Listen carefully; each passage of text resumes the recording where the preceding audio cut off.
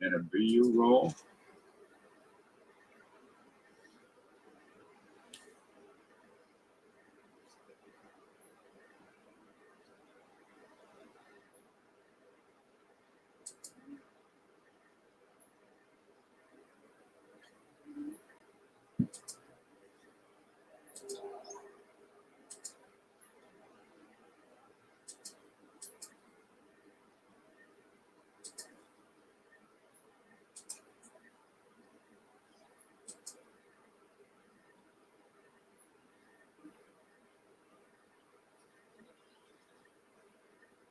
Charles and Sierra, how you doing? Did I say that right? Yeah, Sierra. Push a couple things in view.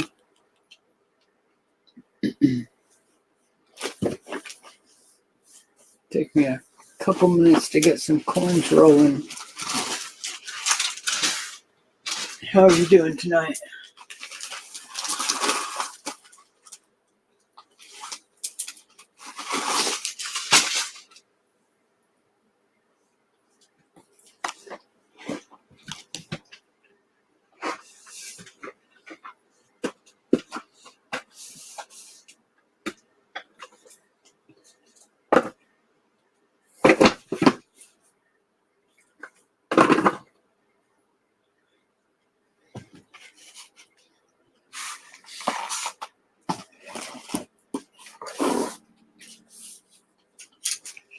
So I'm not exactly sure what I'm showing tonight. I'm trying to clean everything up.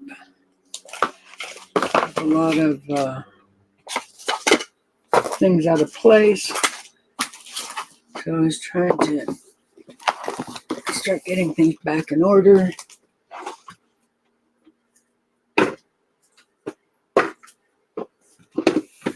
And I thought people would enjoy seeing me going through stuff, putting stuff away. So we'll see where it goes. A bunch of Morgans that I went through tonight. Sold a few. Don't normally sell my Morgans, but special times I do. Hey Matthew, how you doing? Maria, hello, how you doing tonight? Or this morning, depending on where you are.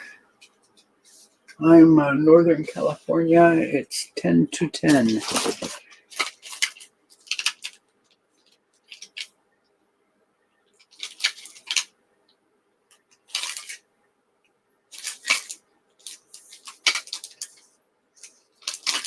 Thank you, Matthew. It's a little out of focus, though. Let's see if I can do something about that.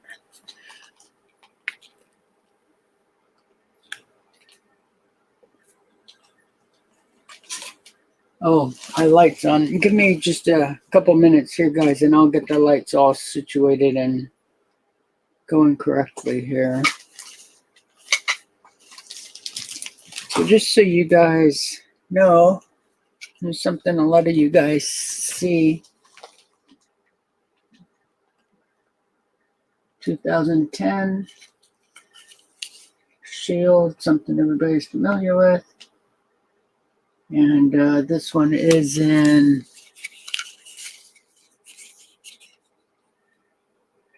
MS66 Red, 2010. It's actually worth money in 66 grade. Most people think the Shield pennies are worthless, but there's a few of them that actually have some fair value to them. Now, 66 obviously wasn't the grade I was going for. This coin probably costed me more to grade than its value, but as it sits, it's $28, and I think it was closer to $35 for what PCGS says its value is. And if it hit 67, if my numbers are correct here, it was like $1,600. Let me double check that right now to confirm.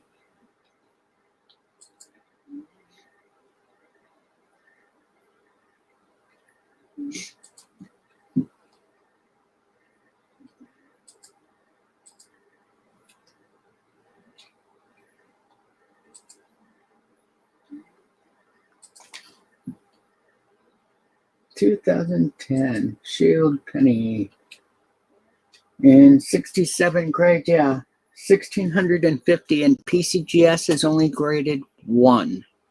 Now, I haven't really tried with the Shield pennies. This was just one I threw up because it was trying to fill an order that was short a few coins.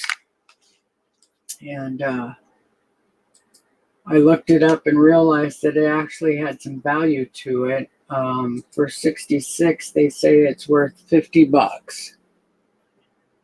So not bad for a 2010 9-year-old coin that you can find in your change, probably in this grade. Find a 67, or for all you penny roll searchers out there, if you come across a full box of these, think twice before getting rid of it. Should be possible to hit a 68, and nobody has hit a 68 yet. Well, actually, auction record says 69, but I don't know whose coin that was. Let's see, it might have been PCGS, but I don't think so. Yeah, it was NGC. They had a 69 and it sold for 1,000. So chances are it'd probably sell for double that if it's PCGS. Well, let's see here. The 2010, well, yeah, in 67 they put it at 1,600. So I'm sorry, I'm not paying attention here. That's actually a 69 that NGC did, and it only sold for $1,000, which is why I always go with PCGS. And guys, I'll keep swinging around to the comments. Hey Liz, how you doing? Hector. Hey Hector, I looked for an email from you. I hope you got things figured out. Michael. Hey Michael. Did not see you come in.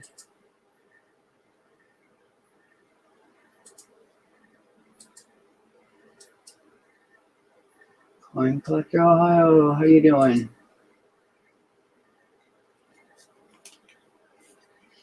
Are you busy, Mike? Did you want to come up, or? I know I'm early. Everybody's got to be shocked.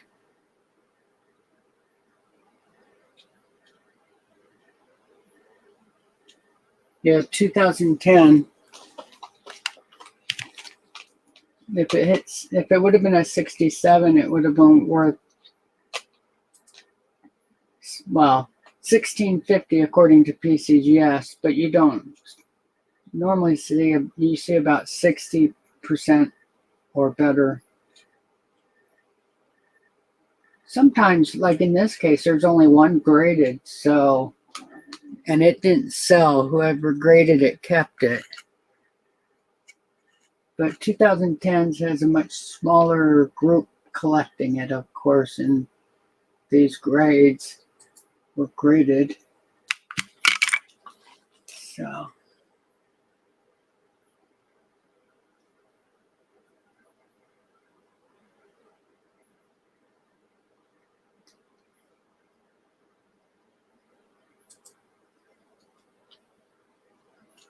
Cajun, how you doing, Cajun?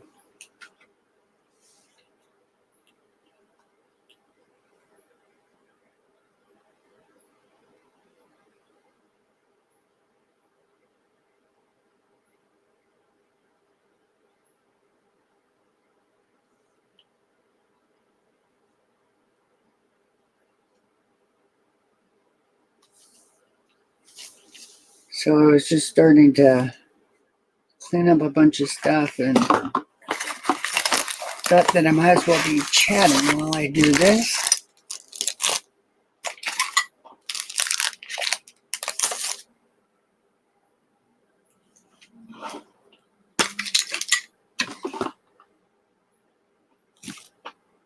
Oh, here's something kind of cool. Now, I collect everything coin related or bank related. Here's something kind of cool. 40 tokens by Steel Strong, which is why I bought it, was Steel Strong. I'm not really a token collector. They're pretty cool.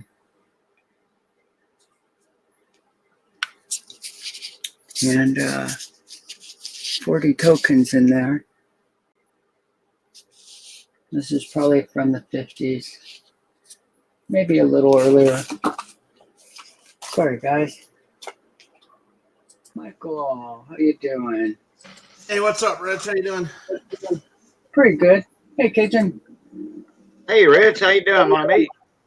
Doing Hey, good. How you doing today? Sure. How you doing, Cajun? And Hector. Hey, Mike, again. Again? Hey, Rich, I had about 15 or 16 people in my chat in my stream earlier, and we came over and rated you, and I think you missed a lot of people.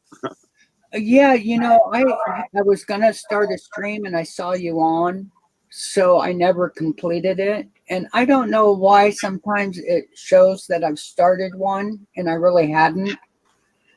No, I'm talking about you missed a lot of people in the stream saying Cajun raid. Oh, yeah, I had a stream going. Lincoln told me that there was one going, and I checked. I didn't see anything live for me, but I just went ahead and restarted the computer. So if there was a ghost one out there, it shut down.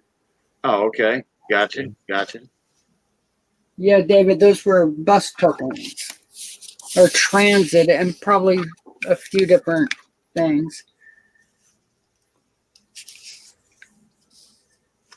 Bus, train, taxi. I'm not sure who all they would have. Yeah, anything having to do with transit. Buses or Indianapolis. Okay, yeah, I don't think they have subways there. Dallas says there's still people on that other stream. Well, that's too bad. They probably figured out that you started another one. After 10 minutes, they give up. It'd been an hour or so easy since I started that one. Well, yeah, in fact, even longer than that, because I think I caught your stream at about 2 hours. I didn't see you in there. Well, I just popped in for a minute. I've been trying to get some stuff done, so I was going to start a stream and do some work, and then I just went to work instead. Oh, okay. Oh boy, my silver wheel went and it kicked into overtime big time. Usually I do them an hour, and I think I was on for like 6 hours. I mean, we just had more people coming in, and oh man, yeah. Well, good for you. And we had like 6 people on the panel at one time, and New Coin was on there, and he bought 35 proof sets at a good deal. 1970 proof sets. Huh. Yeah. So 40%. Yep. And 70 is a good one to grab. There's a few coins there that have some higher values. Yeah. He had some beauties in there.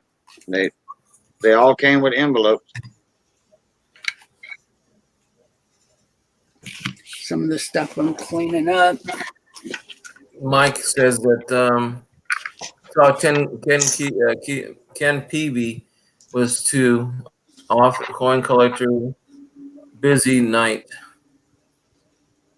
Yeah, I know Coin Collector Ohio was just saying Phil was streaming, and I saw a couple people, including PV, and a lot of people are streaming. But I didn't know Ken was on.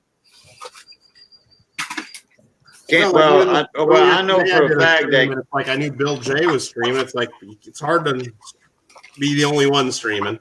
Right. Yeah. Some have a knack for it. I think Ken Peavy has a pretty good knack at talking and speaking alone, but he probably has a lot to say though. Michael Kittle, can you talk? Yeah, I'm talking right now, Matthew Dunlop. Why? What's up? I just saw that right now.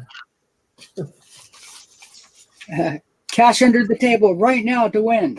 Well, I'll tell you one thing about this contest. One thing it has me doing is learning how to do more videos. Yeah. Hey, Rich, I finally saw that nickel, the 42p silver nickel. Oh yeah. I saw it last night. And how much did you say it go for? It's okay, man. I thought it was $90. Sorry, I didn't hear you. 90. Yep. 90 or $95. Yeah, I was shocked. Yeah. That was great.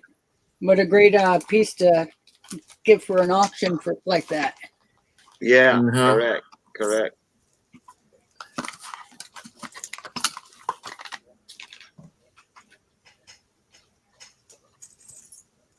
Yeah, so I decided I've never used that random comment picker before. So I thought I'd give it a shot just to make sure everything was working right. Right. It kept telling me that I don't accept comments on that video and it couldn't be used. That doesn't sound right. Hey, Lincoln. Had me a little How you doing, worried. sir? So I'm gonna have to work on that before tomorrow.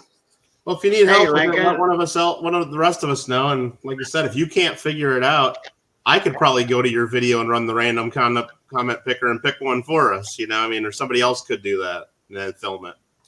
Good. That's what I figured. So yeah, I wouldn't worry about it too much. Or you could just do a video that says, "Hey, I ran the damn comment picker. I couldn't figure it out, so I just, did it my own way, and here's my finalist." No one. It doesn't matter. yeah. I mean, we'll figure it out. I just thought I'd mention it in case there's people out there that haven't tried it yet. You might try it sooner than. And you copied the link right into it, and it didn't get the comments. And Yeah. Okay. And I was having other issues. That one stream didn't shut down. I had a few other pages that wouldn't close, so there might have been an issue. Well, the other thing too is I know there's not just one random comment picker out there. I mean, there's a couple different websites that do the same thing. So maybe if the one's not working for you, maybe try another one. And I guess they're all pretty much the same. Oh, I didn't. I know most people use that one. Yeah, I didn't even think of that. The YouTube comment picker? Yeah, but there's more than one out there. It's Yeah. not just the one website. There's several different ones, but the one is. I would use the blue one. That's YouTube. Yeah, that's the one you see everybody use. But if for some reason that's not working for Rich, Yeah, maybe try another one. exactly. Oh, I thought he said Well, he Matthew made a Dunlop says video, everyone's and the having their- video. I thought he said he made a video, and then the video wouldn't accept comment. No, I actually used it on the correct video. I was just curious to see how it worked, so I wanted to run it and make sure everything was, working correctly, and so I could figure out how I'm going to record it tomorrow, or when is it tomorrow that we're doing it? It is, right? No, the live stream is going to be Saturday, but you're going to pick your finalists tomorrow. Yeah. I mean, or whatever day you decide. But if you're, but you got to keep that video private. Right. Well, I was going to record it so I could show it later. Yeah. Okay. Well, yeah, it will not accept comments if it's private.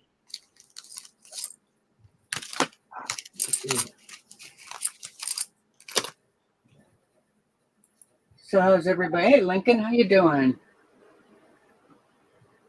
If that's the same thing, I'm thinking that you thinking. Yeah, and I'll have to go back and look to see which one it was. I shut everything down and restarted, so it's not in Oh, I see. my memory. Yeah, because that video I'm gonna make, it's gonna be set on private until I upload it on YouTube. Make it go public Saturday night or Sunday. Well, here's a nice one. This is the sister coin to the one that Michael bid on it, the first of Phil's auction for the charity or benefit. So everybody can see who their name was picked or what? Or it was your regular No, wait a minute. Your regular video, I left a comment on that one, on your comment video. Yeah, and I checked. I was able to leave a comment too, so I know it would that comments would work in. So it was just an issue, probably with my browser. Oh, okay. Sometimes I run them way out of juice, so I do more than they can handle. I have a question for you. What's that, Hector? Yeah, I was having a question about when you send a coin to be graded, and I'm just curious about the shipping. How do you ship it so that there's not more issues when the coin arrives at the grading company? As far as what I just do second day flat rate. No, I mean how you package it, not so much the postage, but to protect it from its travel. They have to be put into the 2.5 inch 2x or the flips, Yeah. 2.5 inch flips, and I just protect them by putting them. I actually put them in a secondary envelope that goes inside those boxes, and they're padded, so that's plenty of protection for something like that. Yeah, I was just curious about that. Yeah, they're not loose at all. In fact, I but I tape them to a piece of cardboard, slip it into a padded envelope, fold that envelope, and put it into the flat rate box, and it fits nice and snug, so nothing moves around. 17 watching. We got a lot of people needing to click that like button, just like Lincoln says. Thank you, guys. I'm sorry to put you guys on mute. That was Sheldon just calling. He was calling me freaking out, saying that he was trying to use the random comment picker just to test it out, and it wasn't working. He was panicking. So I'm like, that's funny you mentioned that. You better get on this stream, and you'll find out why, because it's not working for anybody. Yeah, let me go ahead. I'll pull that up while we're right here. And it reminded me of something else, Michael. Yes. A lot of times when I do a stream, I get the likes, but I don't get the comments on the streaming part. Very few. I mean, I get video views. Yeah. But hardly anybody using the comments. Well, people can't leave comments during the stream. They can't leave comments until after the stream uploads. You know what I mean? Right. That's I didn't phrase it right. I know that once it's been done, I don't see it, many comments afterwards. Yeah, I mean, I guess that's one. Well, I think a lot of people when they rewatch the streams, you can rewatch the chat too, so they're kind of just watching the chat and the stream if they even watch it. But I don't know. I did a stream earlier today, just updating everybody and showing off a lot of the prizes that have been sent in, and I think I got like 30 or 40 comments on that afterwards. But I don't know if that's just because of this giveaway. People might think that that's like an extra chance to get in on the giveaway. I don't know. Well, that's one way to try. Look at Sheldon. He said he was freaking out. Hey, Sheldon's in the house. Hey, Sheldon. Just a second, I'll get you on.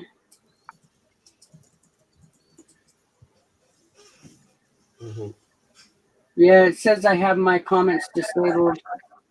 Yeah, that's just messed up. You can probably copy in anybody's video and it'll say that then. Yeah, that's the blue one too, Cajun. So no big deal. I'll get it figured out. All right, we got 2 more prizes in the mail today for the finalist prizes, so just a few left to go. Fantastic. Yep. Come on up, Sheldon. And all of them I know are in the mail on the way here, except for I didn't talk to Rick G. Profit Coin, so hopefully he's got something on the way, or maybe he didn't realize he had to send something, so I'll get in touch with him and figure that out. Because even if he didn't send something, I could just find something and work it out, so he doesn't even have to send something. So yeah, and I got enough coins I can say, well, what were you gonna send? I probably have the exact same thing here somewhere anyway. There you go. Something similar. So what I'm going to try to do is I'm going to try to come up with I'll type up a list of everything that's come in, and then I'll send it to everybody involved just so you guys can see what there is, just in case, like, just so you guys know what's going on. And then I'll just do a reminder to get me the finalist names and something like that. Just to be fun. But I think it's pretty much gone pretty well. Well, it's done wonders for my channel. I can tell you that right now, Michael. Thank you. Yeah. How many people you got now? 660. Wow. And when I met you, I only had like 300, I think. Not even 320, I think. Yeah, I don't know what it is tonight though. But starting about this afternoon, I just looking at the analytics. I just checked a while ago. The views on my comment video just have gone crazy. Like tons of extra people looking. The other thing too is I noticed that on my first giveaway, like a promotion, a video. Yeah. I got 550 comment views and 400 and something comments. How many? What'd you say? On the first video, when we started doing the 1909S VDB, yeah, that was more like a promotion. Look for it. For the upcoming comment, and I got 599 just on views and about almost 500 and comments. Hey, Sheldon. What up, Sheldon? Yeah, they thought that was your comment video. No, that's why I told everybody everybody's comment video is up. Everybody check it out. I thought it was your comment video too, because like I said, I wasn't watching them all closely because I wasn't entering. So, well, I did a promotion video first. Yeah. My business background, I always put something first, and then I said, look out for my video and for the comment official one. So it worked. I mean, together I have like almost 1,000 views on 2 videos. Yeah, that's awesome. Damn. Lincoln says we'll have a handful of people on Saturday, maybe 200 people. Yeah, I have no idea how many people. It's gonna be fun. Aloha. I'm on Rich's tonight, baby. Yeah, that'll be kind of fun to see how many people actually show up. Because like I was saying in my stream earlier, I think the most I've ever had is when I did my maybe 500 or 750, no, 500 giveaway, and I had I think I had 58 people watching. That's the most I've ever had in the stream. So, what's in front of him? You're gonna have about 8 or 9. You're probably gonna have 800 or 900 people. no, I don't know about that many. That'd be crazy. Yeah, no, you're gonna have probably 500 Saturday night. That's gonna be hard to do an in-stream giveaway if it's that many. I know we can do the number game. Yeah, pick a number from 1 to 9. An in-stream giveaway. In-stream giveaway. I see. Yeah, I got you. No number guessing games if there's a couple hundred That chat's people. gonna be like, Oh, no doubt. But any of the channels that are the 25 channels, if you guys are gonna be there, I definitely want to try to make you guys moderators just so you guys stand out and so people know who you are and everything. And I know Lincoln's already a moderator, and I think Cajun, you are too on my channel. Michael, I was your first moderator. Okay. So, I mean, yeah, everybody else that's involved in it, I'll try to make moderators too, just to kind of, so people know who you are and so you guys can post links if you want and whatever you want to do. Yeah. David Carlisle. Yeah, we can see you, buddy. We see What are you talking about? Dave's not here, man. Yeah. We always see him. Matthew's wanting to know why is Sheldon outside? He's always outside. He's always outside. Hawaiian's always outside. And he never wears a shirt except for when he's painting. He's a house painter. for work. Hey, Sheldon, you got to give me some tips about how to. I got to paint all my interior houses. I got a 2,500 square foot home. I'm sorry, 2,200 square foot home. Mine, easy. Minor? Oh, not for me. Interior, exterior? Well, I've got 12-foot vaulted ceilings also. Oh. Yeah. Mine, Graham. Nah. Give me some tips. Sheldon's got a genie lift for that. That ain't no big deal. I'll talk to him later about it. I know he looks like it's a challenge right now. Hey, Sheldon will send his crew. Huh? Sheldon will send his crew, right, Sheldon? Yeah. Hey, I'll set you up for. Hey, I'll put you guys up for. I got 3 extra bedrooms. Yeah. Come to Cali, and we'll take you to the mountains and we go surfing, whatever. Oh, You guys got surfing over there as it is. oh yeah, bro. I haven't gone fishing in a long time, bro. I used to go like every day after work, but I never catch anything, so that sucks. But it's What in Hawaii? You can't catch? Oh, Yeah. that sounds like. It's just that I guess that time when I get off, the fishes, Oh, I okay. guess they're not like hunting. I guess Shoot, I used to go off in Monterey, and I used I to go don't know. 30 miles out, and we go about, I don't know, take about an 8-hour drive out there, and then we on the way would fish, and we come back with 40, 50 pounds of fillets, each of us. David Carlisle made a comment. Coin hunting couple, Rick G. Prophet, they had troubles with their comment picker. Yeah. I don't know why coin hunting couple had a problem. They used a random comment picker all the time. Well, if the website's not working, everybody's gonna have problems. So it sounds like a problem with the website, not with the people using it. Yeah, coin hunting couple uses theirs. I mean, Rich Kelly's a pretty smart guy. I'm sure he can figure out how to use the random comment picker. But if it's not working, then Yeah, correct. Think Why? Shelly Well, couldn't figure it out. I'm sure it's not him. I'm sure it's the website. Let me open up a tab here. Yeah, but I'll take a look too. And if it's not working for me, then we know for sure. YouTube. Which is your official sticker? What? I'm sorry. Michael, which is your official sticker? The one on the left or right? Well, I couldn't decide, and I actually did in one of my mail calls. I said, "Hey, everybody," because I ordered 10 of each to begin with. And really, when you order 10 from Sticker Mule, and they're like, they have a deal, you can order 10 stickers for $9. And they really send you like 15 or 16 of them, so it's kind of cool. This is the circle cut, and this is the die cut here. I had everybody kind of vote, and like, which one should I order in quantity, the die cut or the circle? And it was about 50-50. People like, the circle or this. So yeah, I was gonna say both. They're both nice. Yeah, so I just ordered a bunch of both. I got mine up.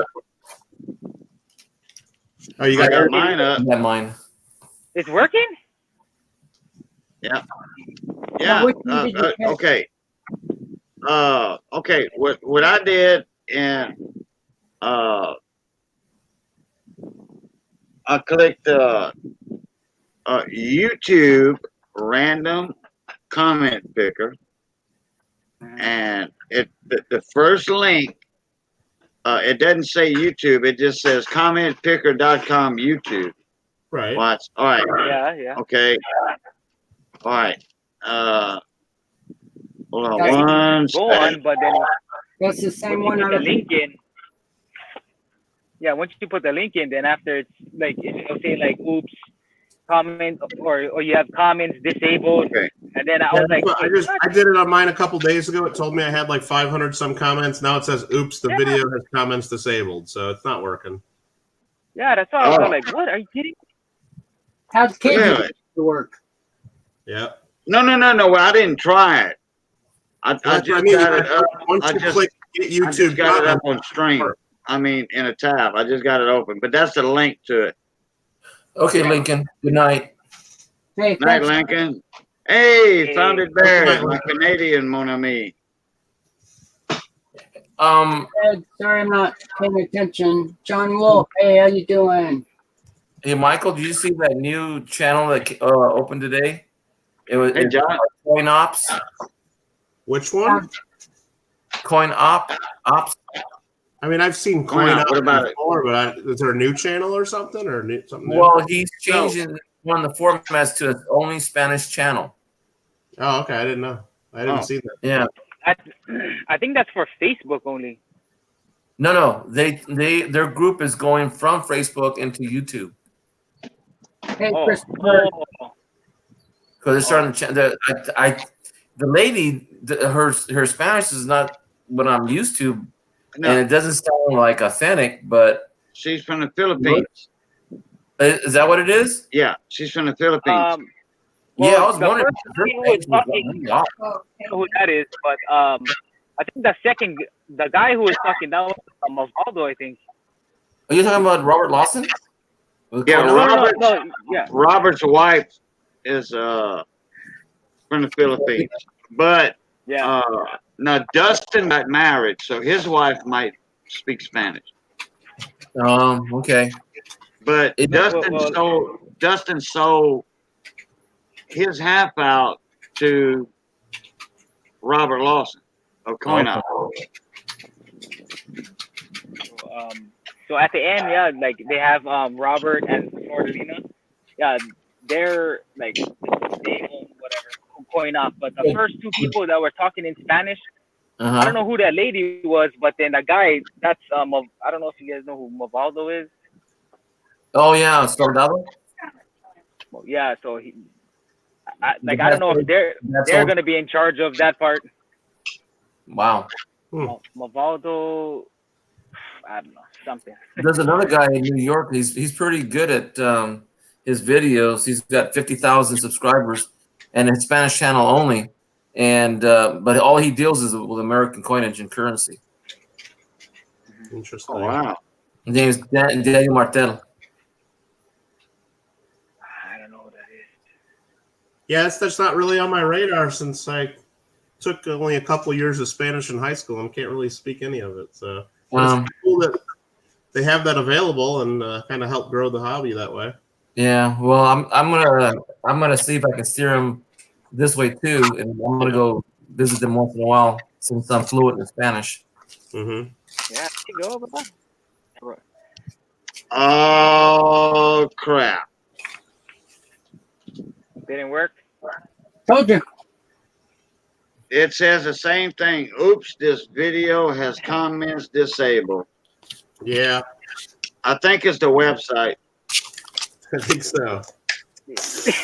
I think so. They'll get it fixed before Saturday. We got 5 days. Hope so. Yeah, hope so. Well, if not, there's other websites that you can do that on, or Yeah, but just open it up and pick somebody. I don't care. It'd be better if it was random, though. there's so many. I mean, that they got one of them that'll pick the same name 10 times in a row. Wow, That's not good. good. Unless it's my name. Yeah, but you're not in it. Yeah, I know. Not this one, I guess. So, yeah, I think Michael, you've been lucky enough for all of us. Do what? yeah, that's not, I think you're lucky enough for all of us. Maybe. Speaking of, I just got my big show package in the mail the other day, so I got to open that up on a mail call too. There you go. I haven't even opened it yet. Oh, Castilian. Oh, John Wolf said Castilian Spanish. I'm familiar with that Spanish. Castilla.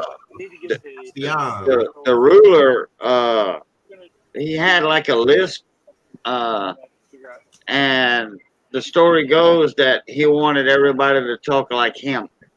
Yeah, Nobody would make fun of him or something. all the S's and V's are said with tetas, like that, like corazón, corazón, and they use a th sound for the Z's. Hey, Super, what's up? Superman's in the house. Super Silverman.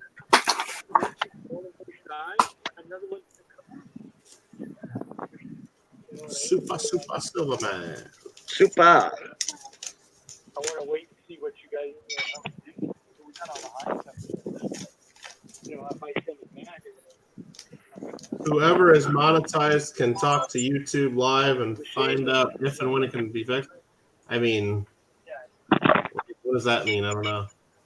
I'm not sure. I'm not monetized, so I'll check and see if I can do that later or tomorrow. Why? What's wrong? What's YouTube live? I don't know. Well, I just thought it was the monetized part. Oh, I don't know. Can talk to them live. Oh, you think did they run the comment picker or something? That's what there says. I don't know. It just says comment picker YouTube. I don't know if YouTube owns that website. Yeah, I have no idea. I thought it was just like a private website somebody made. I think they'll have it fixed. You know what? We all might have to, like Michael said earlier, get another just experiment with other pickers. Yeah, well, to find another picker, and then maybe if once someone finds a good one, they can email me, and I'll email it to everybody. Because if you, like you said, occasion you search YouTube random comment picker, that's the first one that comes up. But there's also a second one that's Sandra Cries YouTube picker. Then there's a pickawinner.co. There's all kinds of random comment pickers here. So one of them has to be halfway decent. Yeah, there was one. There was a kid using one time for a giveaway, and it picked two guys' names multiple times in a row. Yeah, It wouldn't even roll that far. well, that's what I mean. We can test it, and as long as it keeps coming up with different names, then. Yeah, correct. But if it comes up with the same ones over and over, then we'll pick a different site. Yeah. But I have a feeling, like you said, so many people use this that if that website owner cares about the traffic they get and all that, then they'll have it fixed pretty quick. Hey, Monkey Swag, how you doing, bud? What up, Hey, Monkey? Monkey. 2.0? I gotta make sure I'm subscribed to number 2.0. Let's see. Oh yeah. Well, what happened? What happened? Subscribed to 2.0. I am now, though. I don't know if he wants us to be, but whatever. I don't know. Is it the same one? I'm pretty sure it is because something happened for sure. He's using his alternative channel today, he says. Well, we have, I see. Oh, my other accounts. Okay. All right. Hey, Monkey Swag. I barely met him the other day. Nice guy. All kinds of cool videos if you haven't really watched too much of his stuff. He's got all kinds of cool stuff he shows off. Yeah, Right. I barely met him yesterday, so I'm gonna check him out later. He's been up here with us on the panel a few times. And a color student. Very knowledgeable guy. Speaking of, Hey, look who's here. Mon Mr. ami, G. Dr. G. Hey, Dr. G, how you doing? Dr. G missed my live stream tonight by 10 minutes? And now he's on here. All right. Cool deal, Lucille. Hey, Beep, beep. Road Runner. can you come up, Dr. G? Yeah. I would love to see Dr. G come up in the panel. That's why I was asking quickly. See if we can get him up before it's too late. Yeah. At least a few minutes. Yep, just got back from the Yukon. Hey, I hope you got some good videos for us. Wow, 5 weeks in the Yukon. That sounds fun. I don't think yeah. Dr. G, but I do have his. Hey, he did a test pan a while back. I'm talking about a good while back. He did a test pan. Oh my God. I could live a month off of what he had in that test pan. Oh, yeah? Oh yeah. And big gold. Oh, hey, Dr. G, no. Come on, man. Please get up in here. Click that link. Get up in here, please. Hey, Dr. Roadrunner, how's it going? Dr. G, I'd like to meet you too. Hey, Roadrunner. And Lake House Beach, too. Look at a big crowd. Hey, Lake House. Yeah. Look at Hey, that, 23 people I here. told y'all, me and Rich's channel and Michael Kittle's channel, that's where the cool people hang out. Oh, we can't talk him into it. Oh, well. Make sure you guys click that like button, and whoever accidentally clicked that thumbs down, you can fix that by clicking the like button as well. So we'll look over it right now. Mine's already clicked. Make sure you click that like button for Rich. Wow. One of the few times Dr. G comes in while he's stateside, he's not going to come in. Oh, man. Oh, well, I understand. That's okay. I forgive you this time. Asian man, he says. Yeah. And I'll be doing Me and more. Dr. G go back a long ways. I'll Dr. be G, doing, I'll check out your channel later, I'm just please. checking the back. I'll be doing more soon. You know, I was up to him from my gardening channel, you know, my Boo Lucat channel. Yeah. Not on this one, not on my Cajun Coin Hunter channel, but my Boo Lucat channel. And look, and I would watch them videos and I would guess that grade, and guess what? I was almost spot on every time. I mean, I was like 85%. And I'll be doing more earlier streams, so hopefully I'll be in your time slot. Yeah, well, I'm always on Dr. G at like 5 to 6 o'clock, you know, with my Cajun Wheel of Silver. Yeah, feel free to jump in there. Yeah, but he's in California somewhere over there, so it's too early for him. He'll be at work. Dr. G, I already told you many times. Oh, nice. When you come down here, you're always welcome to put your feet under my table, bro. Always. You too kind, Dr. G. I'll have to agree with Dr. G. Richard made me feel very comfortable the very first couple of days I spoke to him. And I feel the same way about Rich. Yeah, me and Rich go back a long ways on my other channel. Well, thanks, guys. It's fun to chat coins. Hey, Peter John. Hey, John, my Jeeping brother. Captain W.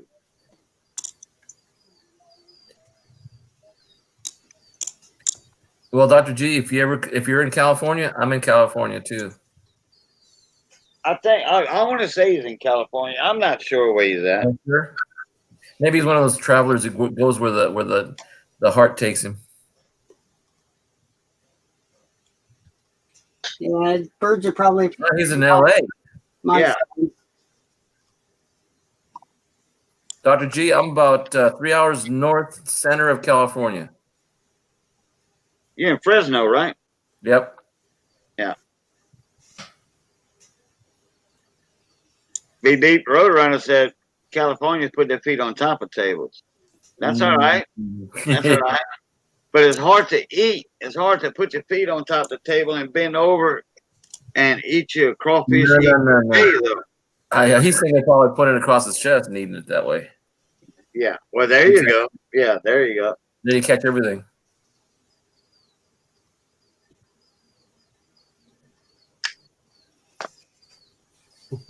What you got there, Richard? I mean, Michael. No, just all the wooden nickels with our names on it that are in that. Oh, okay. On the other side, I'll put the names of the finalists. Let me present you. Hold on. Oh, never mind. I'm not in my stream.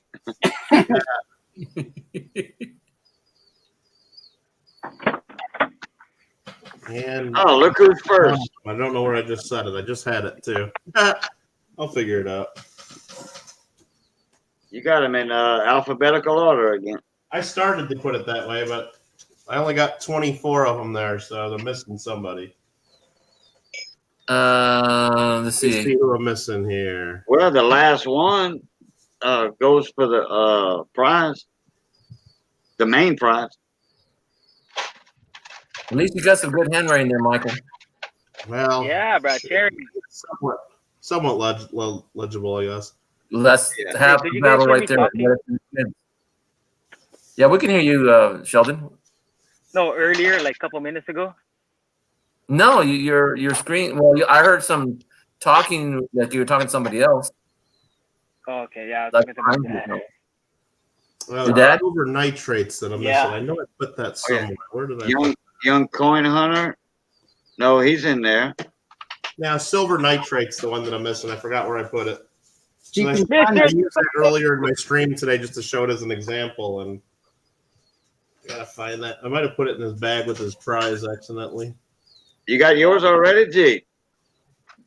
Well, I'm Doc- not doing mine till Thursday. You have your winner? Yeah, just whenever you have it, just go ahead and email it to me whenever you're ready, Jeep and John, and we'll add it like right here's your where is yours? Jeep and John Right, the Right third there, one. Jeep and John, on the left. and then I'll just put the name right on the other side, and that when we pull it, we'll know who the person is.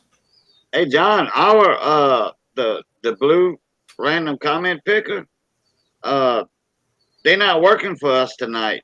We tried it. Somebody said it was having trouble with the website or something. Mm-hmm. I brought it up and it's not working. Dr. G says, ask about the coin from Monkey Swab he got. Yeah, trying to get him up there if he's got it available. Ask Monkey Swag about his new coin.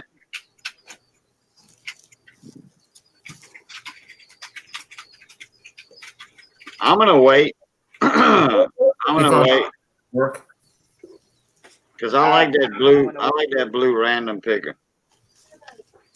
Oh yeah, I'll wait until that's up and running if it gets up and running with another day or so. But if it gets too close to the end, I'm gonna have to find something else because I need to be able to pick it. Yeah, because I can send you mine. I can send you mine Friday, or just call you on the phone. There it is. I found silver nitrates. We got all 20 Oh! in there now. There it is. Nice. There we go. Hawaii boy. Didn't want to leave silver nitrate out. No, I just showed that off because I did that stream earlier, kind of explaining how this is going to work and trying to clarify it for some people. So, The 18th is the deadline. Well, today's the 18th still, or tomorrow, I guess, is. Right now, it's still the 17th for me, Jeep and John. So, yeah, I'm going to close mine after the 18th is over. So, I'm going to pick like 12:01 a.m. the 19th.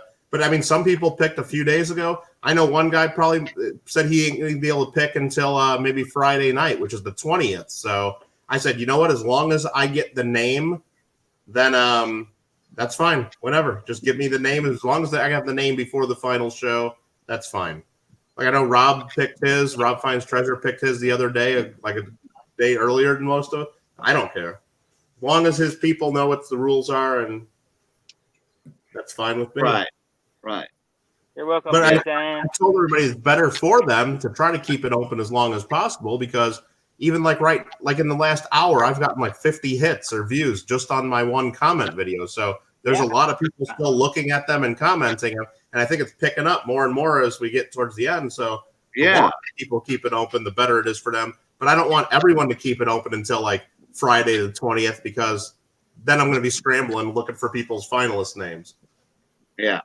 And I think having a little bit of a couple days between give us all a chance to, like you just picked your finalist, Jeep and John. You have a chance now to kind of look that person up, check their channel, and maybe you can, if it had someone with 0 subscribers, no videos, and it looks like they just opened an account, then maybe you could, look into that a little more or see if they've been commenting on other videos or maybe give us a chance to see if it's maybe a fake account, or you could check and say, oh, look, it's actually a real person. They got a few subscribers. They got they're someone we know participates. So it just gives us a little more time to kind of, Hey, it's all good. I know them. Good.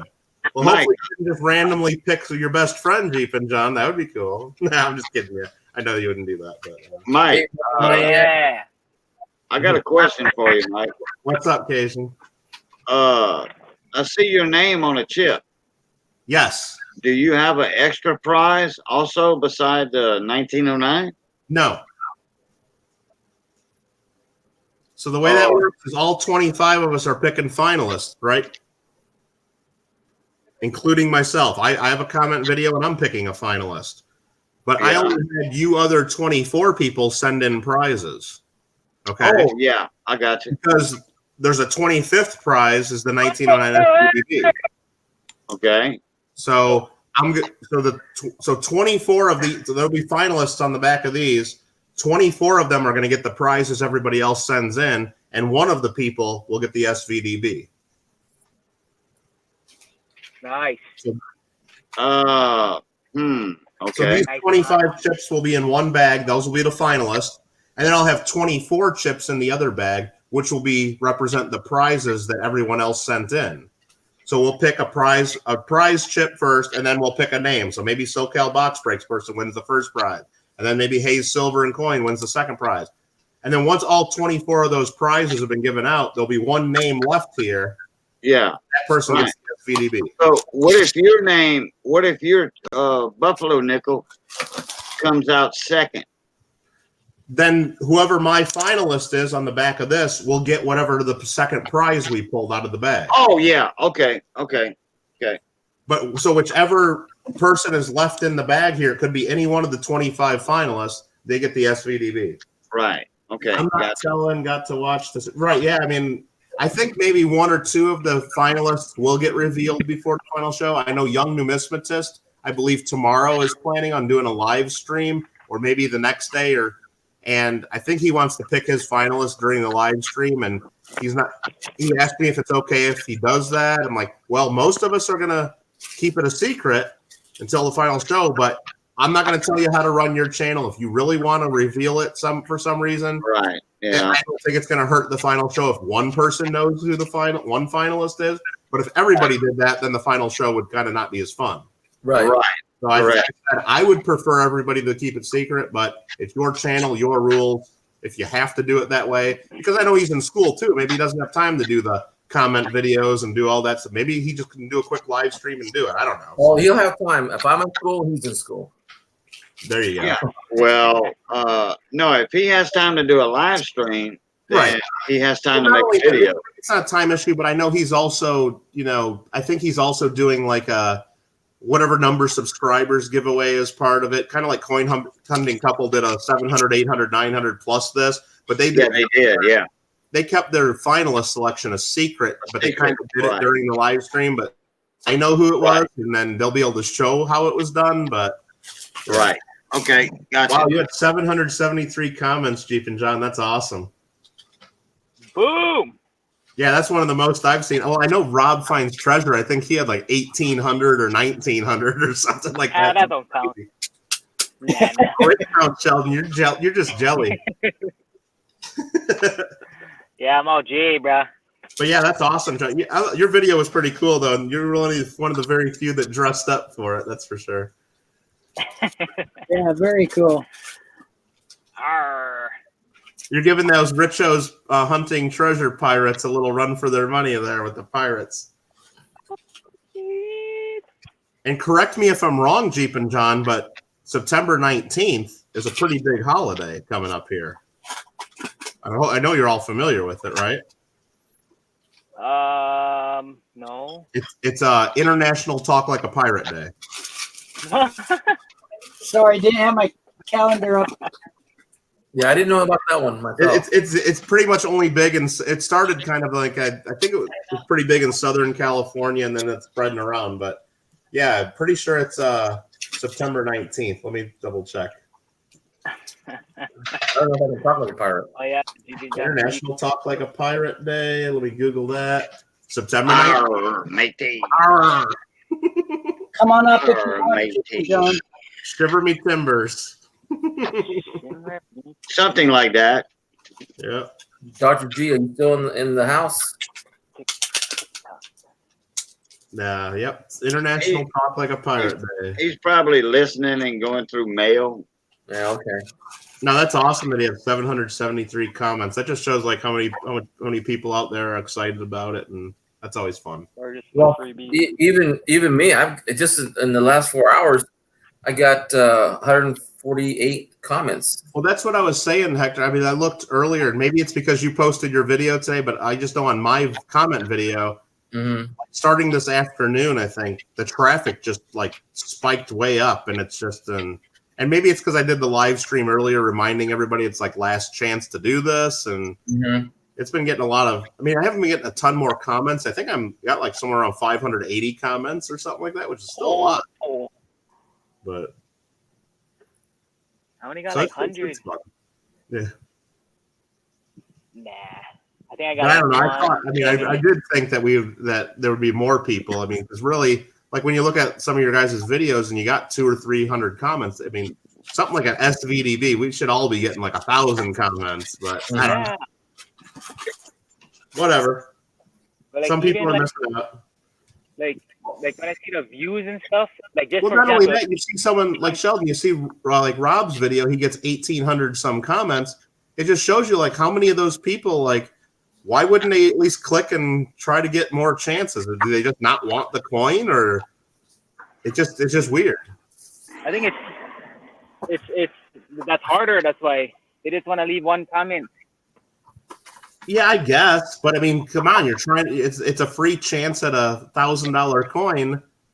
Yeah, bro, I would do that guaranteed. I know a bro. lot of people did. Believe me, I know all of us, our subscriber numbers jumped up a bunch and our comments jumped up. But even if they don't come over and subscribe to us, you'd think they would click real fast and try to leave a comment. And I know many did, but I thought a lot more people would have done it. But Yeah, bro. Maybe it's the number of videos they have to see at a sitting. You know, well, maybe that's the thing too, Yeah, Hector. Because I know like Rob's done collaborations with us. What's like 3 channels involved, so it's real easy. Hey, go to these 3 channels and you have a chance. And when you tell they people like to go to to say 25, but you know what? The other way to look at it is, if someone's not going to take the time to go look at all our channels and figure out, well, then you know what? They don't deserve a chance. Right. Right? Yeah, bro. Come on. I mean, come on. it's the effort.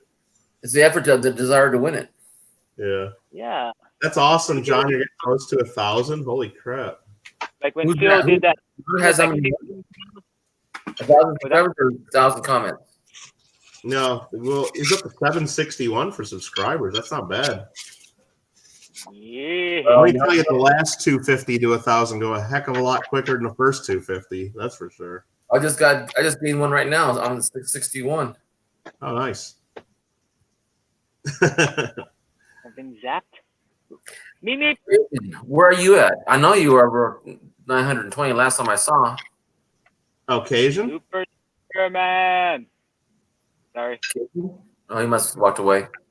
No, I'm here. Oh, what do you have for subscribers? Last time I saw you had 920. Let me check here right quick. He's got to be up there. His friend, his favorite. I got 945 right now, but I had a channel raid in my stream earlier from somebody. Oh crap, I forgot.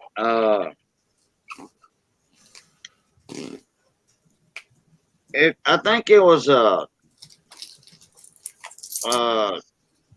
hold on, I got the name on the end of my tongue and I can't spit it out.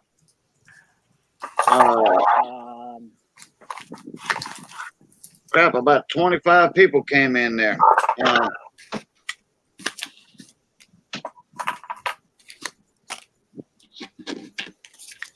And I thought I had about 940 when they came in.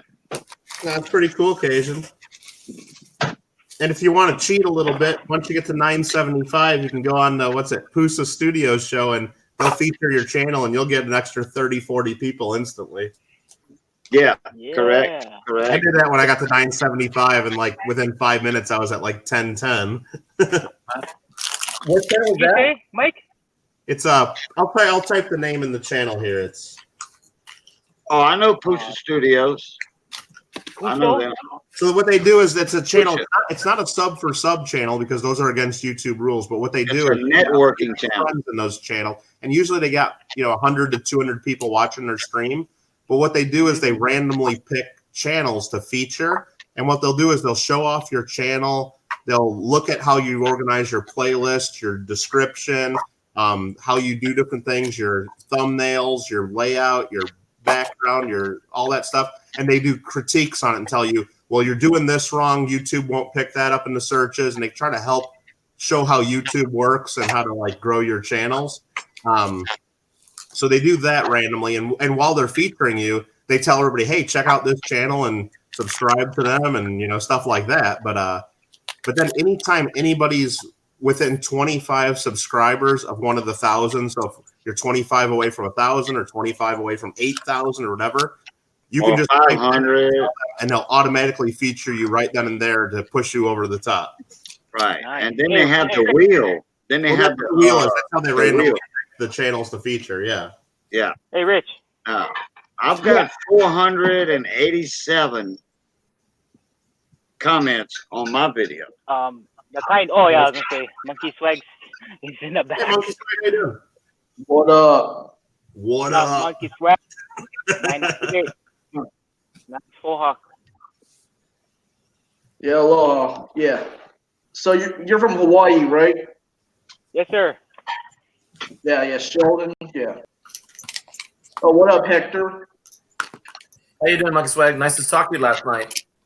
Yeah. So I just commented on your giveaway video, well, your entry video. And I did shout out the giveaway like a week ago. Yeah, I Yeah, remember saw that. that. Dr. Yeah, G that was asked really us- great, Monkey Swag. That was appreciated. Oops, sorry. No, it's fine. Sorry about that. So is Dr. G still in the subject? I don't think so. Yeah, he is. There he is. He was here earlier. Still is. He was Yeah, asking I just bought, you about your I coin. just bought an 1803 Drake Bus Large Cent. Wow. Nice. Yeah, it's only an A and ACS good 4, so it's pretty well worn. But I mean, usually I don't buy copper. I don't even want to spend $100 on a copper piece just because copper is so reactive. That's why I avoid copper. But I mean, they're selling this Drake Bus Large Cent for like $60, so that's like a no-brainer for me. And it's an A and ACS slab, good 4.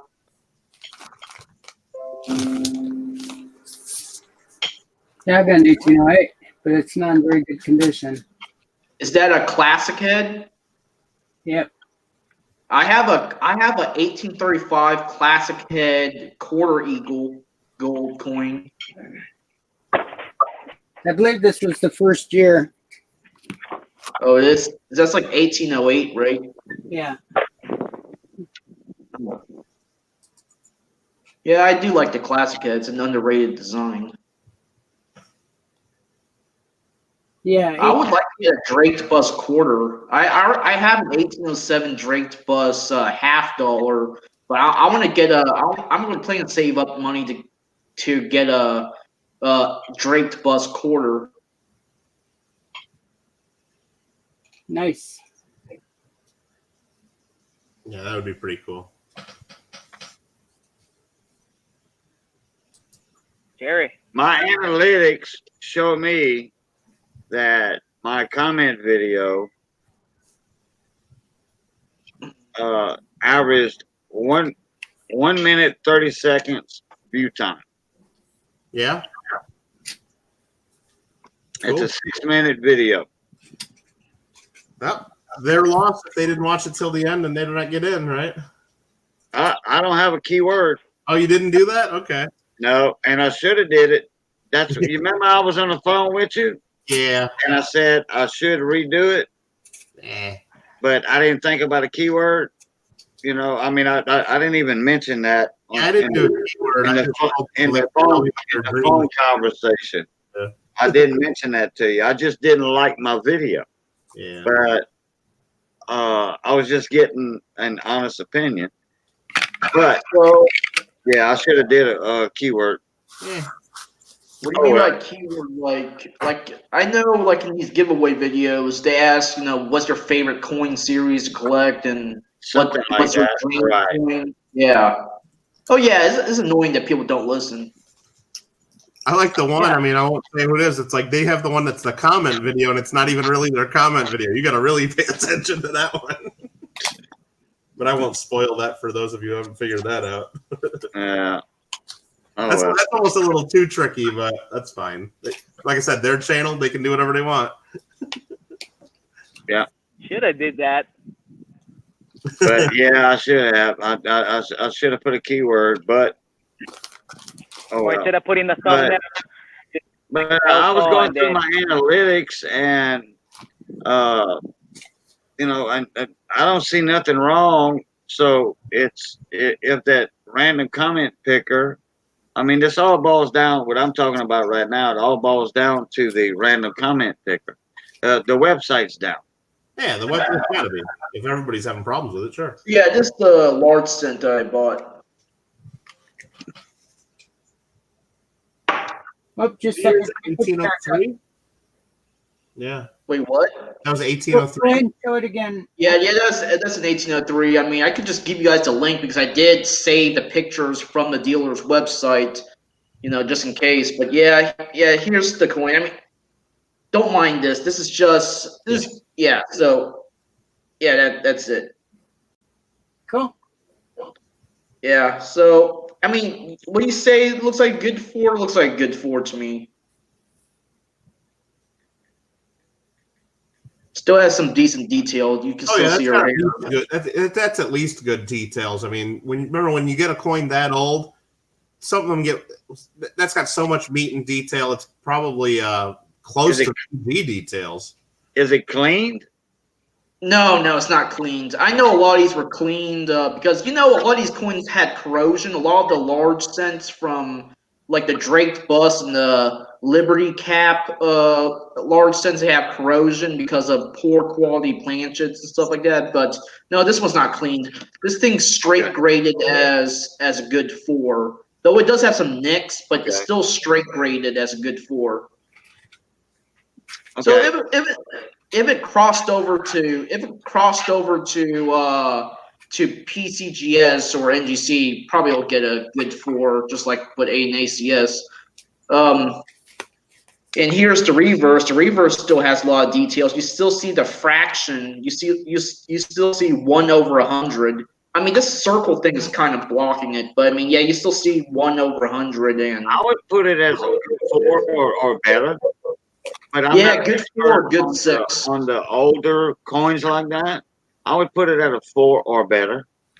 Yeah, when I was looking at my 1807 Drake Bus half dollar, the half dollars, like the Drake Bus half dollars, they have like less detail than the cent, yet they still graded a good four. My Drake Bus half dollar has less detail than my Drake Bus large cent.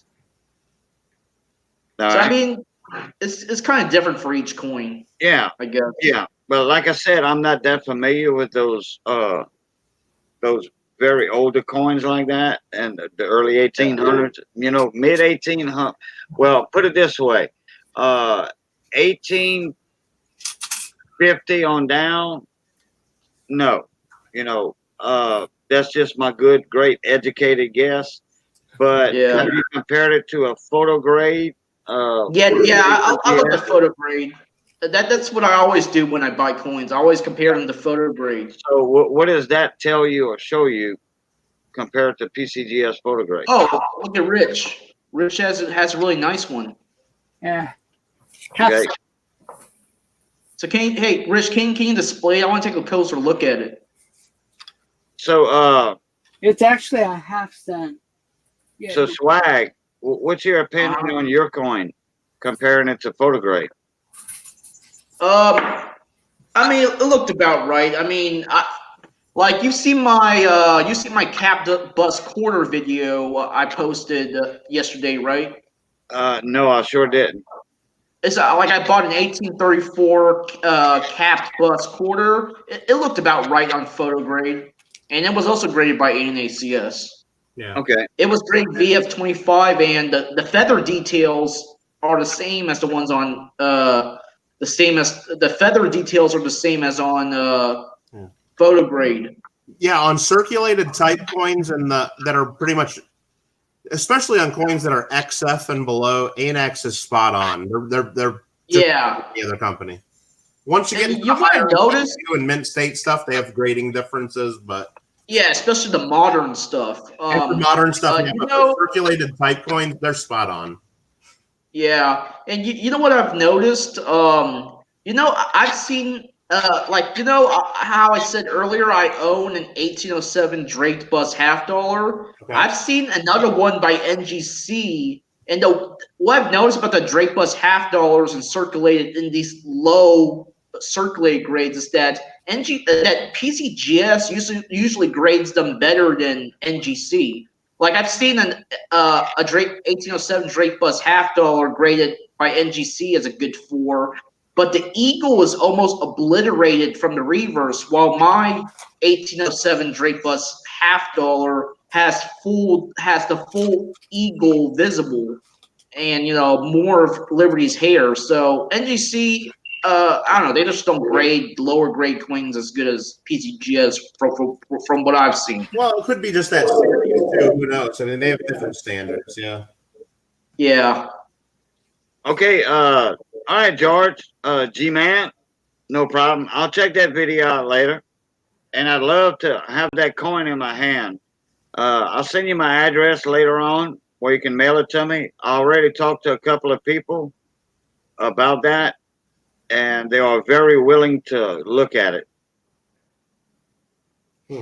So from what I've seen on PCGS photo grade, the obverse of the plate coin that's on photo grade looks better than the obverse of my large cent. However, the reverse of my large cent looks better than the one on photo grade. And for what grade are you looking at again? Good for? Yeah, good for, and mine's graded by ANACS. So the obverse of the PCGS plate coin looks better than my large cent, but my large cent reverse has a lot more detail than the reverse of the photo grade coin. See, with early copper, it's hard to just pick one coin like photo grade does. I mean, you really would, Yeah, if you really wanted to do it right, you should go to each of the individual dates in CoinFacts and try to look and see if there's any lower grade examples that are in there when you click on view more coins, and you'll get a better feel of what they think good for. like Good for. Yeah. like heritage, like how they archive like heritage auction. You could do that Heritage too. auctions Heritage takes Yep. great pictures. Yep. Yeah, you can actually do it in the searches. You could have it just show every PCGS good for large cent they've ever had, if you really want. Oh yeah. NGC does that too. Right. They show you all the auction records. Yep. In fact, there's some coins that I bought from like online dealers, and I could look them up and to see if they traded on Heritage before. Yeah, often if you put in the certification number, it'll automatically give you that link on PCGS. Oh yeah, that's what I do. Yep. But it doesn't always do that. A lot of times, that dealers ask PCGS to hide that information, and for certain dealers, they actually do that. So. Yeah, I heard that these early copper coins, the planchets were pretty low quality, and they're using a screw press to strike these, so the strike won't always be good some of the time. Well, remember that time the U.S. Mint wasn't really making their own copper planchets all the time, or their copper strips. They would sometimes have those from different people. They'd sometimes have to buy them from overseas. So the quality was very inconsistent. Yeah, I think that they bought their planchets from the Soho or Birmingham Mint in Great Britain. Yeah. And I've heard a story that they kind of melted the copper from ships to make these coins as well. Right. Well, I know a lot of them were obtained from England, and that's why you notice right around the War of 1812 when, according to the history books, we weren't quite as friendly with England because we were at war. That's why you see the classic had large cents of 1812, 1810, 1811. All those are just horrible quality planchets. Oh, that's interesting. It's very hard to find a nice classic head large cent, especially without corrosion or without problems. It's very hard. Oh, I have another question. You know how Civil War date coins tend to be in high demand, especially the Civil War date gold pieces? Sure. Well, what coins from 1812, from the War of 1812, do those coins also command a premium just because of the date? I don't think so. No, because when you think about it, I mean, most people, when you're thinking about U.S. history, Civil War is like a huge thing that everybody likes to think about and have a souvenir of. Yeah. War of 1812.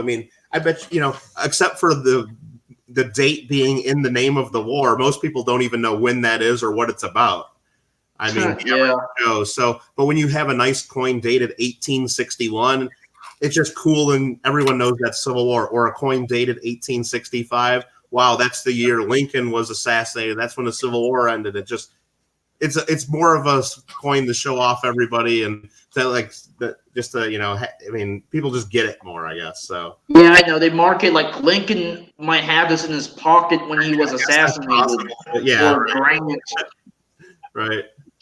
And plus, I think during the Civil War, as a result, they actually introduced a lot of new denominations and coin types after the Civil War or around the Civil War, sure. like the Civil War, 3 they cent had the nickel, 3 cent 2 cent nickel, the shield, the 2 cent, the shield nickel, the 3 cent nickel, and the 2 cent piece. Sure. Yeah. Yeah. Absolutely.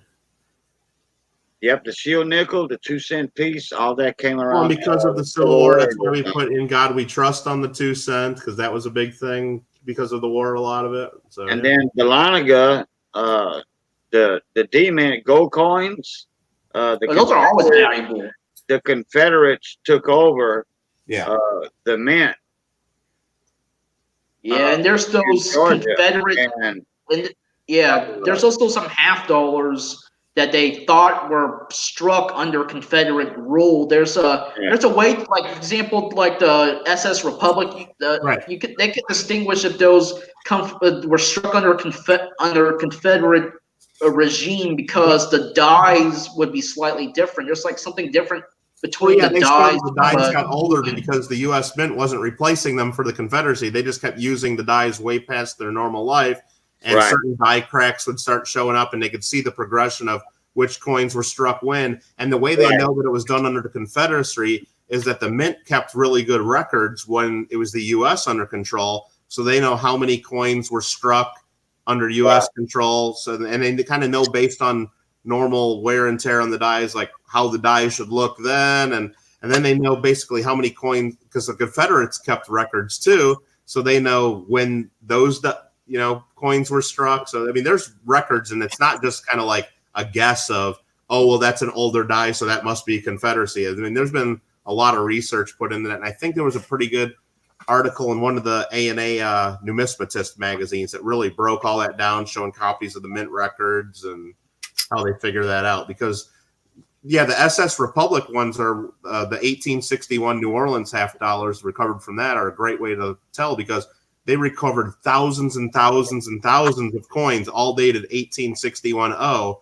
and they can see so many different examples, and you just got a horde of them that you can compare with and see pretty much exactly when. And it wasn't just the Confederacy; they know when Louisiana seceded, but it wasn't yet joined the Confederacy, so they called those struck under the authority of the Louisiana government, and then you got, once they joined the Confederacy, it's the coins struck under the CSA.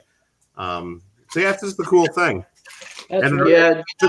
a lot of collectors love to have that, just because then they can say, hey, we have a coin that was struck by the Confederates. Yeah. And there's a lot of history going on about that in Dahlonega and the New Orleans Mint also, The ones with Dahlonega, they just know that according to the U.S. Mint records, no 1861D $1 gold coins were struck. But we see there are 1861Ds out there. So the only way those were struck were done by the Confederacy. So anytime, if you have an 1861D $1 gold piece, you just know it was a Confederate coin. And that's one of the only ones that you know for sure. Except there was a handful of coins actually with Confederate designs, but there were only I think 5 of them, the half dollars, and then a handful of the 1 cent pieces. But those are super rare and super expensive. But there is was Charlotte Mint still producing coins under Confederacy, or did they close down the Charlotte Mint? Any of the coins were struck, but I think they did take over the Charlotte Mint, of course, and everything. But I don't think they did any striking of coins in 1861. So in the appendix of the Red Book, you see that there is an actual Seat of Liberty half dollar with the actual Confederate States on the reverse. So is that technically a pattern coin? Which one was it? The Confederate half dollar you're talking about?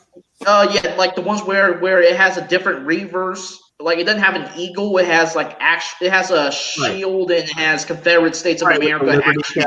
Yeah. What that was is that was the die designed for the Confederacy. And remember, they have just the same American history. They just have a difference of opinion on certain things at the time. So that's why they seceded from the Union. So the whole plan was their obverse was going to still be ceded liberty, but they instead of having the eagle in the United States of America, they'd have that shield with the liberty cap and be Confederate. So that's what was in. And when you see the original Confederate $50, it looks the obverse is the same as the American ceded liberty, but the reverse is what's different. And then years later, those dies were used on. They took the American 1861 $50 and kind of shaved off the reverse and then stamped them with the dies again. So they made restrike later, but I think there's only 5 of the originals known. So because there's only 5, only 5 originals. The 5 originals are pattern coins, right? I mean, I don't know if they're technically patterns or what, but I mean, they probably are because I mean, they weren't really issued for general circulation, I guess, if that's the way you want to look at it. Yeah, or a specimen. Yeah. And I think one of them, I think I saw one in, I remember seeing it in a lot viewing a couple of years ago. I think it was the one that was owned by the Confederate President Jefferson Davis. It was owned by his family. And I think that went for over $1 million in auction. Yeah, it kind of reminds me how mint directors have a copy of the first strike of a coin. They the trial do that also, yeah. Especially earlier in the history, yeah. So speaking of restrikes, you know the Confederate cent that people consider being the Confederate cent? From what I've read, that's kind of a myth. Like it's not like the Confederacy, like you know how they hired according to legend, they hired a private jeweler to produce Robert these Lovett in Confederate Philadelphia. cents, but those are Civil War fantasy tokens. pieces. Yeah, it was Robert Lovett in Philadelphia did the dies. Yeah, so they were never actually supposed to be Confederate cents. They're just fantasy pieces. No. Because, They were actually from what I understand, they were actually commissioned by people, and I mean, there's different research on it, but then there were some that were struck as originals at the time, and then basically Robert Lovett didn't want to go, get killed or executed for treason, so they never really got sent to the Confederacy. They were pretty much always in the Philadelphia area. So I guess you could look at it as a fantasy coin, but others say that the Confederates really, or people, aligned with the Confederates commissioned him. It's not like Robert Lovett just did it on his own for fun. That's kind of what I've read on it. Yeah, but it's not really like. But you know what? The I'm also government not thinking that story is just a bunch of BS, just like the whole thing about Martha Washington melting her silver for the first half dimes and things like that. So. Yeah. So I mean, it's not the actual government asked him, right? It's just sympathizers in the North that asked him to do that, right? Maybe, and you know what? And I think the Red Book even says that the whole story about the Confederacy asking him, they say that's just not right. But yeah. But I just know that that whatever it was, the original minting of them by him was a real low number. I think that's just a dozen or two of them that are down. And they restruck some more during the 1950s. I think they're called the Bachelor. I think it was in the 1880s even, or 1890s, they did some more. And then in the late 1950s, early, like right around 1960, for the 100th anniversary of the Civil War, then they did a lot more of them. Yeah, they also made them out of different metals as well, like a silver and gold. Tons of different metals for the ones that were done in the they're the Bachelot restrikes that were done in 19. Yeah, the Bachelot. They did them. Most of them were copper and silver, and like but there's also I've seen tin, I've seen lead, I've seen pressed into fiber, I've seen all kinds of crazy different ones, and some of them are really rare, low mintage. But the main ones like copper and silver are pretty common. And then they also the dies then those weren't done with the original dies. They were made with I guess they're called transfer dies, where they like made the die from the die. And then so those transfer dies and I think the originals were then donated to the Smithsonian after that. And now the Smithsonian uses those to make collector coins every now and then. Like I think they did one in the I think for 2011, still using them. 50th anniversary of the Civil War, and they made them in platinum, gold, silver, and copper. It was a 4-coin set. Was it wait? You know how the Smithsonian they commission a private mint like the Sunshine Mint to produce these the half union and union restrikes? Yeah. Is it the same? Is it the same as that? Like from what It's you're similar talking to about? that. Yeah, it's not like they're minting them at the Smithsonian. They're just commissioned by the Smithsonian. Yeah. But and done with their blessing because it's using their designs and then I think they sell them to make money for themselves, of course. But Yeah. The company I that actually have one of sells those this. sets of the 2011 Confederate cents. Oh, so it's 2011. So yeah, I think the company that sells them to the public is Government. They're usually involved in big promotions like that. Yeah. Yeah, they're pretty expensive. Like they're selling the silver one for like $100, but I saw a half union replica made by Government, well, made at the Sunshine Mint, being sold for $50, but on the website they were selling it originally for $100. Oh yeah, And when I you really, buy them originally from those promoters like that, you're gonna get your head peeled most often. yeah, Government sells expensive stuff. But Like, remember that the 4-coin set they did in 2011, one of the pieces is in gold, one of them's in platinum, and even though they're only 1 cent, they're actually really thick coins. So they're actually a 1/4 ounce of gold and a 1/4 ounce of platinum each. yeah, because a lot of these modern, so they contain exactly an exact amount of precious metal because they're kind of like bullion. Right. Yeah. We're breaking into Roadrunner's Two Broke Chicks time. Hey, you know what? The beautiful thing about this is you can go watch your Two Broke Chicks, and this will be recorded and available for watching later. Nothing wrong with that. Who else just joined us? Oh, Sheldon back? Silverman. No, just me. I just got back. Oh, Hector just got back. Okay. Oh no, super. No, no, that's a roll of Merc dimes that Jeff sent me Oh yeah. to help my channel out. Superman was talking about what kind of sweet recent score or sweet grade or variety we come across. Last thing I can think of was that roll of Merc dimes that Jeff sent me. Yeah. It's I just haven't really regular picked anything. dimes. Yeah. It was helping me out with my channel. Yeah, I know I haven't cherry picked anything lately, but I haven't really been looking that much. I've just been pretty busy, and I got this one in the mail today though. It's a 1927 S Standing Liberty Quarter. Oh, But so is that like I had a it on my website, semi and I sold it a while ago, and then the guy just returned it, so that's how I got it back. So that's a bummer. So is that a semi key date? Yeah.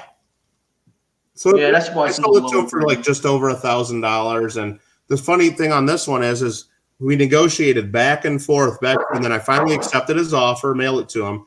And then his whole story is that he took it to his local coin dealer who knows how to grade coins, and he trusts his grading way more than the idiots at PCGS, right? So his coin dealer said, this is only an XF40. It's not really an XF45. So I'm like, so that's why he wanted me to either give him back $50 or he was going to return it. I'm like, well, you know what? That's extortion. I'm not lowering the price after we agreed.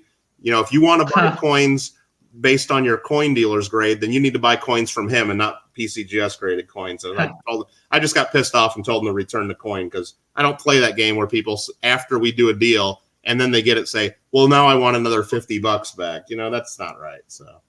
So is he a member of the forum on?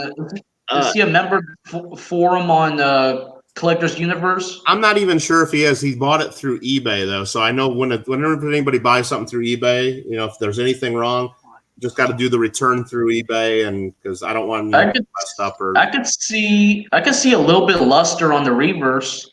Oh yeah, I mean it's a nice coin. So I mean, his dealer told him it was a XF40. That's his story. I don't know. I think the whole thing could just be a bunch of BS, and he just wanted an extra $50 off.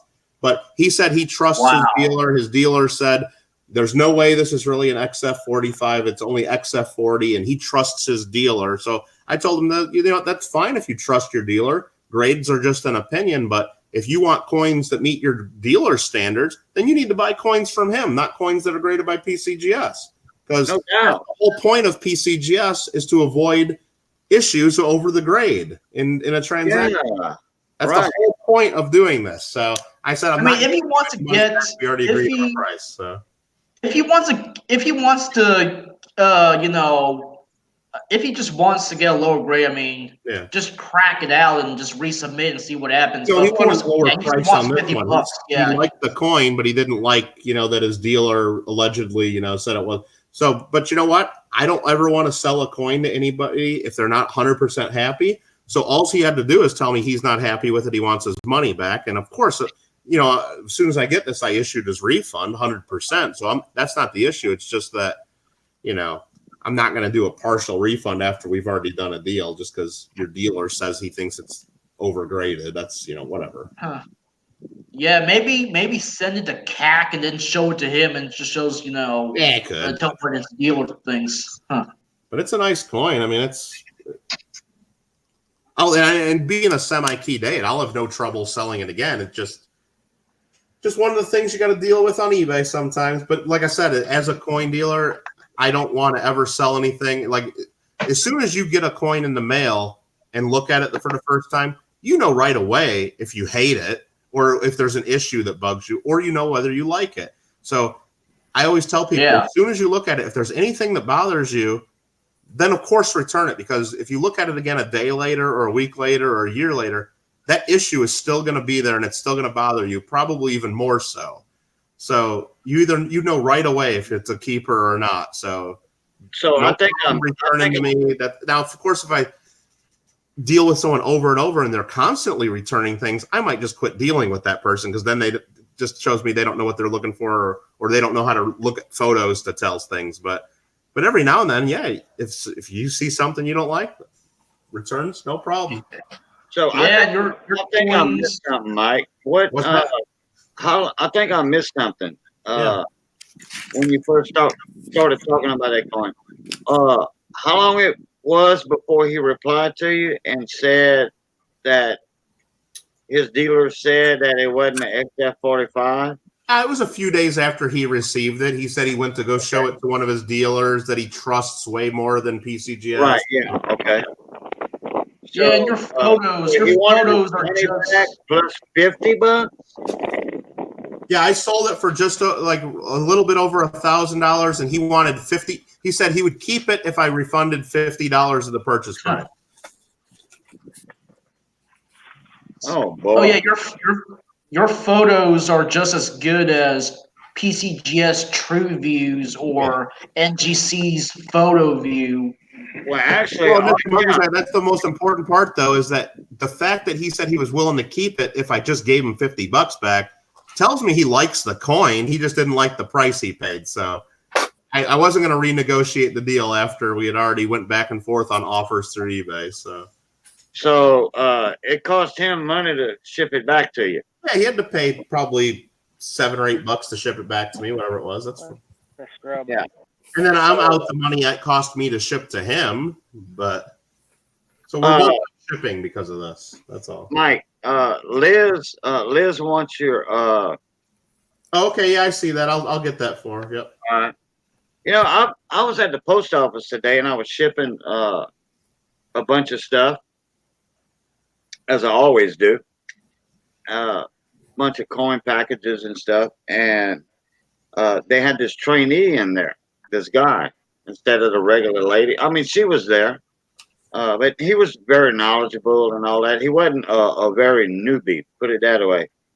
And I had a package, 2-day priority, with, you know, a flat rate box, and I had a bunch of Silver Eagles in it. And he says, do you want insurance? You know, you got $50. You know, they go through that regular routine. You know, the regular girl that waits on me at the post office, she knows me, so she didn't put me through that mumbo jumbo.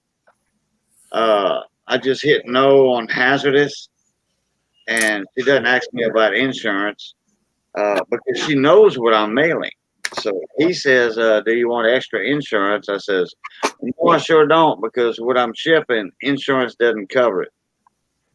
I said, "Cash and bullion does not go into that category on insurance unless it's requested signature." You know, Mm. that's a big thing about putting, like, say, $1,000 on that coin of insurance. If you don't send it registered mail where they sign for it, Well, that person signs for it, you will not get insurance if it gets lost. well, that's not. It depends on who you talk to, because if you read the postal regulations, you can't cover bullion and cash, or Right. But this is not bullion or cash. This is a numismatic coin, a coin that has value way above the face value, and so Yeah. coins are covered under USPS postal insurance. But the problem is once you try to make a claim, half the people at the post office think that we'll call that cash or bullion, and you got to really argue and find the right person that knows what the hell they're talking about to actually. Yeah. There's a bunch I of mean, claim on people at the post office. there's a bunch of sub rules in that. Well, Mike, you in that business about rules and sub rules and all that and everything. So But you don't have to ship registered. You can send it regular, just at whatever. If they sell you the insurance, priority, whatever it is, signature confirmation is probably required after a certain value. But I don't know. I don't use USPS postal insurance. I have my own dealer insurance policy with Hugh Wood Insurance. They recommended by the ANA. And so I have all my insurance through them. So But all I was have to do is get shipping signature confirmation on bullion. packages, and I'm covered. Right. But I was shipping bullion, so I was exempt from that. Yeah, I mean, I can ship bullion. I can ship whatever I want under my dealer insurance policy, and I'm covered. Yes, Oh, that's like people at USPS aren't exactly the brightest people. So you said they get to be, know certain people at the USPS who actually knows this stuff to actually ship stuff like bullion and coins, like know the right people. I'm sorry, what do you mean?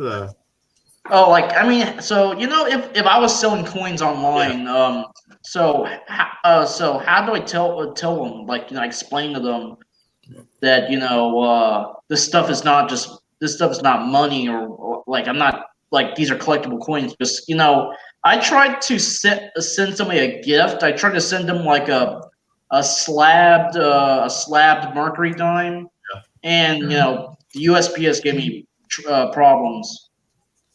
Like, were you trying to make an insurance claim? Is that what it was? No, just shipping. Oh, just to ship it in the first place? Well, none of their business Yeah. what you're shipping, really. So I wouldn't even tell them. Yeah, I mean, like I guess I that's don't know. the real thing. Because they think that by shipping a dime, they think I'm shipping like cash or something. That's stupid. That's fine. You're allowed to ship cash. There's no rules against shipping cash. Oh, really? Yeah, then I don't know why you brought it up then. Yeah, I don't know what they're. I mean, I don't know I don't know why why they the asked. issue with it. I mean, yeah, I mean, there's no. You can ship whatever. I mean, remember when they ask all the time, is there anything fragile, liquid, perishable, or hazardous? And if they ask, like, if you go up to a package and say, I need to insure this for $1,000, yeah, you're going to get nosy postal people saying, oh, wow, what's in here? And then all you got to do is say, well, it's nothing liquid, fragile, hazardous, or perishable, whatever their question is. You don't have to tell them what the hell's in there. Tell them it's none of their business. And tell them to keep their mouth shut, because you don't want everyone in the post office hearing that you're insuring something for $1,000 or $2,000 or whatever. I mean, it's like a security thing. So, and if they press you to say what's in this package, then you ask to talk to the local postmaster, or ask to talk to their supervisor, because it's none of their business. That's what I've learned and what I recommend. But because so many times, like, and I've seen it too, it's like, especially when you have a nice small light package that weighs only a couple ounces, and you say, yeah, I need $5,000 insurance because I'm sending this registered.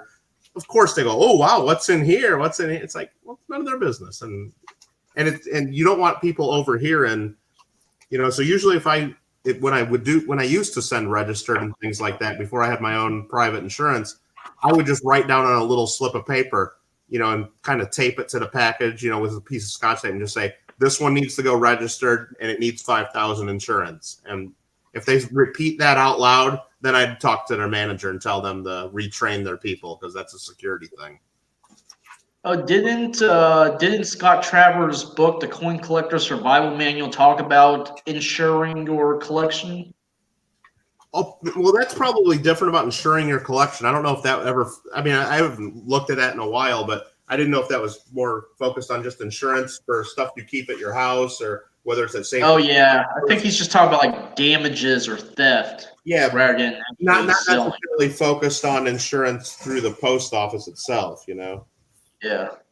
But yeah, everybody, if you have a significant amount, remember, there's a lot of people out there that say, hey, remember, this is just your collection. You shouldn't view it as an investment. It's a hobby, whatever. But once you start getting some good coins and a lot of bullion coins, it becomes an investment, whether you like it or not.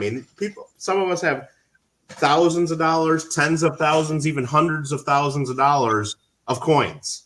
And that is an investment, whether you like it or not. Yeah, it's a hobby too, and just like any investment that you have, whether it's your car, your house, your whatever, you should have some kind of insurance just in case something happens. Remember, coins like this, they're small, they're easily transportable, they can disappear, and you should have insurance for that. So it's very hard to get insurance on your collections through your own homeowner's policy, though. That's why when you're a member of the American Numismatic Association, one of your benefits of being an ANA member is that you can get not just as a dealer, but as a collector, you can get insurance through Hugh Wood Insurance. It's it's one of the big companies, and they specialize in collectibles insurance. And the rates are really cheap compared to your own homeowner's insurance. If you call your regular homeowner's policy and say, yeah, I got $50,000 worth of coins that I want to insure, they're going to charge you through the roof just to insure that. It's not even worth it. But if you call a specialist that deals in collectibles, like the one recommended through the ANA, it's very cheap, especially if you tell them it's all locked up in a safe deposit box at a bank, then it's super cheap. If you tell them, oh yeah, I have a really big safe and it's the right kind of safe and I have an alarm system at my place, it's a bargain. But even if you don't have any of that and you tell them, hey, look, I got all this stuff and I keep it sitting on my dining room table out in the open, they'll still give you a policy. It'll be a little more, but it's way cheaper than your homeowners would ever be. And that's a lot of people are members of the ANA just so they can get access to that insurance company. And that's the only reason. And that's enough. So what's the name of that company again? I'll put it in there. It's Hugh Wood. I just typed it in there. And that is coin collection or coin dealer insurance if you Hugh Wood, are a okay. member of the ANA. Good to know. So yeah, since you say he's an A&A member, so he is a collector as well, so he understands. Well, it's a big company, and actually it's a company that deals in collectible insurance, and actually they underwrite their policies. Like I did my policy is to cover all my inventory as a collector, and it covers me as I go to and from shows. Like when I'm at the Long Beach show and I leave Thursday night, all my stuff is locked up in my cases at the show, even though I've gone home or back to the hotel. So all my stuff is covered while it's at the show. It covers me while I'm traveling to and from the shows. Like I have everything. Or if I go to a show that I'm not set up as a dealer and I just got some stuff in my backpack, if that gets taken, I'm covered. It covers all my stuff through the mail. Or Mr. Monkey Swag, if you decide you want to sell me one of your coins and you send it to me and I tell you the way to send it, it'll cover you sending me coins. My policy covers me. Oh. So it's really good for that. And like, for example, based on all my coverage and all the shows I do, I think I pay right around $2,000 a year for insurance. Wow. Hey, Daniel Nichols, how you doing? It's way cheap, and just the fact that I don't have to pay for postal insurance, that probably is worth it. Not to mention that I'm covered for all my inventory if something happens, or if it gets all taken from me at a show, or if I'm driving home and someone smashes into my car and then takes all my inventory, or just whatever could happen. Michael, I used to work at the post office, and they would train us on how to receive packages, Okay. even in bulk.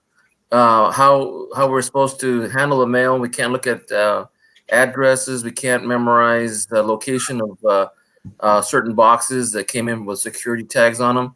Yeah. So when that person asks you a question, he's already violating the U.S. Postal Procedure Code. Oh, but I'm sure of that, Hector. But Yeah. like, you understand how people are curious. Like, if Yeah. you come in with a little tiny light package that feels like nothing, and someone, like, for example, I mailed off a GoBrek dollar once that I sold, and I had to send that registered, and I had to insure it for $22,000, and it's just a silver dollar. So of course the people, and I did it while I was on vacation somewhere because I had my inventory with me, and it's like, the guy at the post, I was like, oh my God, what the heck is in here? And I'm like, well, hey, how about you keep your mouth shut, because there's other people in line. Yeah. I don't want them following me or anything, or following that package as it goes out. So, but you just don't. So what grade? Like that? So, I mean, what grade was that GoBrick dollar? wait, what is that? Oh, what grade was the GoBrick dollar? It was Proof 62.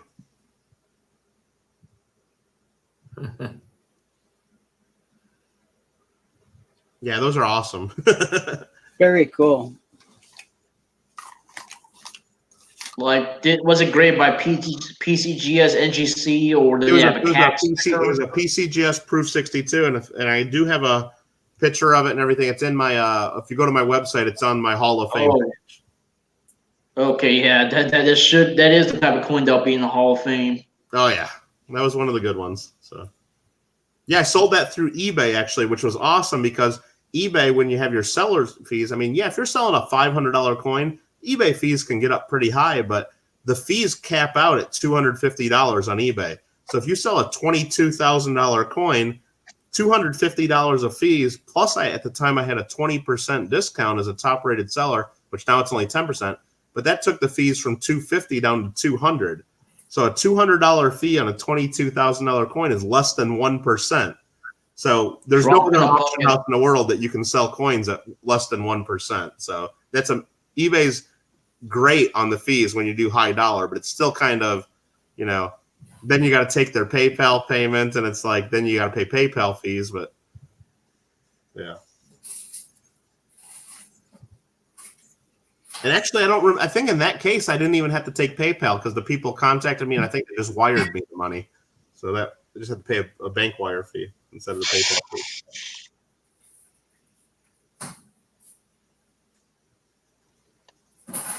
Mm-hmm. All right.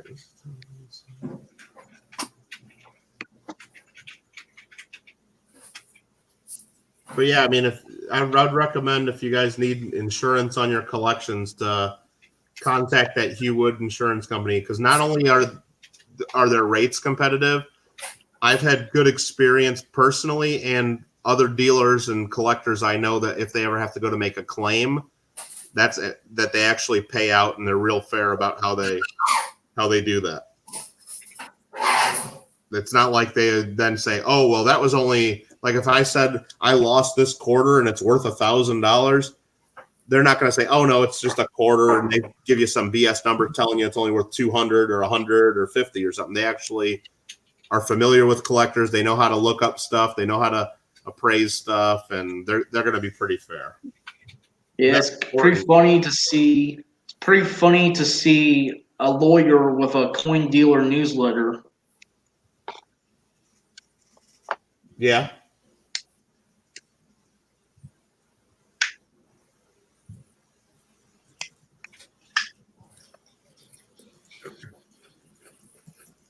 Mike, are you familiar with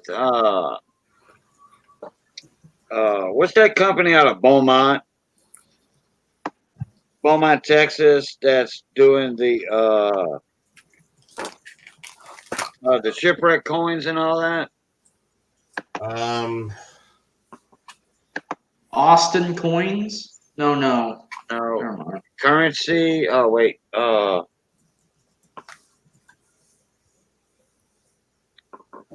They well known. Apparently not, since. You mean like Monaco? You're from Texas? I thought Monaco was based in California. I thought so too. Oh, yeah, I just didn't know who.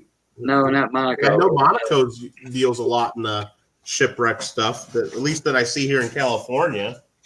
like those like from the Central America. You know, they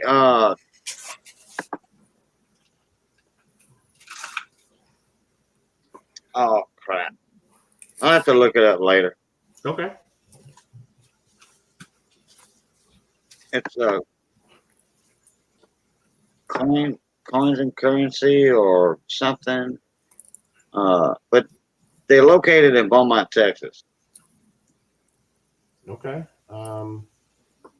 They deal with a lot of currency. They deal with a lot of currency. So And they have email newsletters they send out. so how big is this company?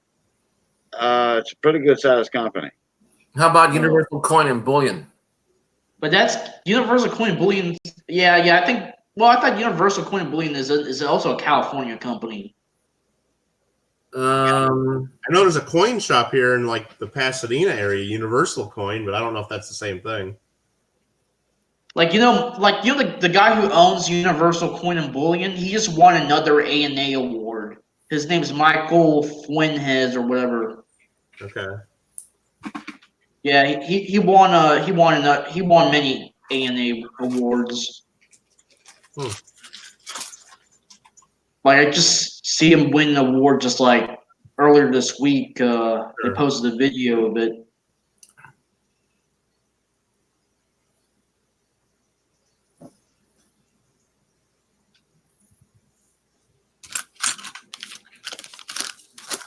Sounds like you're still going through some coins. Oops. But I don't think Universal Coins and Bullions. I don't think they sell shipwreck coins. They just sell bullion, like just your world bullion coins and some high grade CAC sticker coins. But that's it. Well, I'm looking at International currency. Oh, I've heard of them. International Currency Exchange or something. Yeah, I don't know. International currency. World Reserve coin. They was in charge of doing the selling and all that of a lot of the shipwreck coins that were found in the Gulf of Mexico. Hey, so there is another place that sells shipwreck coins that like deals exclusively in shipwreck coins. Sedgwick Coins. I found one was ancient resource that has ancient Egyptian, ancient jewelry, then Celtic coins, Holy Land coins. Yeah, I mean the Egyptians didn't produce coins until the Greeks conquered Egypt, like Alexander the Great. But you mean Egyptian artifacts, right? No, it shows.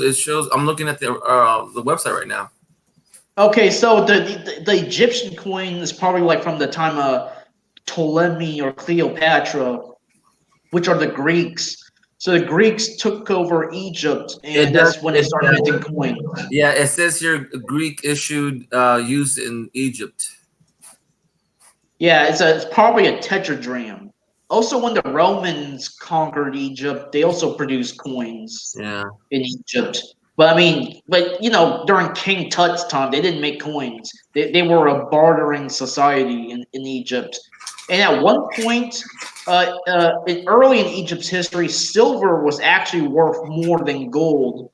That's because Egypt didn't have a native supply of silver. They had to export all their silver. So that's why silver was more valuable than gold. If you look at Egyptian artifacts, there are a lot more gold artifacts than silver artifacts. I mean, there's a reason for that because the Egyptians didn't have a silver mine. They have a gold mine. And they say that, they said that the sun god Ra, they said that the Egyptian gods, the god Ra, they said that his flesh is made out of gold, but his bones are made out of silver. Oh wow, never heard any of that. Neither have I. Like I'm just a big nerd in ancient history. I just really love ancient history. I'm looking at the website Ancient Resources, and they show the shipwreck from the Constelación, from Potosí, Bolivia, great silver, 8 reals, 16. So are those like cobs? Are those cobs? Since you said Potosi. Potosí, that's the city in Bolivia. Yeah, I know. That's where they minted a lot of the 8 reals, Potosi, because they have a lot of silver mines in Potosi. But are any of those cobs? Like you know what I'm talking about? The cobs, the hammered 8 reals. No, doesn't say. So those are the bus type or the pillar type. Pillar types. They're pillar type. Okay. And going for 425 each.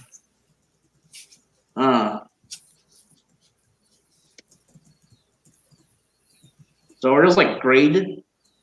Let's see. This is pieces of 8, 1679. Reference to SP 39 km CT 38 millimeter 19.72 grams. Full choice of waves. Pillars. Cross. 2 dates. Full 1679 in the legend. Thin from corrosion. Recovered from the Constellation, sunk in 1681 off of the Santa Clara island of Ecuador.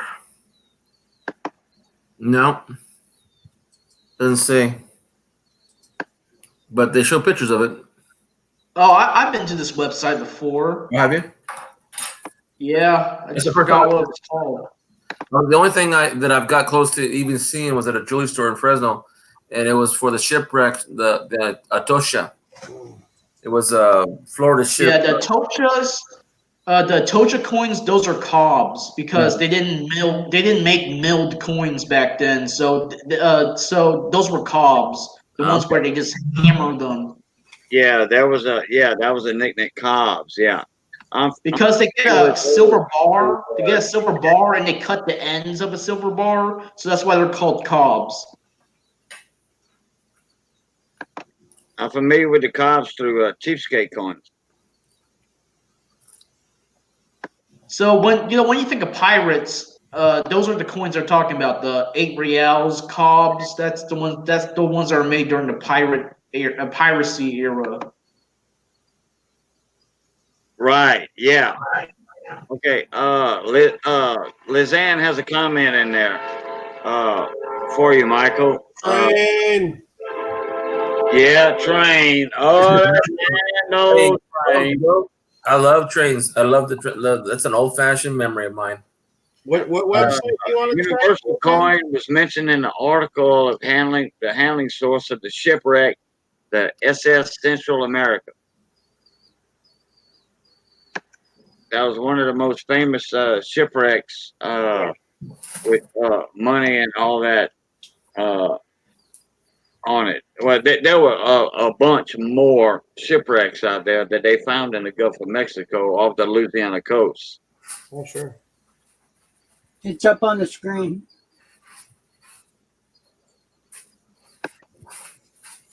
Okay. Yeah, like I said, I don't know Universal Coin or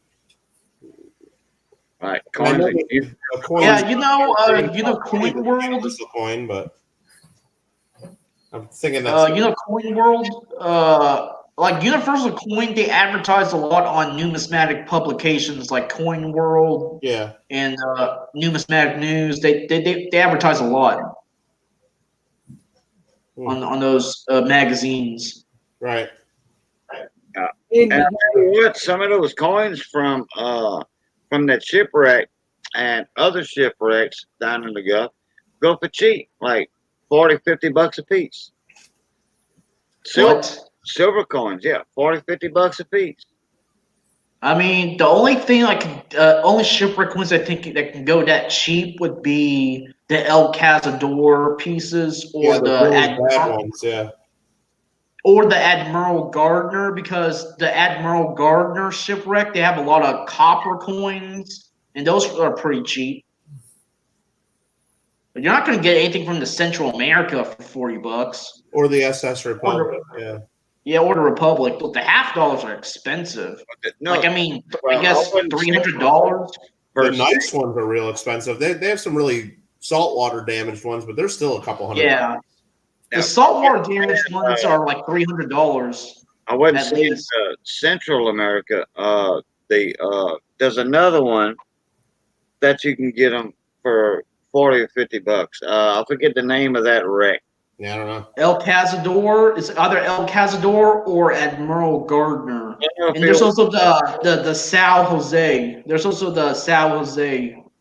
And that's another cheap I'll one. have to do some research on it before I put my foot in my mouth.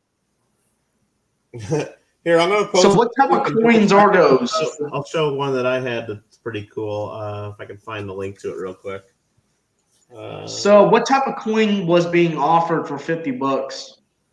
That's what I'm saying. I have to do more research on it. Is it just an American coin or was it a Spanish coin? No, Spanish coins. Okay, that really makes things clearer. So yeah, it's a good chance it's either the El Cazador or the Sal Jose. So what I did is I just put a link in the chat there. It's that goes to my website. One of the coins I sold, it's in my archives. It's a 1861 O half dollar from the SS Republic, and that was one that was struck under the authority of the state of Louisiana. So it was after they seceded from the U.S., but before they officially joined the Confederacy. And I posted that one because that's like the nicest shipwreck half I've ever owned. It's just almost perfect, almost has zero saltwater damage. And in the description, if you scroll down, it actually explains how NGC grades the shipwreck coins, how they give some coins a C rating, a B rating, or an A rating based on how damaged it is. And it's just a really amazing example from a shipwreck. So I posted that one. Yeah, I'm looking at- Okay, I wanted to answer something in the chat. So he said that when we're talking about Egypt earlier, he said that Mark Antony conquered Egypt. That's not correct. Egypt was still an independent nation during Cleopatra and Mark Antony's time. It is a guy named Octavian who conquered Egypt. He was also known as Augustus. So Octavian Augustus was the first Roman emperor. So Roadrunner's coins, that's not correct. So when it's it was Mark Antony Octavian. and Cleopatra, was it more like just like an alliance they were? Or Yeah, it was an alliance because Mark Antony offered to donate some of Rome's territory to Egypt. And Egypt at this time was a Greek kingdom. Like the predominant language in Egypt was Greek. So Cleopatra was a Greek. Because Rome during this time they were fighting a lot of Greek empires because Alexander the Great's empire was broken up after he died by his generals. Like Turkey, like the Seleucid Empire is one part of Alexander's empire that was broken out, which is consisted of Asia Minor and Persia. And there's the Macedonian kingdom, and there's the Ptolemaic kingdom, which is basically Egypt. Yeah. So Egypt defeated Macedonia and the Seleucid empires. So I mean the Ptolemaic kingdom was the last Greek empire that the Romans didn't defeat yet. But Octavian, which is Augustus, defeated the Ptolemaic kingdom, and that's how they got control of Egypt. Yeah, I'm reading that right now. In 30 BC, where Mark Antony and Cleopatra combined their armies to oppose Octavius' forces in the Great Sea Battle at Actium. Yeah, it's a navy battle. Right. So yeah. So I mean, after that, so you know why Cleopatra killed herself? Because there's a Roman tradition where the Romans, they like to humiliate the enemies that they conquered, the rulers. So basically, during Roman times, whenever a general was victorious in battle, they would create a parade called a triumph. So in this parade, they just parade the spoils of war through the streets of Rome, and at the end of the triumph, the ruler of the conquered kingdom gets strangled to death before the gods. wow. So Cleopatra didn't want to go through that, so that's why she killed herself. because that's what Octavian was going to have her do. That's That was pretty wild. 31 and 30 BC. And you know, contrary to popular belief, the barbarians did not conquer the entire Roman Empire. The Roman Empire actually still survived even up to the early days of the Renaissance. Right. But it was known as the Byzantine Empire. So that's the surviving part of the Roman Empire, the Byzantine Empire. A lot of people didn't know that the Roman Empire really fell 50 years before Columbus discovered America. And you could say Columbus discovered America, like you could say the fall of the Eastern Roman Empire or Byzantine Empire was what led to Columbus accidentally discovering America, because the Eastern Roman Empire or Byzantine Empire was Europe's gateway to the Silk Road. But then when they got conquered by the Ottoman Empire, then Europe no longer has access to the Silk Road. So that's what led a lot of people tried to discover an alternative pathway to India and China. And you know that's what led Christopher Columbus to going on these voyages. Mm-hmm. So yeah, so I mean, so people don't realize, you know, how much the Roman Empire really influenced us today. I mean, how the Eastern half influenced us, because a lot of people don't know anything about the Byzantine Empire. Like textbooks only cover the Roman Empire up to ancient times. They don't talk about the medieval version of the Roman Empire, which is the Byzantine Empire. Everything skips from a few hundred years after Christ, you know, the end of the main Roman Empire, and everything skips right to the Renaissance. Like isn't that why that 1,000 years or so is the Dark Ages? Because no one talks about it. I mean, the reason why we even have the Renaissance in the first place. Yeah, the reason why we even have the Renaissance in the first place is because the Byzantine Empire preserved Greco-Roman learning. And when the Ottomans took over the Byzantine Empire, then the Byzantine refugees went to Italy, and that's how the Renaissance started.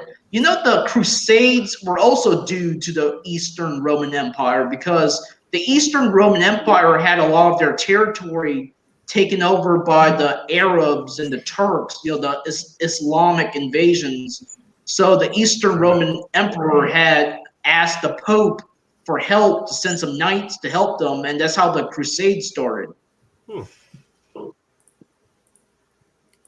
So I mean, it's really interesting just calling how they just renamed the Eastern Roman Empire as the Byzantine Empire, how that really affects, you know, what we remember about history, because people don't know that the Roman Empire survived because they renamed it the Byzantine Empire during medieval times. Sure. So the link, so that was the SS Republic coin. So you said it was, so so grade, which one's the highest grade? Grade 3 or grade 1? Well, what the way NGC does it is, you know, if they have so much saltwater damage that they couldn't tell whether the original coin was uncirculated or AU, or for example, then they just write shipwreck effect on the label. Yeah. But if they can tell for sure that the damage is light enough to where they know by looking at it the coin was uncirculated, they'll call it shipwreck effect UNC, and then they'll give it a letter grade of A, B, or C. And C means I didn't know, a lot of saltwater damage, B means very little, and A means like almost no saltwater damage. And very few. Yeah, I didn't know. I didn't know NGC gives letter grades, because I see a lot of these shipwreck coins, and there's stickers on them, and these stickers give out the grade. Like, that's a grade dealer for somebody after the fact. But if you scroll down in that link I give you, you can see the label, and that one says shipwreck effect, and then in parentheses they put a letter grade, and then they put like the details grade as uncirculated. So very few of them ever get an A. And if you look at the coin, it shows that it's like you can hardly even tell it was in a shipwreck. It's a totally different system. The way and they this on the label. This only applies to silver and copper coins because No, gold is not as reactive, right? No, they'll do Is it on the gold coins, but sometimes the gold coins just don't show anything, and often they actually don't, and they'll just give them a straight Yeah. grade. Yeah, because I never seen a gold coin actually get the shipwreck effect. I just see them straight grade. It's not common, but I've seen it. But they usually just get a straight grade. Yeah. Like they have NCS restore them or whatever PCGS's restoration service is right now. Yeah. Oh yeah, and the gold coins, they come out basically perfect, and yeah, they just don't have the same reaction to the salt water. And these gold coins, because they're underwater, they actually look more lustrous than coins that were not, underwater. I don't think it's because they were underwater. I think a lot of Well, it yeah, because of they the didn't chemistry circulate. that PCGS and NGC do to them. They're basically cleaning the hell out of the coins, but doing so in a manner that doesn't damage them. It just kind of restores the surfaces. Because when you pull them straight out of the ocean, they don't look as beautiful and lustrous as, they're covered. Yeah, Because remember, when a ship goes down, copper spots. it's not just a wooden sailboat with, a couple treasure chests on it. It's like Coral. often, has a lot of coal, and it's like a lot of metal, and these coins are covered in all kinds of stuff, rust, and all kinds of oil or whatever that was on that ship. It just coated in all kinds of garbage. So the restoration companies have to strip all that stuff off, and they're using chemicals, they're using all kinds of stuff to do that, and that basically gets the coin looking back to the day it sunk, and these were all freshly minted, beautiful coins. So that's why they look so great. But they're helped along quite a bit to look that way. Yeah. Because when I saw the pictures of them being taken out of the water, they have like a bunch of copper spots, like really, really thick copper spots. Yeah, and a lot of it's rust or something from either the materials that the holder that they were in, or just other parts of the ship. And yeah. So basically, all these coins, they automatically have an NCS job on them. well, yeah, That's what. there's a whole process and everything that all of them go through just to stabilize them, because like I said, they've been exposed to salt water, and especially for the silver coins, they're undergoing chemical reactions with the salt and the silver that eats it away. And now the ones that, like, remember, they were stored in bags, or they were all tightly packed, so the ones in the very center might not have as much saltwater damage as the ones on the ends. So that's why, like, you get some of these survivors that show very little effect at all. And for the silver, especially, but they also need treatment to stabilize and to end those reactions and to get all the salt off of the coins. Yeah, and another thing about the El Cazador coins, the silver 8 reals, a lot of them were actually clumped together, and you can't even remove the coins to restore them. Yeah, they could probably separate them somehow, but it's like they're just worth more people will buy them as a nice clump of coins, So yeah, they kind of remind me of, like, when you see, like, minerals being clumped together. It kind of reminds me of that. Oh, sure. Yeah, like crystals. Yeah, definitely. But even some of the SS Republic and some of the others, when you pull them up from the ocean, they're in big chunks because, like you said, it's not just there's other materials down there that have grown and stuck them together. But usually the coins that they're getting out of that one is they're worth more on their own. Yeah, because 8 reals are already pretty common in themselves, so it's not really worth it to separate all of them. And in the El Cazador, I guess they were either down there longer, or maybe it was different. But it seems like the saltwater damage on most of those is pretty extreme. So yeah, that's why the ones that are sold on HSN, on Home Shopping Network, they're really bad. a lot of them, they can't even identify the date on some of them. So bad. $300 for them on TV, which is overpriced. So that's why the dealers come up with grade 1, grade 2, and grade 3 to judge the quality of them. They just sticker them with grade 1, grade 2, grade 3, because NGC doesn't distinguish them. Mm-hmm. Very cool. Well, yeah, with the El Cazador in particular, though, you can kind of do it on your own, because they have a bunch of them out there that just basically say Mexican 8 reals, El Cazador shipwreck, and they don't even tell you the date on the label because the saltwater damage is so extreme that NGC really can't tell with certainty whether it's a 1783 or a 1780 or whatever it is. And then you get a little bit better looking ones where they actually put the date and the mint mark on the label because they can tell with certainty. And then you see some of those that just look really nice. So you really don't need the dealers or the marketers to do that. I mean, you can kind of just, if you look at enough of them, you can kind of do it on your own. But like I said, a lot of the people buying these, especially the ones marketed on Home Shopping that are using they're all, some of the barrel coins, that's the first ones they're looking at, and they just think it's cool to have a coin from a shipwreck, and that's true, but they end up all overpaying for it. Yeah, the ones sold to the general public are the ones that are sold in bulk in those generic NGC holders. Yeah. I've seen quite a few of them in ANACS soapbox slabs, and the ones in the ANACS soapbox slabs look pretty nice, better than most of the NGC ones. Because remember, they haven't used those slabs in at least probably 15, 20, maybe even 25 years. They didn't use those slabs in a long time, so that was back, in the earlier, groups of coins that they were looking at, and they were probably putting better coins and slabs and putting all the really junky ones to the side. Yeah, because the soapbox was used during the 1990s, right? I think that's when they last used it, sometime in the 90s. Yep.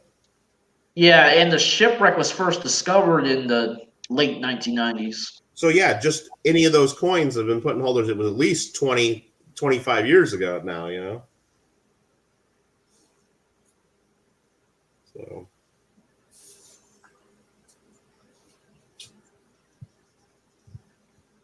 Dr. G, it's past his bedtime. Very cool. Good to have you in here, Dr. G. All right, Dr. G. Have a good night. Yep. Sleep tight. Speaking of sleeping tight, is Rich still around? You still here, Rich? Nope, I'm snoozing. All right. Just wanted to make sure. You've been quiet. Oh, you have a good night, Dr. G. I think Rich was Yeah, late. Dr. G is going to sleep right now. Thanks for hopping on, Dr. G, and chatting. Next time we'll have you up. Yeah. And thanks to everybody who's been clicking like. I'm seeing 28 likes with 17 watching. Not bad, Rich. Yeah. All right. Good ratio. And then it says you're also up to 2.32K. That's nice. I had You're getting close to 2,500, Rich. 50 watching in my stream earlier and like 40 like. That was a pretty good ratio. Oh, that's awesome. Yeah, it's more fun when you get a good crowd in, that's for sure. I mean, I'll sit there and talk to one other person, but I mean, it's a little more fun when you know a bunch of people are being able to participate. So have any of you guys used the Premiere feature of YouTube where you record a video, but you premiere it just like a live stream? I've seen other people do that and participate. I do that a lot. Is where you are watching the video at the same time as the As people everybody else. in chat, and you can interact in chat. Yeah, that's that. Like you already recorded the video, but so you just uploaded like a regular video, but you can have a side chat in it. Yeah, I do that a lot. You just schedule it for later. Yeah. Your video shows up. They're waiting on you, and then when you show up in chat, you interact with the chat. You can talk to them, and they ask you questions and all that. The thing I like about that is that like you said, you could do a little chat with people about it. And it does force people to watch the whole video because they can't fast forward through it, which is kind of fun. But it seems like later on, though, you don't have as many comments on your videos because everybody's already been part of the chat and seen it. So they don't go back and leave comments for people to see. That's what I've noticed with other people that have done it. I've never done it myself yet, but I might try it sometime. I've never done it. Well, the bad thing about it is that some people hop onto your video at different times, so they didn't see what's going on in the beginning. Right, so they don't watch the first half, right? Yeah, that's why when I do that, I tell them to go back to the beginning. Yeah. But I mean, the good thing about it is because basically when you do it, you're advertising the video because some people will miss your video, but if you premiere it, you basically it's advertised in your feed. Yep. So Well, not only that, so I think more yeah. people will actually tune in and try to watch it, just like they do a live stream. Like if you put out saying Mr. Monkey Swag's got a new video of the latest coin and he's going to do a premiere, then we all know you're going to be there to talk to us about it too, which is kind of fun. So there's a better chance we might try to get on if we can. And, you know, Yeah. so I think that's instead of just waiting until it posts and watching it later, whenever we want. So, Yeah, Yeah, I know my analytics were much better. My analytics were much better when I did premieres. then is it now the only thing I did read that sometimes YouTube screws up the premieres though. So but maybe that was when they first started because I read some stuff on that somebody had posted. But all you're doing with premieres is you're letting people know ahead of time that your video's coming out, yeah, and then you're going to be in chat with them. And Yeah. I would not recommend a premiere video unless it's at least 20 minutes long. really, okay, Really? Yeah. I mean, Well, I hey, think a premiere. I think it's okay. how you going to do I a think so. 5-minute video and then people are trying to watch the video yeah, and they talking to you in chat? The video's over with by the time everybody comments. yeah. There's not really much Yeah, I time for think- questions and answers, right? Right. I think I wouldn't say 20 minutes, but I think at minimum it should at least be 10 minutes. Yeah. Okay. Well, Yeah, because So I mean, I did pretty good with when I do 12-minute premieres. When I do my 45-second videos just showing off a coin, I probably shouldn't do a premiere because it'll be over by the time anybody gets in there, right? yeah. Yeah. That makes By the time sense. somebody comments, what is that? And then it's over. No. Most videos, premiere videos I've seen so far, Yeah. and in my humble opinion, 30 minutes. That way you can interact, That's true. and it depends on your content too. You know.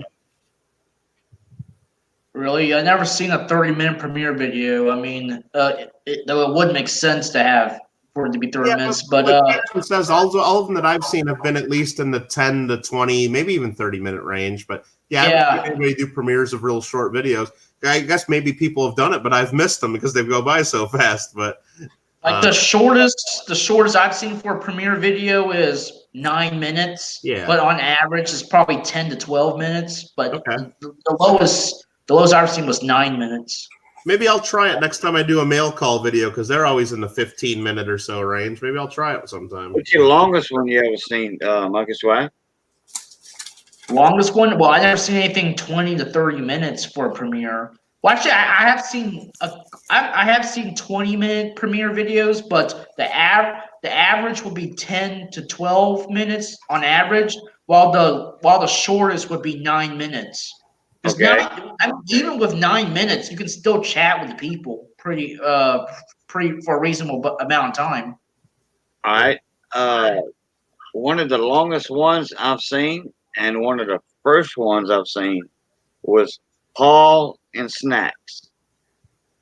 They were opening up a package, and that was like hour and a half. Wow. Yeah, they interacted with the people. Oh yeah. Paul and Snacks. They were opening up a package they got. It came in a big box, and this lady sent them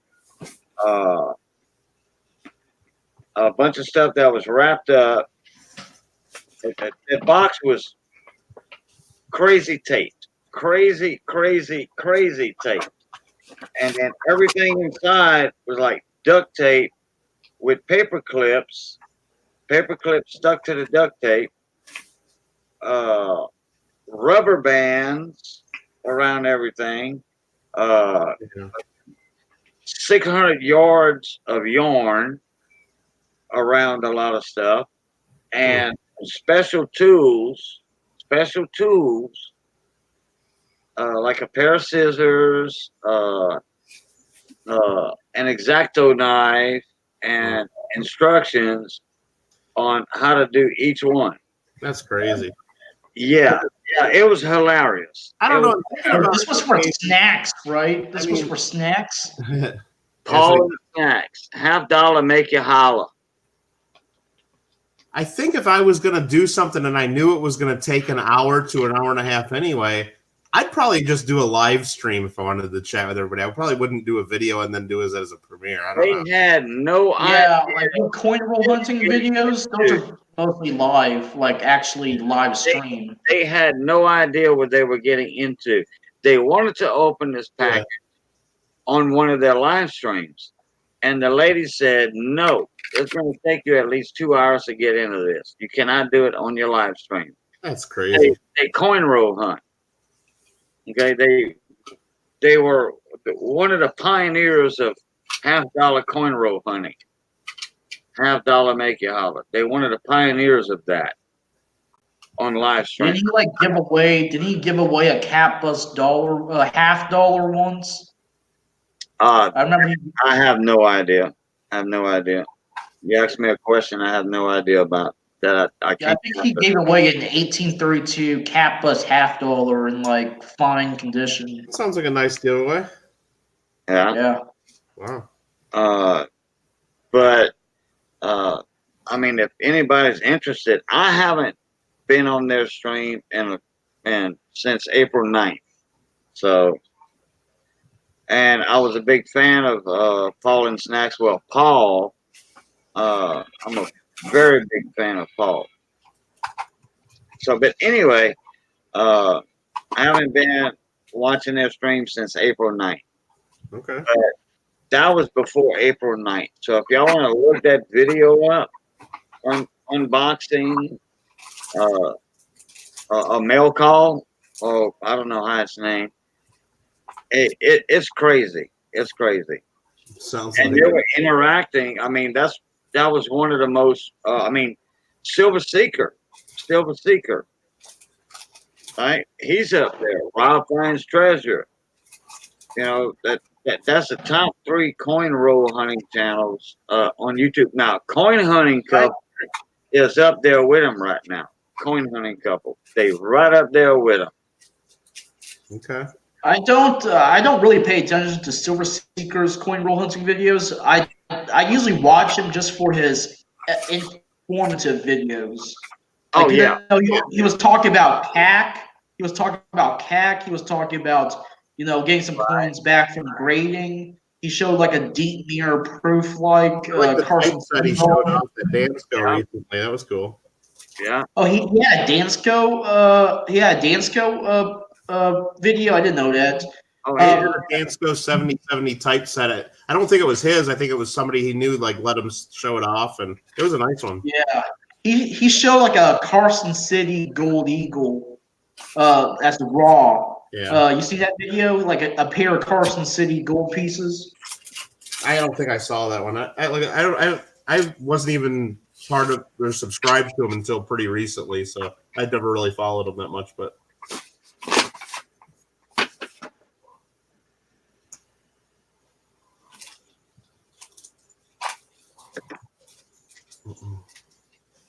yeah, I did see the one he did recently. He was showing off. It was a pretty nice Dansko 7070 typeset with a lot of the higher grade coins in there too. Yeah, he also showed off his entire collection of early proof coins from the 19th and early 20th century, like a proof shield nickel, a proof barber, a proof seated liberty, a proof V nickel. Cool.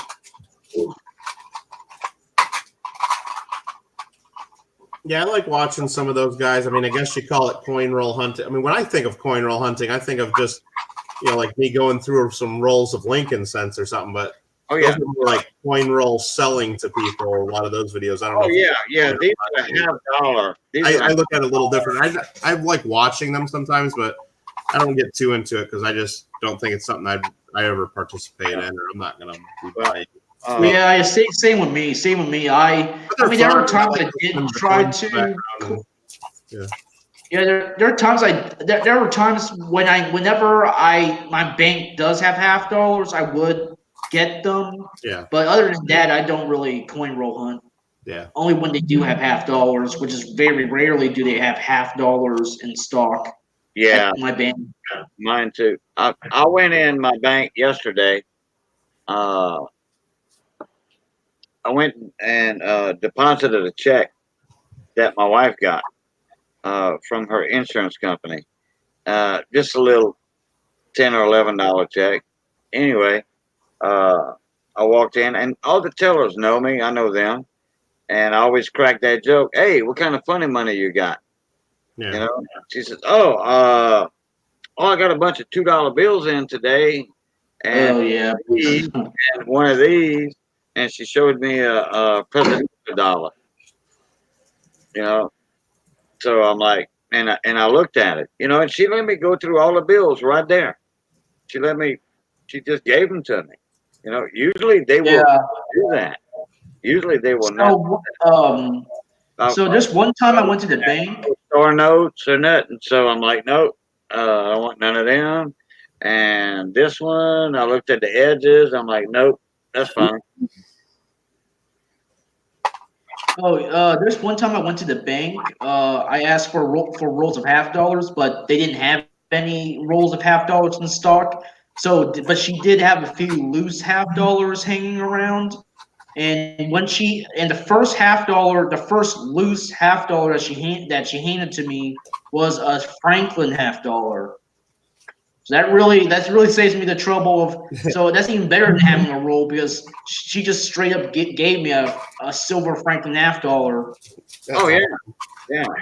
I didn't have to hunt the rolls at all. She didn't even have any rolls. She just had loose half dollars, but one of them happened to be a silver Franklin. So I was really lucky that day. And there's such little silver in the boxes of halves these days compared to 15, 20 years ago that you'd be lucky to find one silver half in a whole box anyway. Yeah, that's because of Gresham's law. Good money drives out the bad money. People hoarded all the silver ones. I mean, they're not putting new silver in the boxes, so it's just always going to get less and less, right? Yeah. Yeah, people just want to spend the copper nickel coins. But the thing is, the average person in the public right now, like the millennials, they don't even know that there is such thing as a half dollar because during one of the rare times I did get a roll of half dollars from the bank, I coin roll hunted that roll of half dollars. None of them are silver, so I just spent the coins anyway. Yeah. So I just paid for my groceries with my half dollars, and the cashiers just give me a weird look. Like they don't even know what their dollars, so they tried to give me double my money for them. But yeah. And there's this news article that I've heard that I've read. Somebody called the police because they were paid with a $2 bill. They thought they've never seen a $2 bill before. They thought that that's some counterfeit money, so they just called the police. Right. Yeah, you told us that story. Oh no, I didn't tell that story. I think someone in my coin club told me about that. Like it must have been an article about it somewhere. Somebody did. I heard of it on Facebook. Oh, well, I thought you told that story a while back. No, I never talked about paper money on here. Well, actually, maybe I did, but maybe it was like a really long time ago. I forgot. Yeah. Well, I remember the story because you said it was McDonald's. So. Oh no, it wasn't McDonald's. It was a public school cafeteria. See, something about someone trying to pay like at Best Buy, I think, or something with a whole bunch of them, and they got the police call or. Yeah, maybe it was a supermarket or a Best Buy. I forgot. I really forgot. But I know it was not McDonald's. Yeah. See, I probably told you occasion. I used to go to McDonald's with friends sometimes, and I would pay like you'd get like whatever like 3 things off their dollar menu at the time when they still had a dollar menu, and so it'd end up being like $3.30 or something like that, and you pay with a $2 bill, an Ike dollar, and a Kennedy half. Because there's no spot in the drawer for any one of them, and it just freaks the cashiers out. Yeah, it does. Yeah. So when I was a cashier at a supermarket, we just put the dollar coins with the $100 bills. Yeah. And I found an Indian head cent in the till in my till, That's cool. like an early 20th century Indian head cent.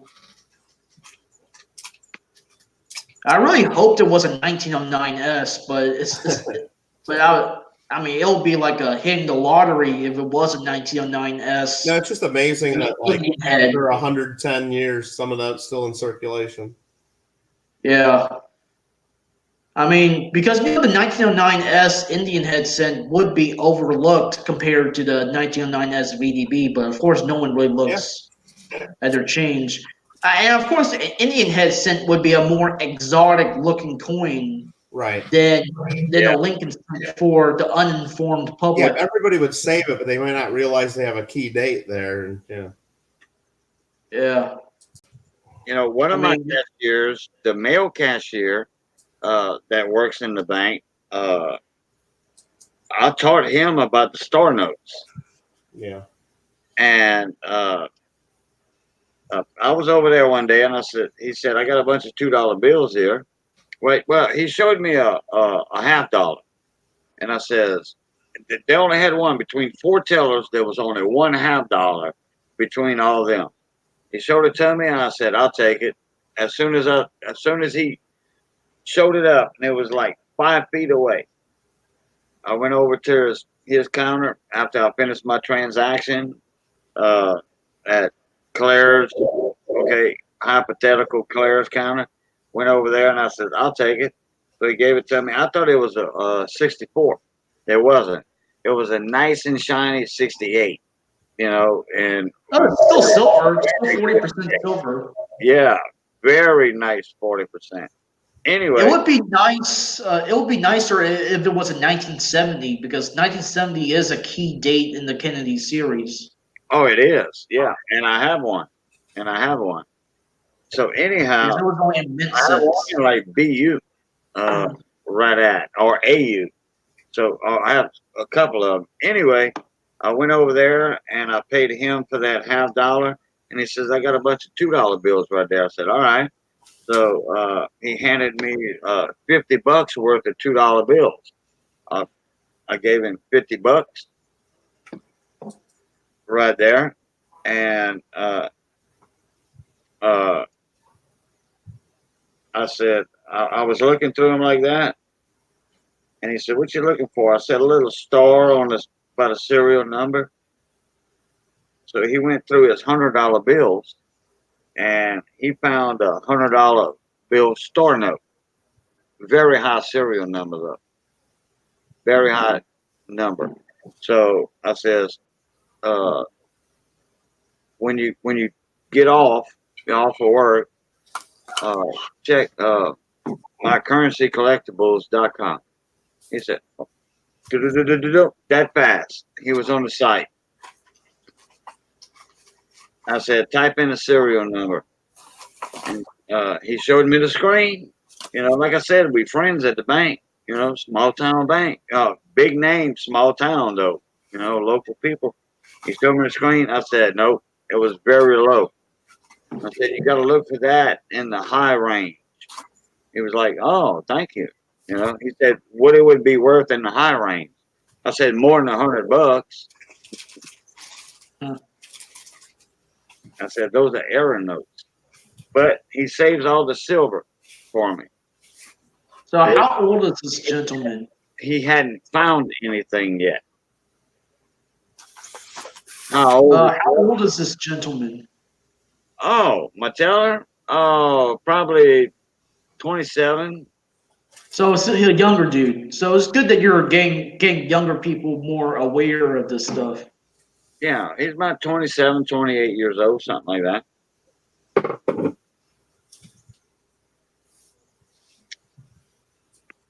I just don't want to teach him too much about the silver. Yeah. I can teach him all I want about the star notes. I couldn't care less for the star notes. You know, they can keep all If them. you teach them about silver, you're just gonna make them into a silver stack or something. That'll give them away to somebody. I give a lot of silver away. I mean, I do my silver wheel, my Cajun wheel of silver, but I give a lot of silver away. When I win giveaways, like on Coin Hunting Couple or whatever, I give almost half of that away to other people.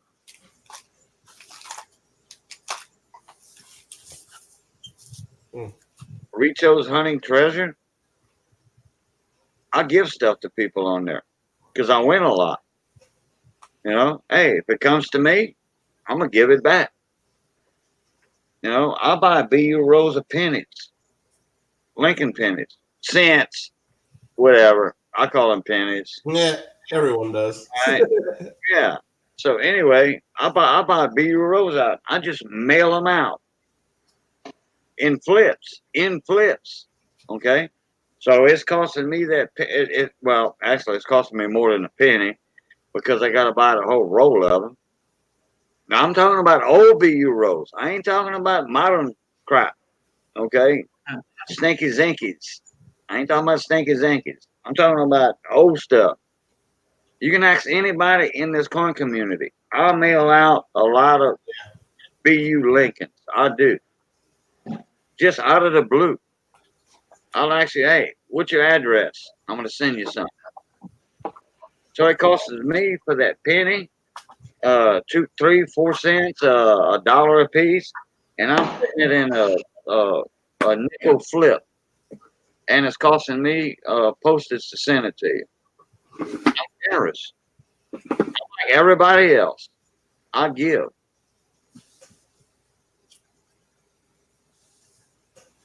And it don't hurt my feelings. Hey, Miss Victoria, how you doing, Sha? Hi, Victoria. Good to see you here tonight. Hi, Victoria. Hey, people send me stuff. I'm gonna say hello to Victoria, and then I'm gonna say goodbye to Victoria too, because I'm getting a little tired and I got to do some work tomorrow, so I'm probably gonna head out here. But thank you for hosting us, Rich, and good to talk to you, Hector and Monkey Swag and Cajun. All right. Thanks for jumping on. Absolutely, and remember, I guess tomorrow's the last day to get in on our big giveaway for most channels, even though I guess a few channels have already picked. But so good luck for everybody who still needs to get in on that. I'm picking my finalists Thursday afternoon. Sounds Yeah, I good to didn't me. know it was the 18th already. Yeah, it came pretty quick. Yeah, I mean, I already signed up with a few people. Like I already entered in a few of the giveaways, but I was trying to look for Cajun Coin Hunters giveaway because. So, which video did you post your giveaway? Like I mentioned it earlier, I don't know if you heard, I do have a playlist on my channel of all the videos related to this giveaway. It's not just the 25 comment videos, though. There's about 45 videos total, but all the 25 comment videos are there somewhere. So it might help narrow it down a little bit if anybody needs help with that. Talking about Monkey? Oh yeah, I was just asking like the video that your comment giveaway video. I did mine. What's the title? 1909 SPDB up for grabs. Huh. Yeah, for some reason when I went to your channel before earlier today, I couldn't find it. Like couldn't find one that was titled 1909 SVDB. So I'll look again. There you Yeah. go. I'll help you out. There you go. Right there in the chat. I put it in. Oh, he's got okay. Michael in the chat. Thanks, Mike. What was that, Rich? I'm sorry. I said thanks. Thanks for Oh, yeah, putting no problem. the link up. Hold on a sec. Kelvin says the random comment picker's back up working already. Look at that. Awesome. Oh, it is. Hold on. Monkey Swag. I'm gonna get it for you right quick. I thought I put it in here earlier. Well, I just posted the link to yours. Oh, you did? Yep. To my channel or to the giveaway video? Your comment video. The comment video. Hopefully, Yeah, because you posted a lot of videos, how many weeks ago did you post a video?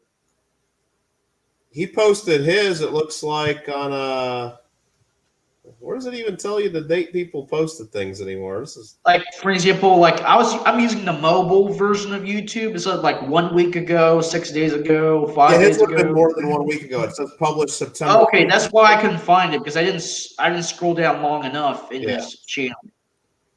Because Well, yeah, he some posts a channels lot of live it's the only streams. thing that they've posted recently, but somebody like Cajun who does streams and wheels and stuff like that every day, his is back a little ways now. So, yeah. Oh, Sheldon wants us to try see if the comment picker's working. Let me try using Cajun. Okay, I found it. So he posted his video a week ago. Yeah. Yeah, because most of the giveaway videos have the link and sent as a thumbnail. Some of them do, yep. Yeah, Yeah. everybody did their own thing. And like I said before, Monkey Swag, there's one of them actually that says it's their comment video, but it's not really the one that you have to enter on it. They're really tricky. Oh yeah, I think Hector. I think. Well, I'm not going to Hector? tell which one did it, but it's one of them did it. And Hector Yeah. just posted one today, I guess, because his other video was just kind of like an announcement video, which I mean, Because I remember Hector had 2 videos involving the link and sent. Why Only did- one of them was a comment video. Why does my link look different than Mike's? I don't know what you mean. My link look, the one I just pasted, put on here, looks different than your link. Let's see. Mine, Same place, though, right? No, I just put because when we post it here, it automatically shortens things. Because I posted probably too much, but if you click on it, it goes to the same spot. oh, okay. And I just tested it, Sheldon. The random comment picker is working. I just put Cajun's link in there. It says there's 473 unique comments. And let me see who Cajun's winner is. It is, let's see. It picked a name. I'm not going to tell who it is because I don't want, if that person's listening, I don't want them to think they really won, but it works. Yeah, I just Yeah, you're making it funny. Yeah. I haven't did mine yet. But anyway, yeah. Okay, I was on something else earlier. so I just did it too and had a familiar name pop up, so that was nice to see. That's good. Yeah, Yeah. the one I picked was somebody that comes into your chat sometimes. So the comment picker does work. So I didn't want to say that name because I don't want them getting upset if they really don't win. Oh, yeah. Dear Sheldon, it was not you who won. Sorry. Yeah. Woohoo! All right. Well, great. Like I said, anyway, guys, I'm going to take off for the night. But good chat with you all. And we'll see you probably on here sometime tomorrow. All righty. I'm going to leave as well. Take it easy. You guys Yeah, have a good night. And, 6-minute video. Yeah, good one, Michael. don't stay up too late, Rich. I don't have a keyword in mind, so you all good on that. Monkey Swag, you all good. Yeah, me neither. Which I have almost 500 comments on it.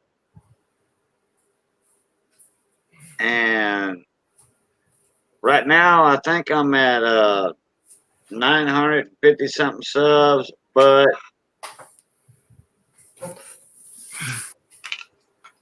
and I had, I think 650 or 750 when I started. Yeah, I remember you having. I should have over 1,000 right now, but I think YouTube took about 50 away. I think Why did they do that? it just does it. That means it's troll accounts. Yeah. Well, guys, I'm gonna call it a night. It was interesting listening to the Dr. Monkey Swag or Mr. Monkey Swag. It was a pretty interesting conversation that child. But I'm gonna hit it tonight because yesterday I stayed up late. Tonight we need to rest a little bit before. Right. So I'm gonna call it a night. Michael, if you're still there and listening in the background, we'll talk to you later tomorrow. Richard, take care of yourself. Cajun, as always, be true. All right. Take Good it night. easy. Nice hearing you all night. Take it easy. I know, you too. Thank you very much. Good night. Hey, Rich. Yeah. can you like down there where it shows the people and the frames and all that? Can you click on the little smaller one? There you go. Thank you. Now I'm not all blowed up and looking big. Bigfoot, how you doing, buddy? Yeah, I can make you smaller. Oh, you know how to do it already. Never mind. All right, I'll be right back.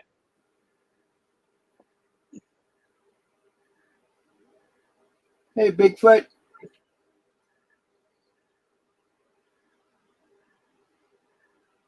Everybody just jumped off, and conversation will start rolling again here in a few minutes.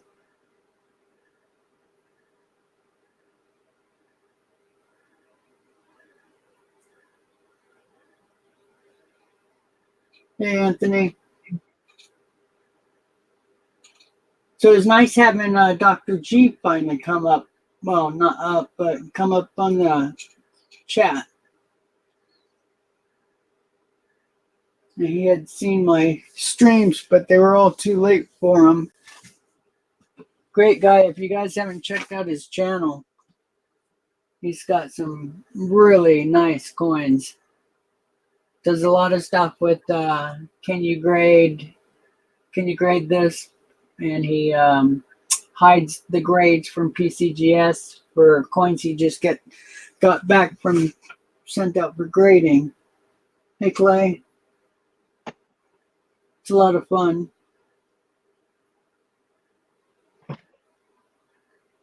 Thank you, Anthony. Doing better today. Hey, Clay, how you doing, bud? Hope everyone's well. I hadn't seen Clay in a couple days.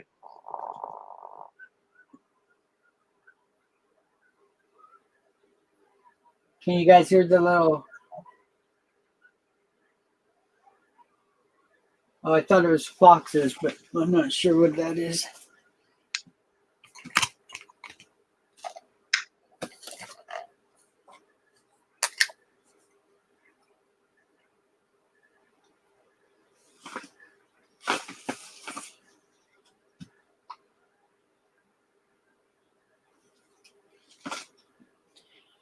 Well, the 8th incher snuck up, didn't it?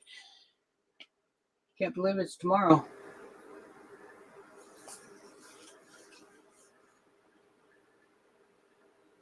Or right now, actually.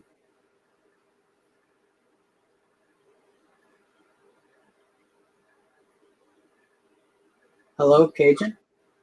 Yeah, I'm here. Oh, okay.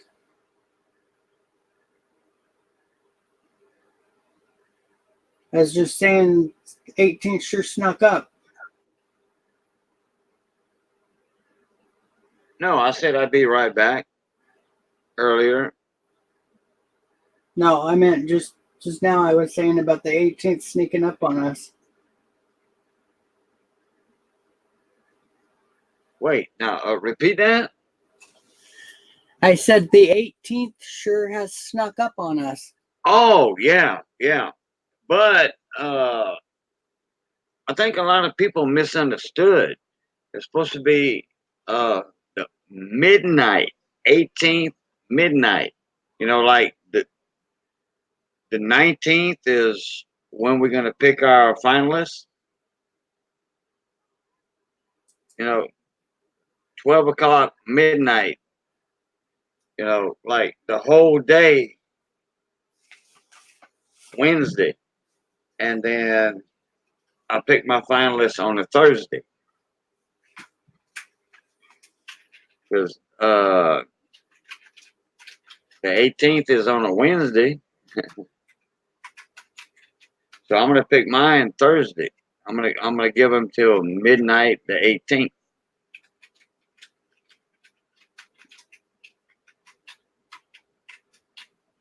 That's what I said on mine anyway. On Lincoln Sense, proof was struck in Philly. How do you tell if they are proof or business strike? Yeah, I'm just, Because of the Well, it depends on how much wear is on the coin. Put it this way, I can tell if it's a proof or not.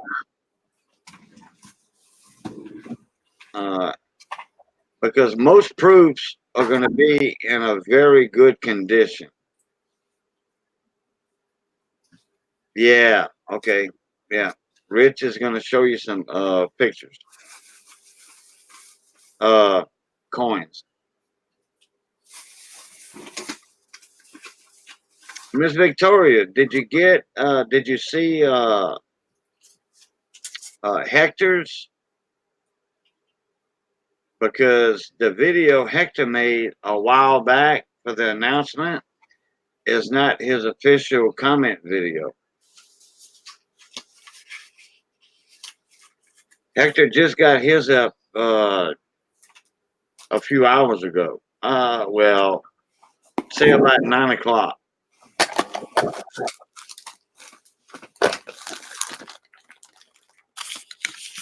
You know, proofs are Anthony, proofs are like a nice rim.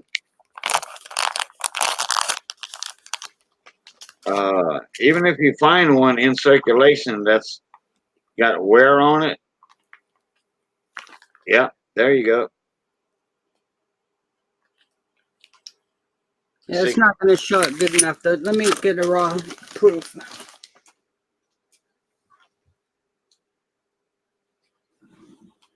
I could probably pull a couple out myself.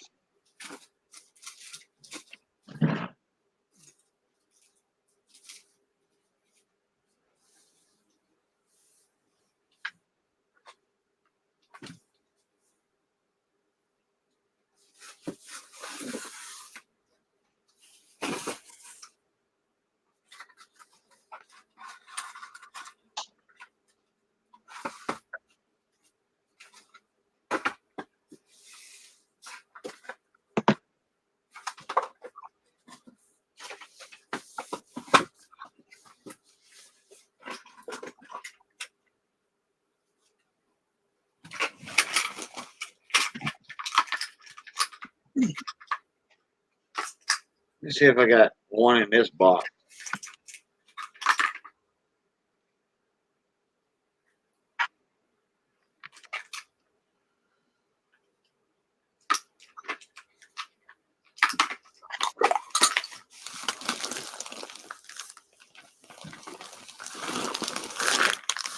There you go.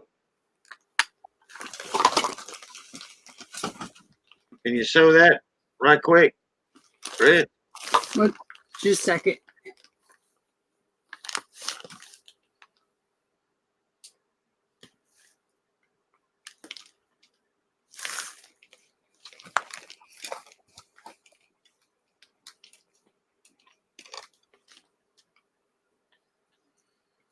So it's kind of hard to tell with this slip. Let me just, or this capsule. I have one already. Yeah, me too.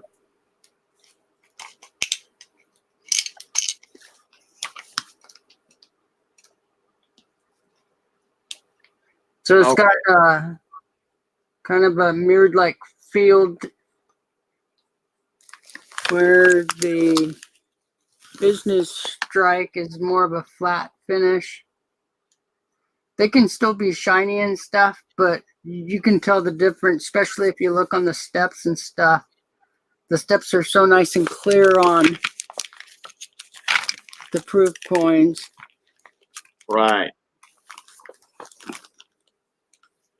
Yep. And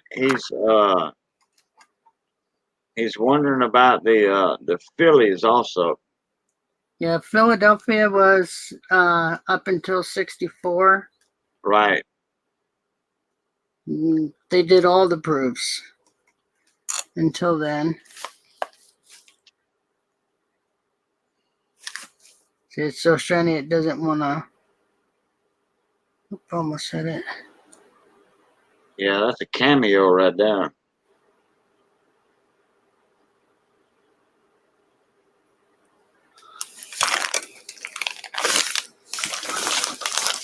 At least it looked like a cameo. Yeah, it's not that much in hand, but it does a little bit.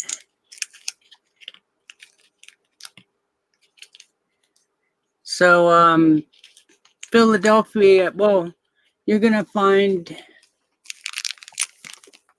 the shininess of the coin, the reflection of the coin is really high. Even the high luster business strikes, they have a good amount of luster, but boy, the proofs just glow. Best way is just to get the proofs and business strikes side by side and just go through them. Now, supposedly there's flatter rims and stuff like that, but I find that to vary quite a bit. Like the 65 nickels, supposedly the flatter rim is the proof, but I've seen it go both ways.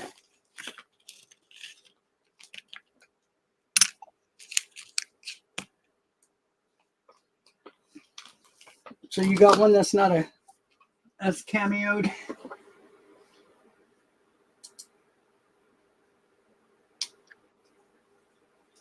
Well, it's a 69S.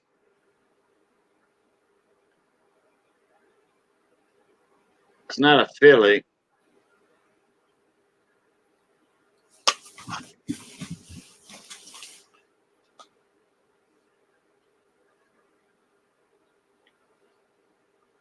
Yeah, Yeah. after 64, San Francisco did all the proofs. I've got 64s also. You know, this is not a cameo, but some of that camera angle. See how that lighting is? That looks like a deep cameo right there. See how it's black and all that? No, but this coin is not a cameo. That's how you get tricked on eBay and stuff, you know, with lighting and stuff. It depends, Anthony. I'll have to look through my proof set. The couple I have, I don't have many. Like I was saying, on circulated coins. And like Miss Victoria said, most of them will have a squared off rim. I mean, that's like 99% of them. But if it's been in circulation a lot, they're gonna have the rounded rims. Yeah, not always the case though. Yeah, not always the case. Correct. It depends on how heavily circulated they are. Well, But no, even the sometimes, non-circulated ones. when like Rob finds treasure, when he can tell a proof right off the bat, when he opens a roll of $50, the edge of it is going to stick out like a sore thumb. But this is on a $50 now. No, that's not counting pennies or nickels.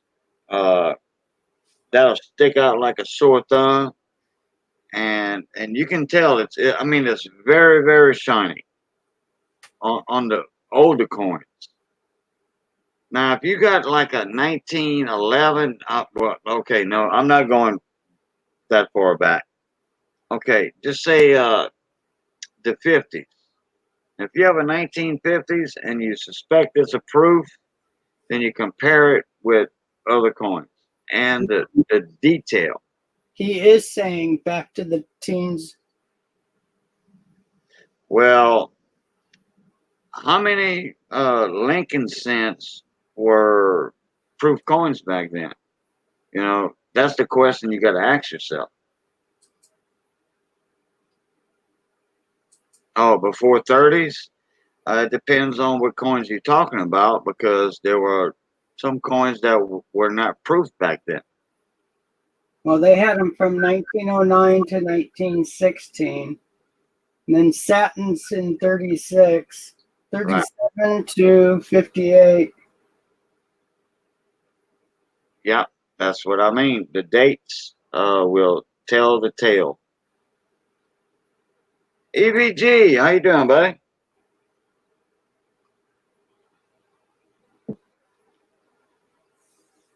Hey, AVG.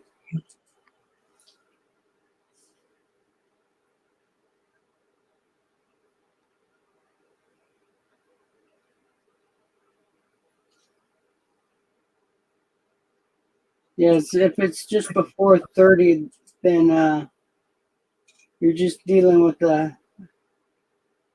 well, there's still a good amount of them.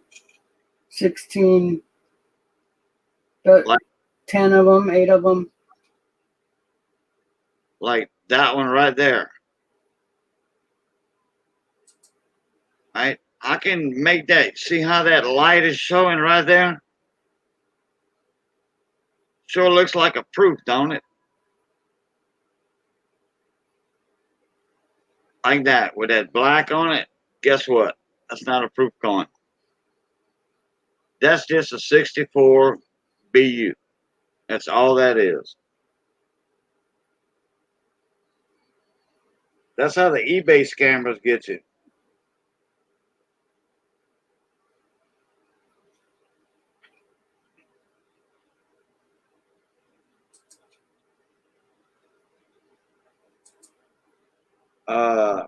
I've got some proof sets, but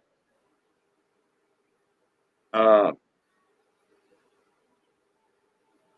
Yeah, if it's pennies that you're talking about, the rims are pretty flat on those older ones.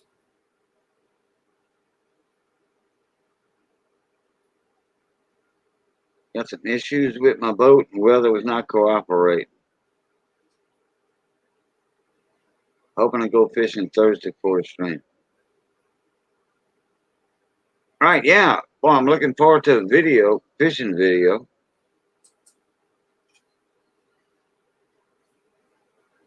Was it pennies or nickels? Must have been pennies.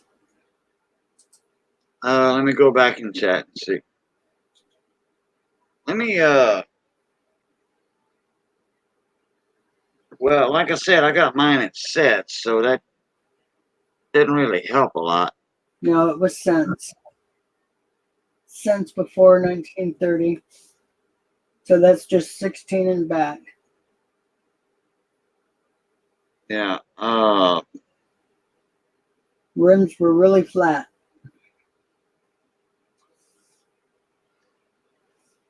I don't have my info up on my wife's laptop right here.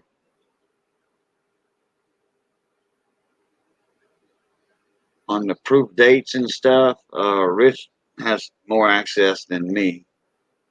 But there were certain years that they didn't have proofs. Yeah, 1916 and back. If you're talking about before 1930.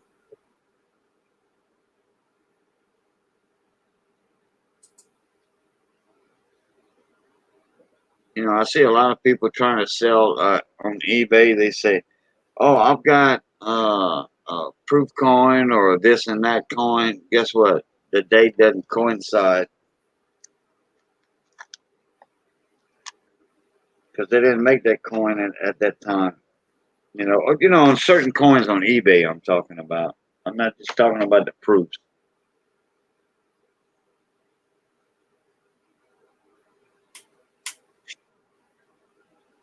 Yeah, a lot of scammers out there. I mean, there's a lot of websites, Anthony. I mean, you can send me an email or written email, and we can give you information. You know, we can research, put it that way. You know, we can do a little research for you. We'll have time, and then we can email it back to you. But like when we live stream right here, you know, like if we have a moderator in chat, like Young Coin Hunter, you know, if he was in here, guess what? He'd be quick on the draw, bro. He'd be quick on the draw. He'll look all that up for you right fast.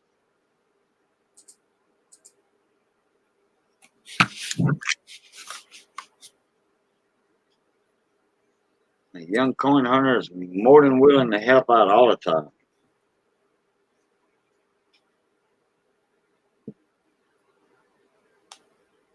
Proof 67. Oh, I love them proof nickels. I do. That's a nice one. How you gonna make me break out my proof sets now? The only 2 I have, or 3 I have.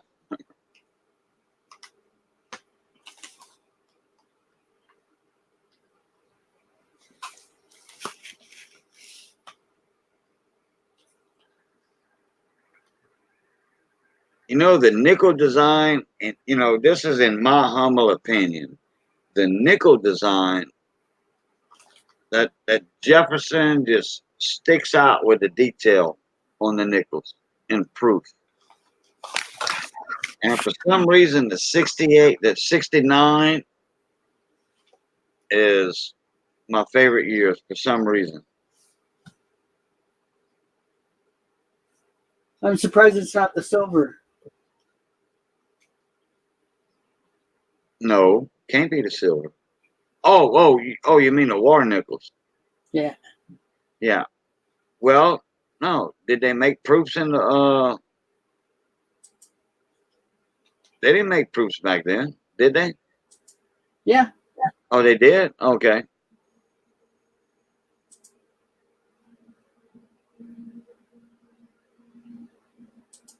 I couldn't afford that anyway. It's one of the ones that Dr. G had shown, I'm pretty sure. Oh, okay.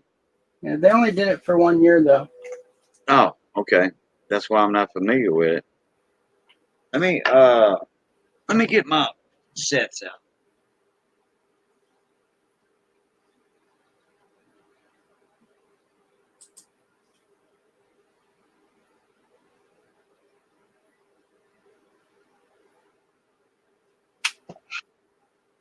It was a 1942 Philly.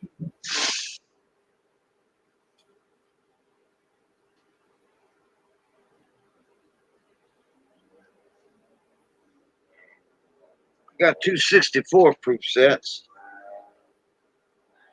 and those were Philadelphia because they stopped making Philadelphia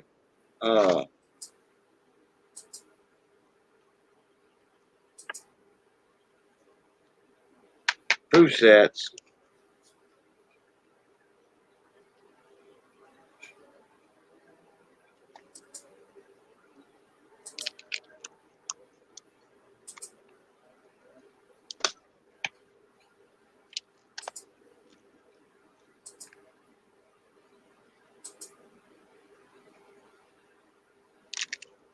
All right, let's see.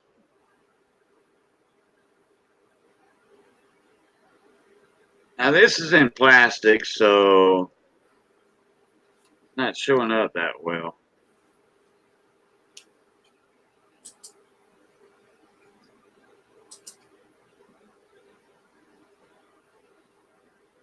Back that off from the camera a little bit.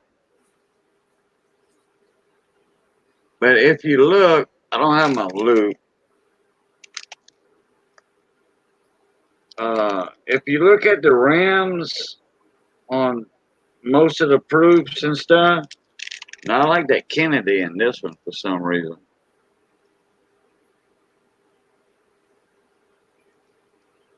I like that Kennedy. Kennedy looks frosted. I don't know if it's the plastic that's doing that or what, but that Kennedy looks odd. That nickel just all the detail on it with his hair. I mean Jefferson. Every little detail on Jefferson's head just sticks out.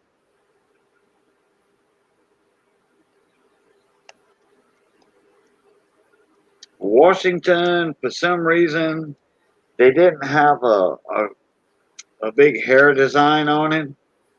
But Jefferson did have a lot of detail in the hair. And then when they did change the design on Washington, they gave him that spaghetti hair look, and a lot of people don't like that. A lot of people don't like that spaghetti hair design. Some people do.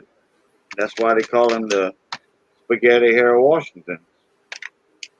And then I got a mint set.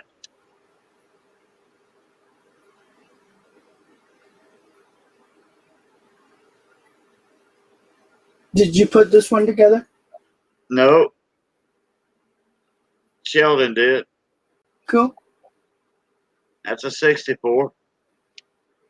That's a 64 set. Sheldon put it together, or he got it like that. One of the two. Now, I don't know if it's a proof set. Take You know, it easy, baby. I didn't pop it open. I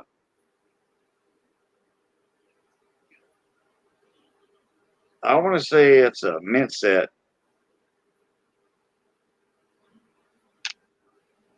You know, not proof because but it's an uncirculated set. And then got this right here that Sheldon sent me. Oh, there it is. I ain't gonna back out of it. Check that out. Funny money. Funny money.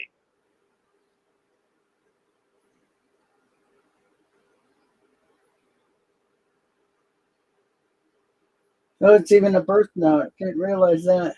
Yeah, 1985, 22nd of February. Upside down Washington.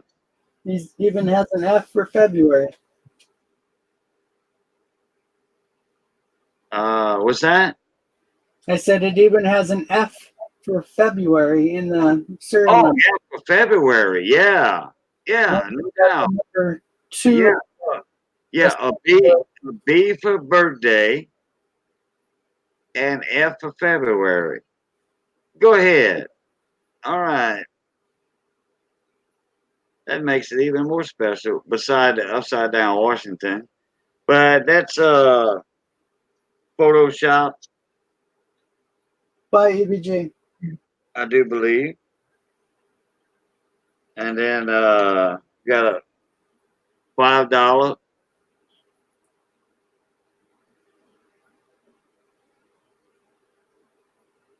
red seal. What year's that one? Can't quite see it. I think that's a 34. Wait. Yeah, I can't even see it neither. Wait. 53. Cool. That's a 53. Yeah, that's a 53. And there's on the back, there's a silver certificate. I mean, it's just an extra note in the sleeve with it. I think all these, let me get my loot. I'll be right back.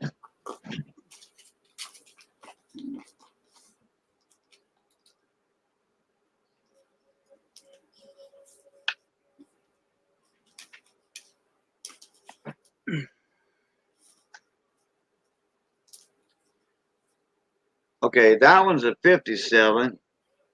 That silver certificate. That's a 57. And I wish I don't know what happened to my $5 gold note. That was in the 20s. The funny money right there was 2013.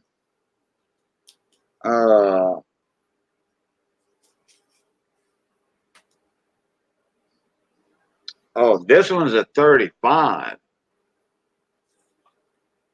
silver certificate.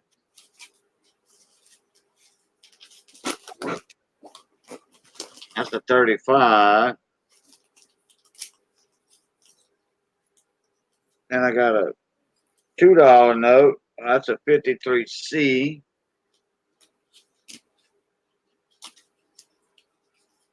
$2 red seal. Oh, wait a minute. Let me see something here. Hold on. The 35C. I got one that doesn't have a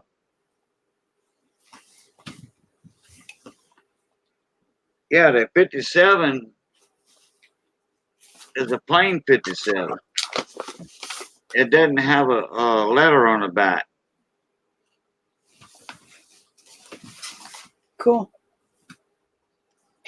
They say those are not that common. They're more rarer or whatever. I don't know. I'm not a currency guy, so.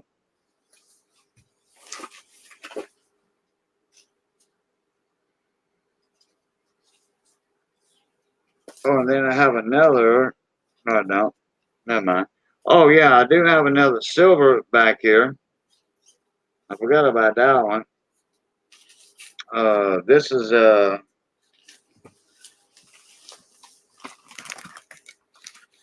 57B.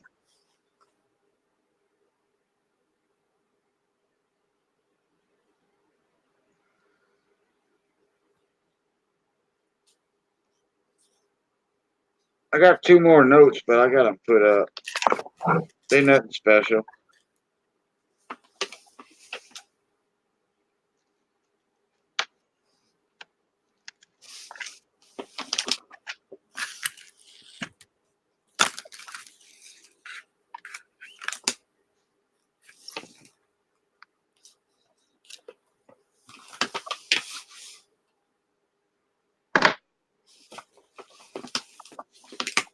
So this one's the 34 Federal Reserve note. And here's the 34 silver certificate blue seal. Same year.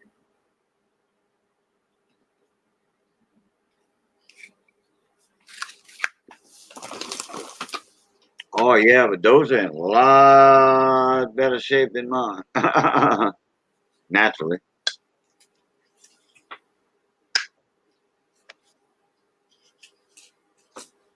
And if you're showing off the stuff Sheldon got you, I got to show off mine. Yeah, that's right. That's right. Look at that Black Eagle.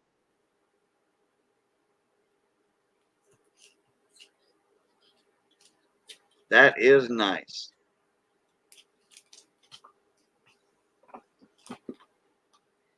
You know, Sheldon and the young coin hunter were bickering back and forth in my live stream today on my silver wheel. Young coin hunter won. And he's like, send it to Sheldon. Sheldon's like, no, no, no. You keep it. No, you keep it, Sheldon. Guess what? Young coin hunter won. So I got to send it to Sheldon. Again, that's the second time young coin hunter won an American silver eagle and a silver dime and tells me to send it to Sheldon. First one was secret, but this time Sheldon gave in on it. Night, EVG. I love these large ones. Oh, the horse blankets? Yeah.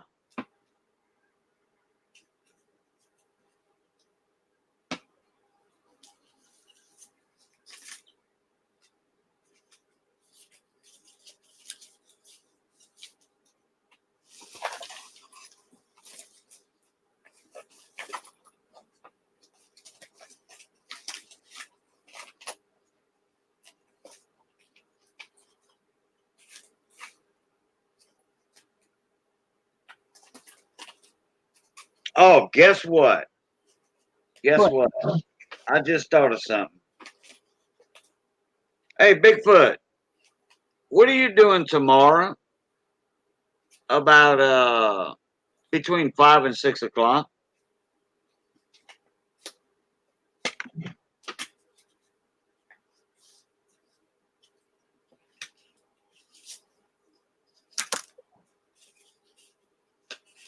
Let me get in on the YouTube side.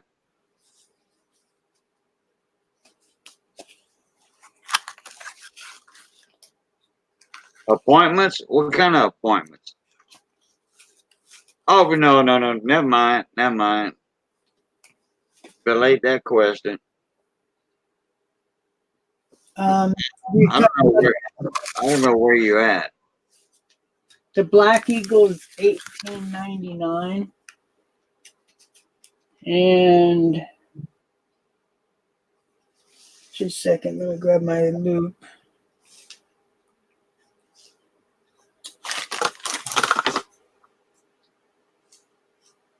You know, Bigfoot is always in my streams, your streams, and he's a big supporter of my channel just by showing up, hitting the like button, and all that. With Bigfoot, I got a Ticado for you. Which, if you don't know what that is, that's a little present, a gift. I got a gift for you. I just put you on my silver wheel tomorrow for an American Silver Eagle 2011 and a dime, silver dime. Sheldon Wexler bought a spot and told me to give it to anybody I want to. Nice. Guess what, Bigfoot? I just picked you. You always come in my streams, in my videos, what have you. You always comment. Guess what? You just got elected. You got a 1 in 10 chance of winning an American Silver Eagle and a silver dime. You're welcome.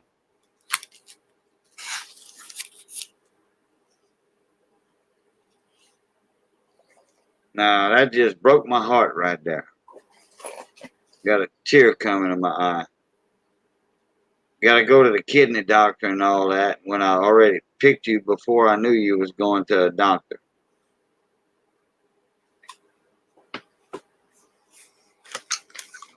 Here's something you don't see very often. And I hope the wheel picks you, Bigfoot. Yeah. United States Postal Note. That's the old postal money orders, huh? Mm-hmm.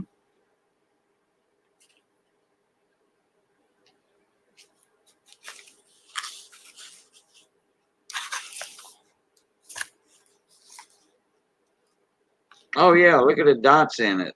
Yeah, the hole punches. Yeah. That's neat. Fill in the blank.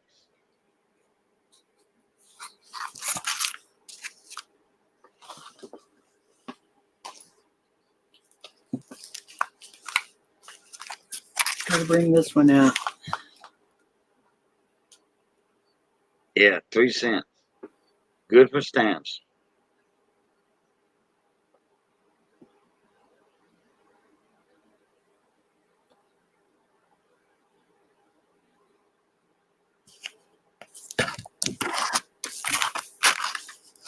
I've got a couple of these ones. Let's see. I think I can get to. I just noticed one of them's in a box that I can see. Let me see if I can grab it.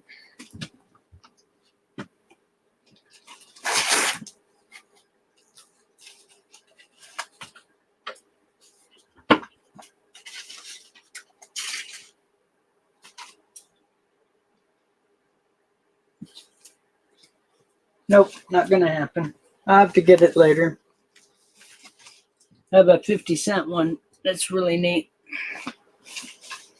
Private bank. Austin, New York.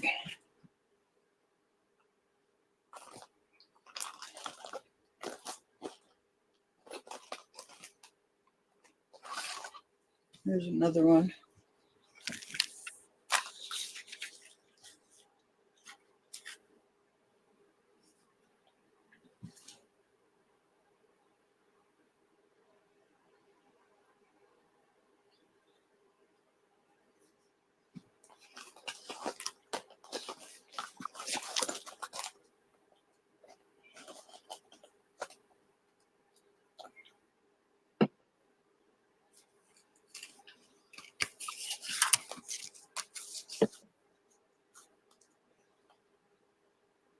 Not very good shape, but a great serial number. Almost a birth year. Well, birth year, but not a full birth note.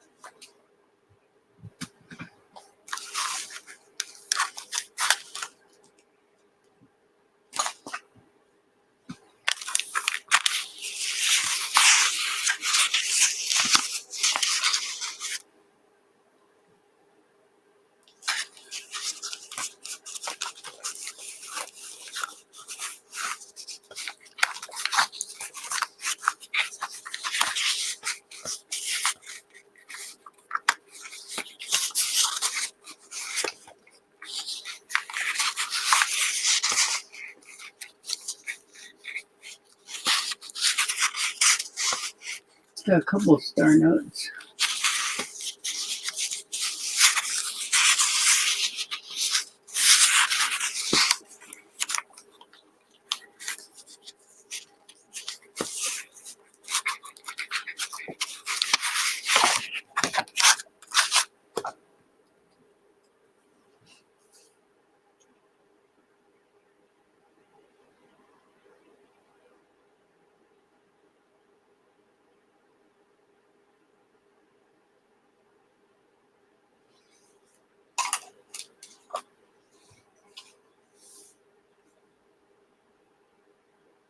Hey, Cameron, how you doing?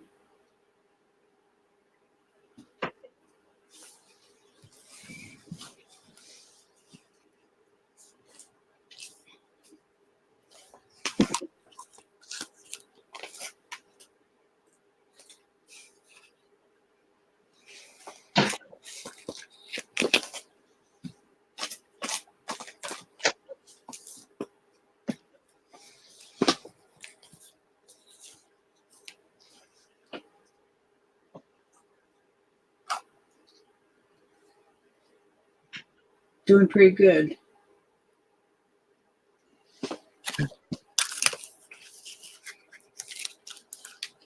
Hey, Cameron, how you doing, bud?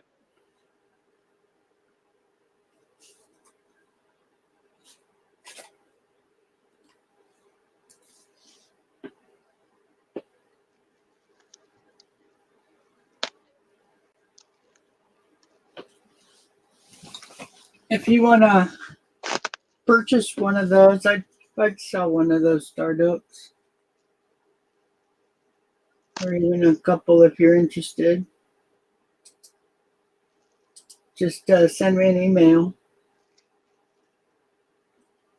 Let me know what you want, and I can give you a price.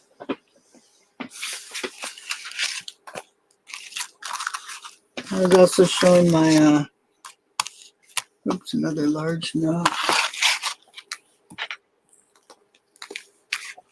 That one's not for sale, but most of the others I'd sell.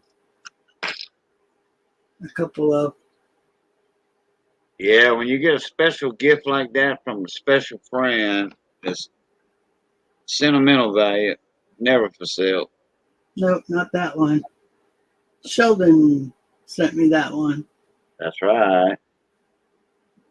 Couldn't be happier. Hey, Steve. Steve Argon, how you doing? Hey, Steve, how you doing, bud? Got a $2 store note. Never tried to look at it. Can't be found. Oh, what year is it, Steve? If it's before the early 80s, My Currency and Collectibles won't show it on their website.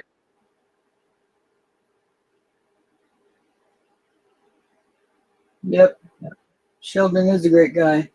He's always giving stuff to everybody That's right. or buying spots or slots or Yeah, correct. Benji's. Yeah, or roll of Benjis. Even for a little 10-year-old. Yep.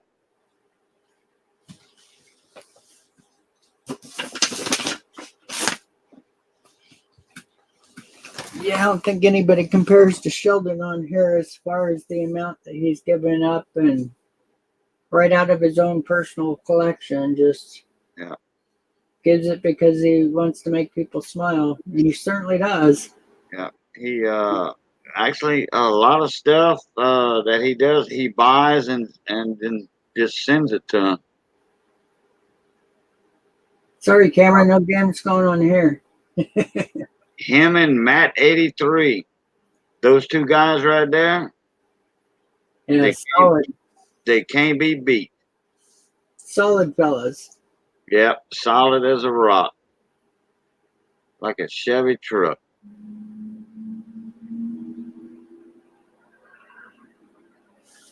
$2013 Cajun. Oh, okay. My Currency and Collections, if I'm not mistaken on that. Go to their website and then they'll ask you to put the serial number in. It'll ask you to, put the denomination in, and then and once you put the serial number in, like it's supposed to be, it's going to give the year, and then it's going to give you a scale, and it's going to be like white, yellow, and go up to green and red.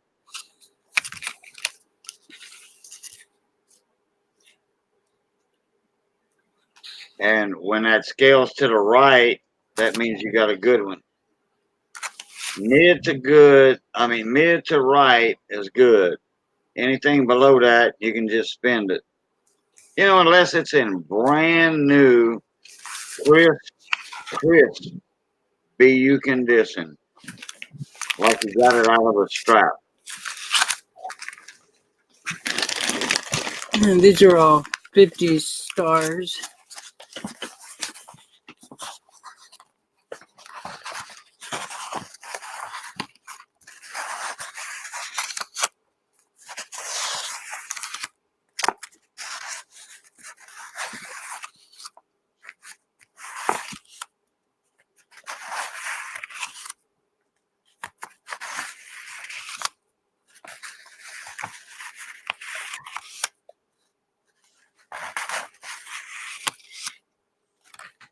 Tell you what, Steve, if you have a little trouble finding that site or whatever, I can go on it for you, and you just type in the numbers, and I can copy it and paste it for you.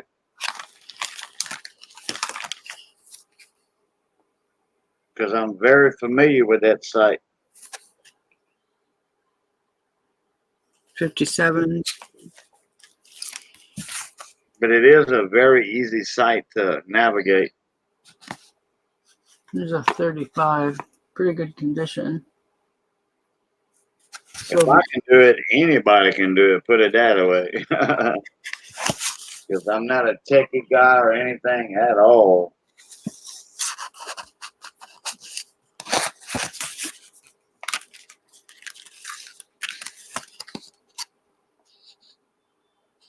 So this one's set's really cool because it's 1934. A silver certificate on one side. I knew I wouldn't put that correctly. And a Federal Reserve note on the other, also 34. So those came out at the same year. Oh wow, it says it can't find your note. Huh. Hey Steve, can you type in your okay, you gotta type in the F, the F or the letter. It's a Can you $50. Can you type all that in for me and I can throw it in for you? He did. It's in the chat. $50 note, 2013 serial numbers listed. Different guy. Oh, sorry. No, that's all right.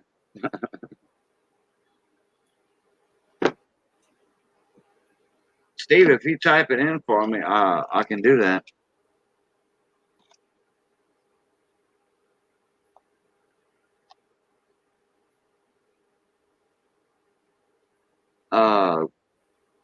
Cajun, I'm sorry, my intention was not to mislead you. My appointments are good. Blessing of second appointment. Oh, hey, no, Bigfoot. No, I was just wondering what you was doing tomorrow afternoon at that time. And he was saying because you're, So I could tell you to just pop in my live stream tomorrow so you could see if you won. That's all because I already had you added. he I said already wrote your name down. he said it was because of you always being at his channel and stuff. So wasn't because of the appointment. No, I know.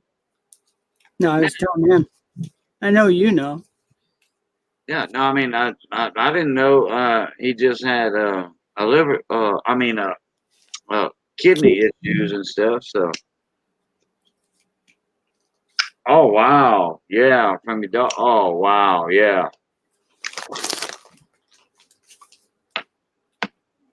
Yeah, let me go to that. Let me go to my currency and all that. And while I'm doing that, Steve, uh,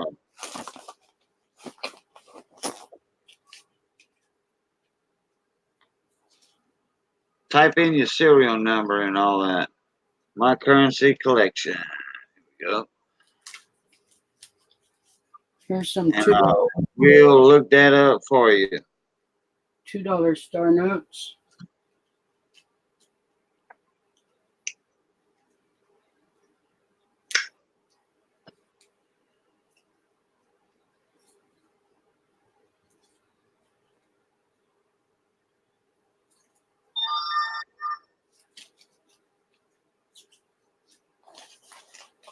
All right. All right, I'm ready. I got it up already. And if it doesn't show up, that means it's not a star note.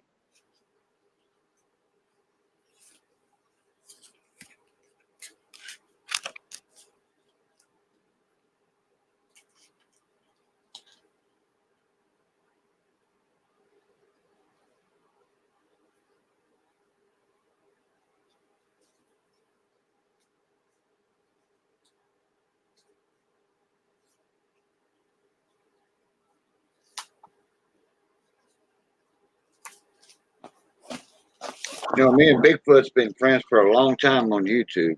You know, when I say a long time, I mean like 6, 7 months. That's a long time when you're on here every day, every other day.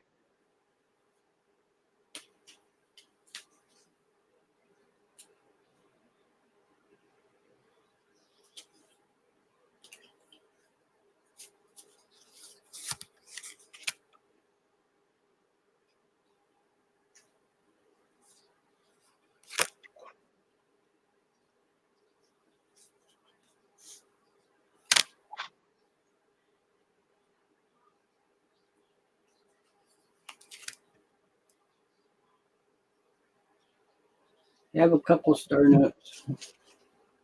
Hey, Cameron, don't worry about that. Yeah, you can tell everybody about your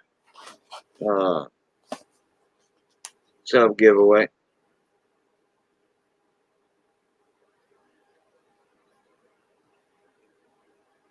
Night, Cameron.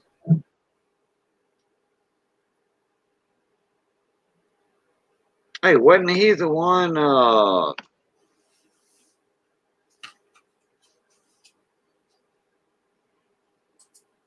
Wasn't Cameron the one that jumped in Hector's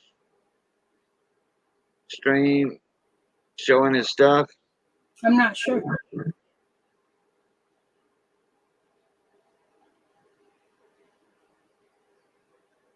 He didn't talk. He was just like giving a thumbs up. Oh, I think you're right. Because he was playing music and stuff in the background. Yeah, he showed a bunch of silver, some silver coins and stuff. Yeah, I think, wasn't it a bunch of 40s? Yeah, right. Yeah, that's it. So it's a good one to check out, guys. It's a free giveaway. Oh, Steve, I believe the note's real, but if you don't mind, type the letter in chat and the serial number. Just type everything in that's on that note. Or if you can take a picture of it, you can send it to my email and I can put it up.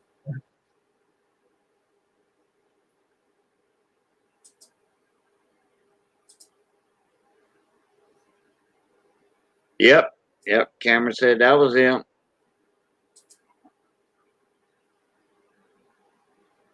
Yeah, a bunch of 40%ers right there. That would be a nice win for a 100 sub giveaway. Yeah, it would.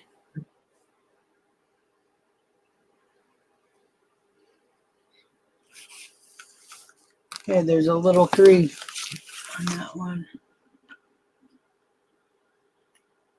Who did that? Oh, and it's ripped. What a shame.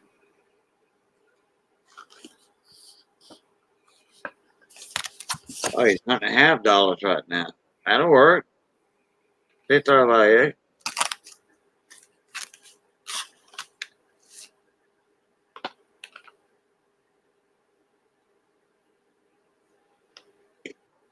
There is. Don't you have a folded note with the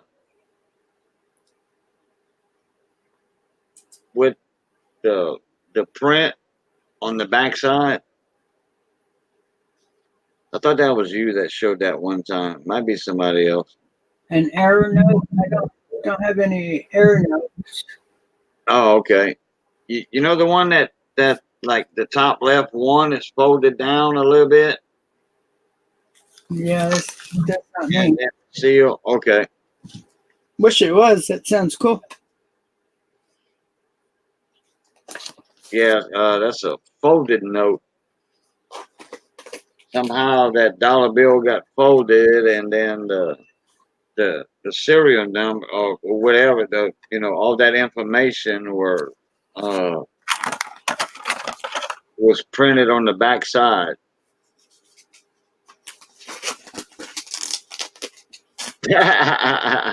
Bigfoot. Yeah.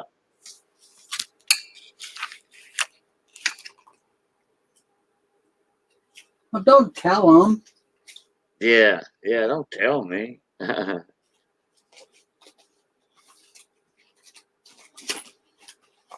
Bigfoot, no more private chats. Yeah. No more private chat. I'll just keep those for Victoria. Oh, okay. Oh, you lucky dog.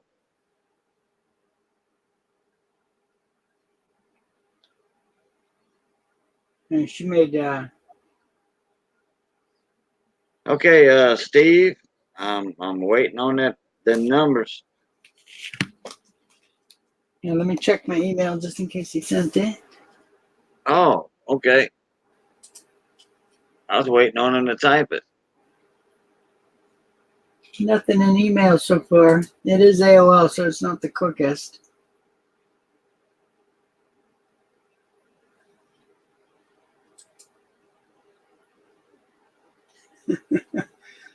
So funny. I've got one person I've been trying to do a trade with a bunch of Silver Eagles, and I think it's been 60 days now that I keep going back and forth with him. I just have too many coins to offer, and he can't make up his mind. One week he wants pennies, one week he wants nickels, next week he wants Indians. Hopefully soon we'll hash it out. Yep.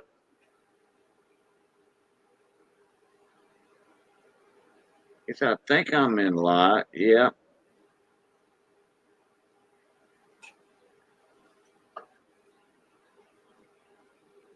Nope. I'm in top chat, not live chat, but that shouldn't matter. Okay, here we go. 2013 $2 store note. All right, let me copy that.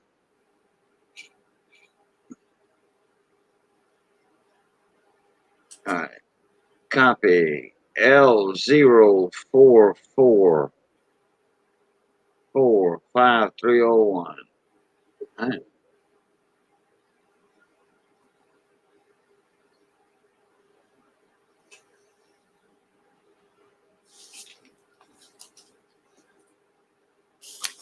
We don't have a record of any notes matching your search. Wow. Okay. Steve. Oh, crap.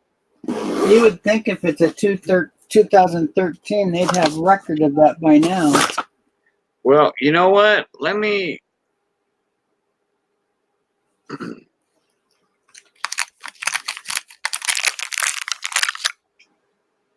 Sure it's not a 2003? You should just run it and see if it comes up. Well,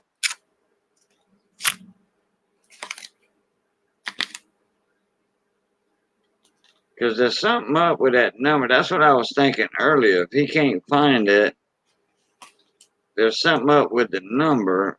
Let me see. 1, 2, 3, 4, 5, 6, 7. 1, 2, 3, 4, 5, 6, 7, 8, 9. And that's 1, 2, 3, 4, 5, 6, 7, 8, 9.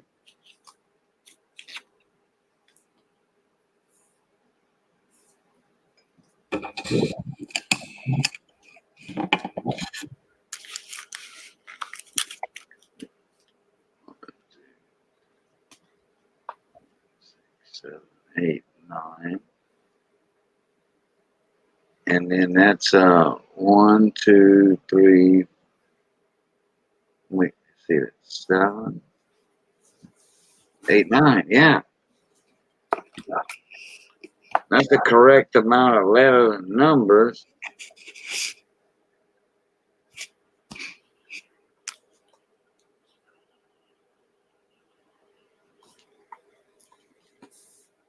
Let me try something else.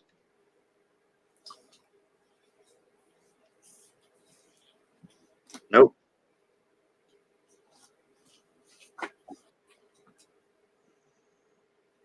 Four, 5301. $2, 2013. No records. How strange.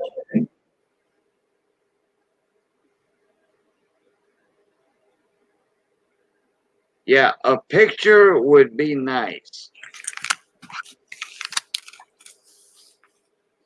You can send it to my email.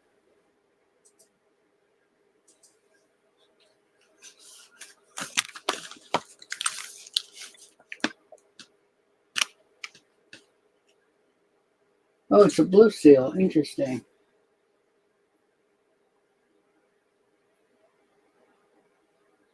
Wish my camera wasn't messing up.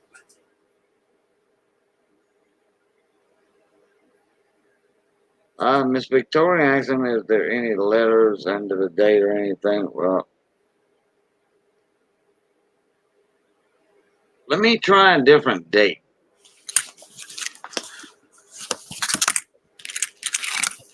Let me try 2003. Nope, no records. Let me try 2003A. No record. 2009. No record. One of their websites broke.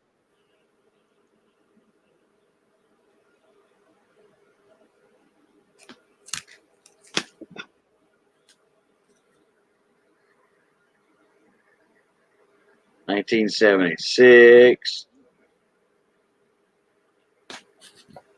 Man, oh. Yeah, boy, you.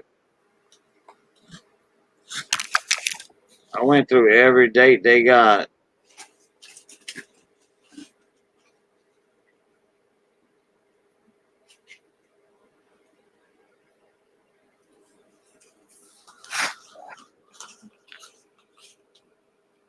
Yep, a picture would be helpful. I mean, if the numbers are right,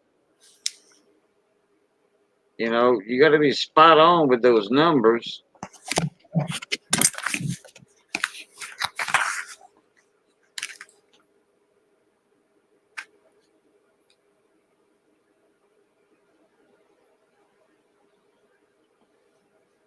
I even tried it without the star. It didn't pop up nothing.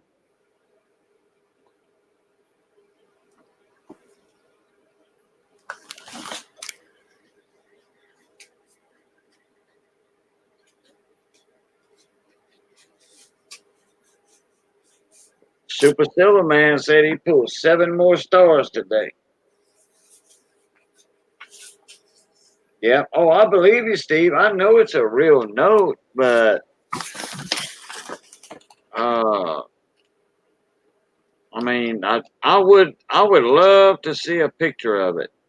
And then LO 4445301. Yeah, the smartest thing you can do is to give a photo because Cajun will hunt that thing down. Oh yeah. Oh, I'll hunt that down like a hound dog does a rabbit. Believe me. I will not give up.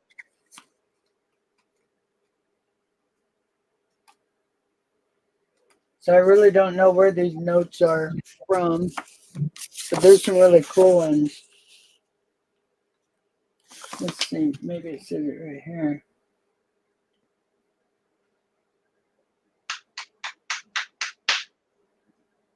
I'm not sure.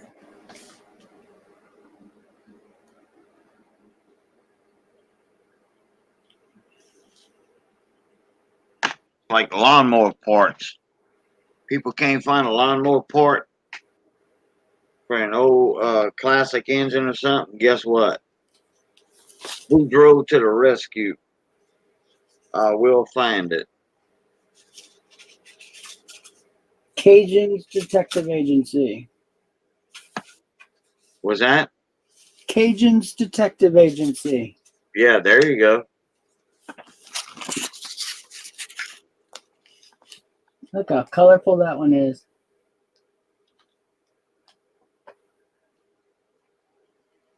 If I can't find it, guess what? Me and Johnny can make it.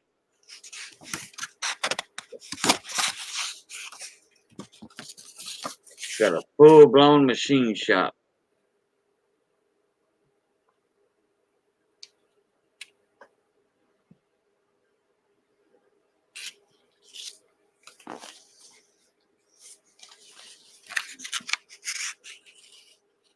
Well, there's certain things we can't make, but there's certain things we won't make.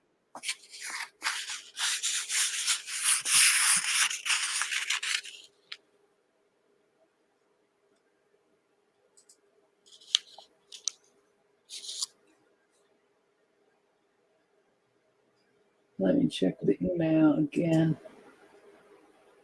What's that? Vians? Vians? Yeah. Vians? Livefields. Okay. I thought that was over there. So where's it from? Livefield.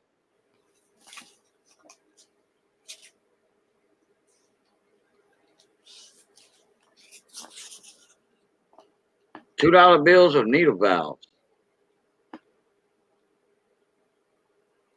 I can make needle valve seats, but I can't make the needle valves themselves, especially with the Viton tips. I had to order that carburetor kit.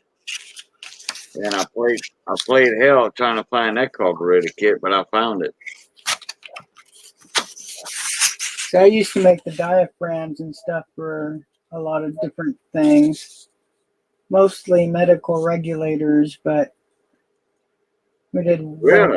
equipment. Wow. But the medical part of it was really cool because they were dual gas and for stuff like surgery for bone cutting tools and Right.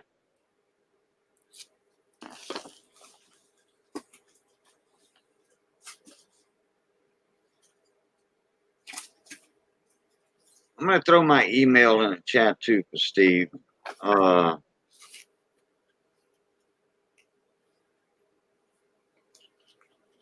well, I've got your one that's for the PayPal. You want that one, Russ? Cajun?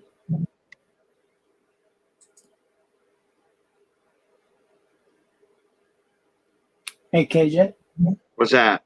you want me to stick the one for PayPal up? Isn't that an email?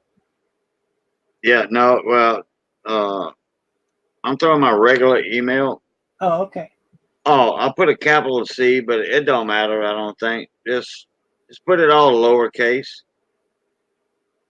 Steve, if you can, take a picture of the number.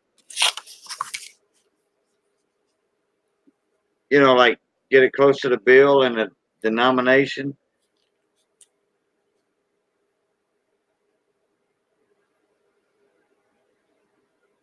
Not too bad a shape for 43.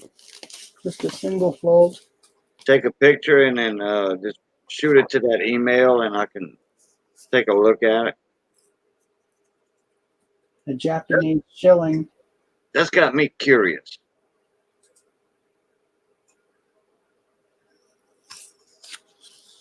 One shilling.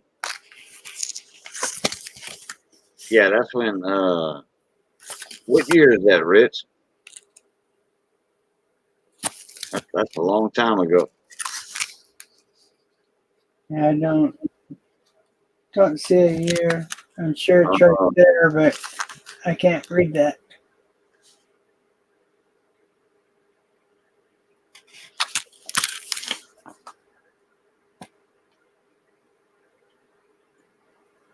Oh, I gotta check my PayPal.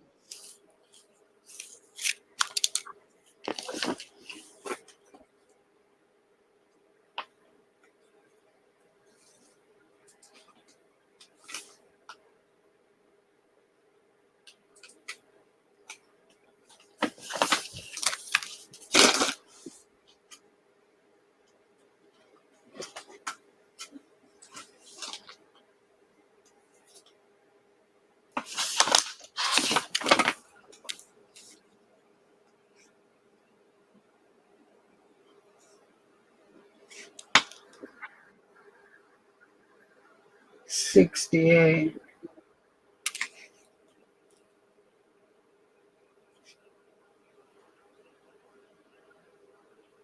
Okay, I'm glad I did that. I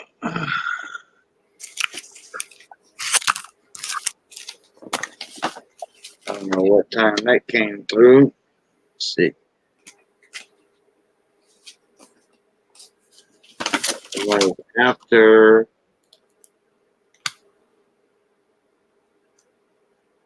Oh crap.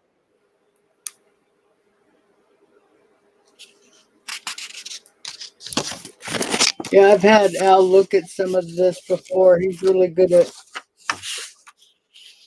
telling which is which.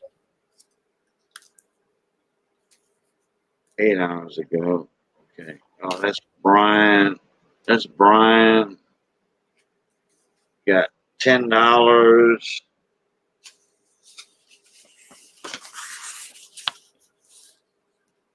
Look at that conditions. This one's just pristine.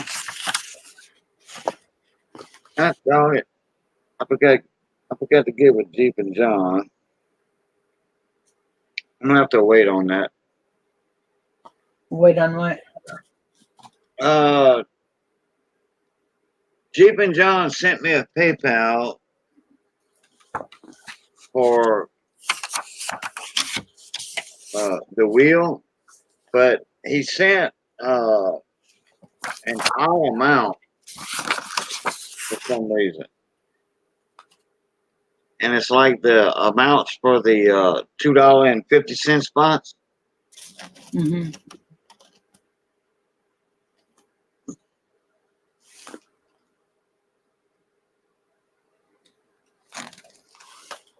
Oh, Steve, not a problem, bud. Just send it to me or Rich or both of us. All you got to do is take a picture with your phone, your cell phone,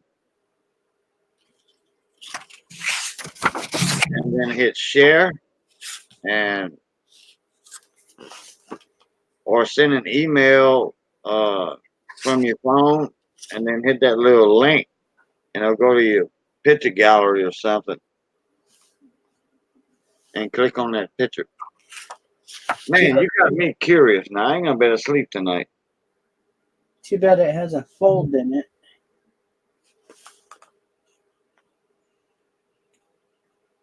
Thing is crispy. It sure does have a fold. Yeah, if you take a picture, if you see that little share symbol, you can click on that and it'll say to email or something. Click on that and type that in.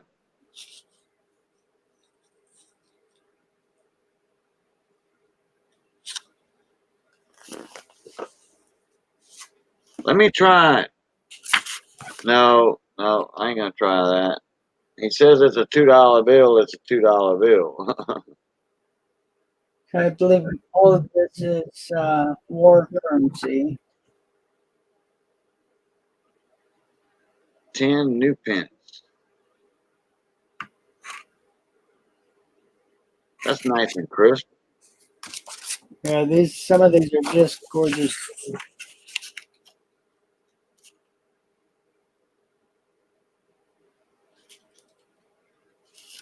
Should be a date somewhere here.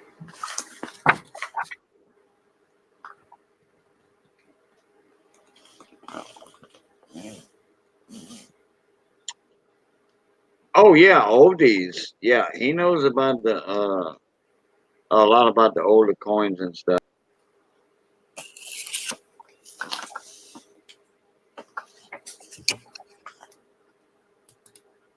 Might as well start the hash browns, deer sausage, and fresh pot of coffee. There you go. Oh, I love deer sausage. I haven't got any of that in about a year, I think.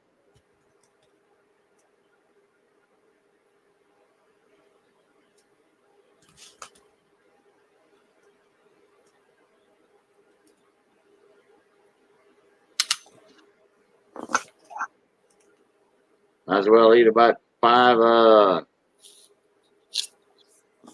Very crisp. over easy eggs with that or sunny side up.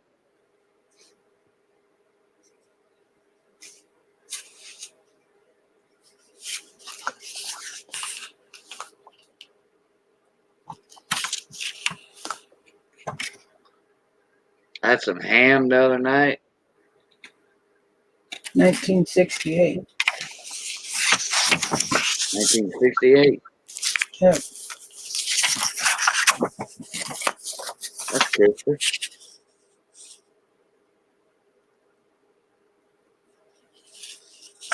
And I thought that was a fold, but now I'm seeing it on a couple others. I think it's a that's not a fold. That's some type of identity, or I don't know what that is, but it's not a fold. Oh, okay. It's one of those things like we got. Yeah, okay. That other one looked just like that. Yeah.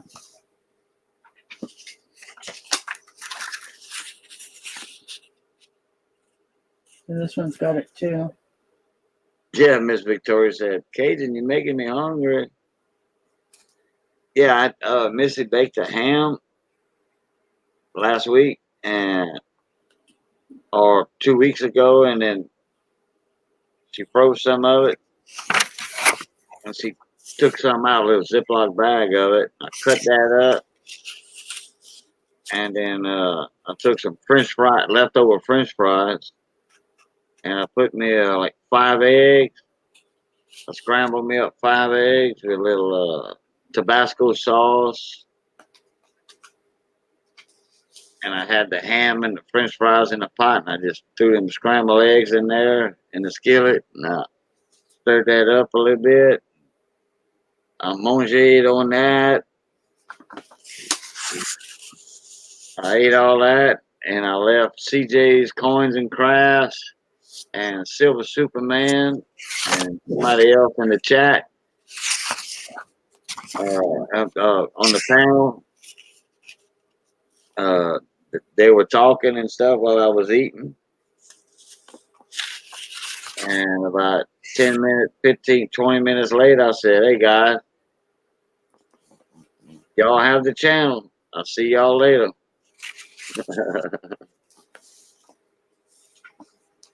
They kept on talking and showing and stuff like that. I can't find that video.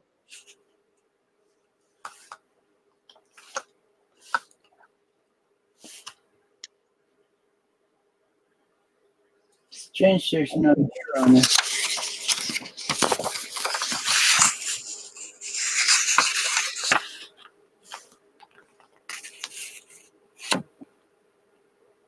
Wonder if it's part of the serial number.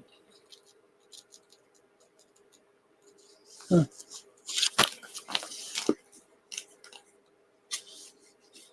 Hey, Silverman, what's up, Superman?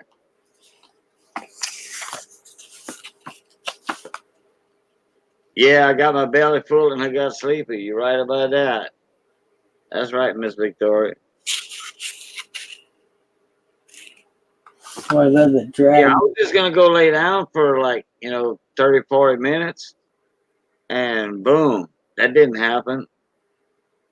I got up, I didn't see nobody in the stream, and so I killed the video. At least I thought I killed the video.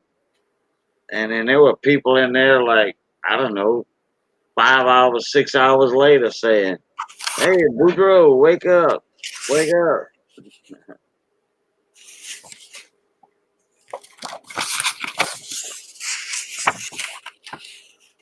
Somebody said it's probably, I have to get it out of my file somewhere.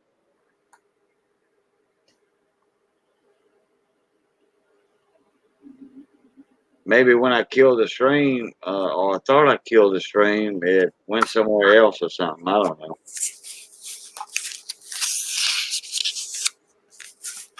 It's not in my archives on my YouTube side.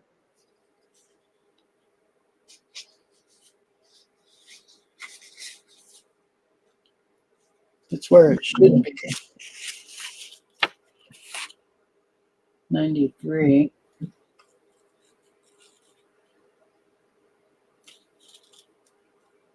I mean, there was a couple of people telling me that they got in there later, after I was gone for 2 or 3 hours, and Superman and CJ was still talking and all that. They said it was it was a good educational video. that you're unable to watch. Yeah, I was taking a nap. Put it that way. Oh yeah, once I get a big belly full like that, I get sleepy.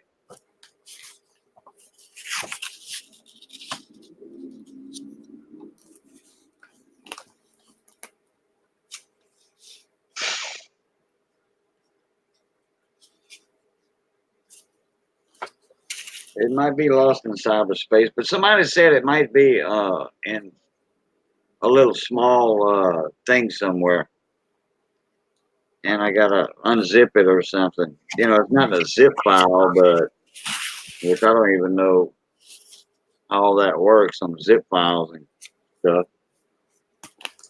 Yeah, unless you did it, YouTube doesn't zip those. So I don't know. It sounds like maybe the video was set to delete, which is strange because I'm sure you didn't change any settings. Right? Yeah. No, I didn't do anything. I thought you know, when there was nobody in there, I thought I hit you know, in broadcast.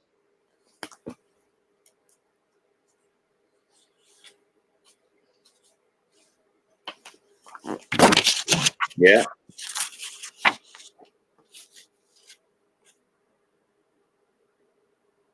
All right, Steve. Oh, he figured it out. That'll work. That'll work. Yeah, send it to both of us.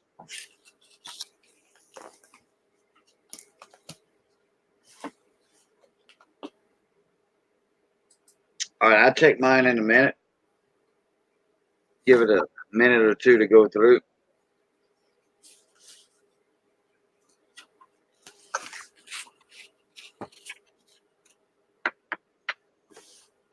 I mixed some of the stuff up, so now I got to set it all out on the big table and tried to put it all back in order.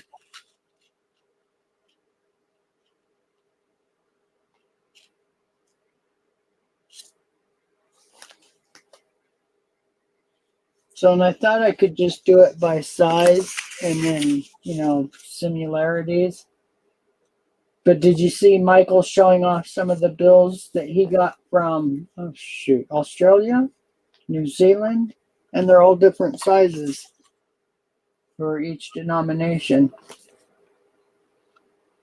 The 100 being the biggest of the bills.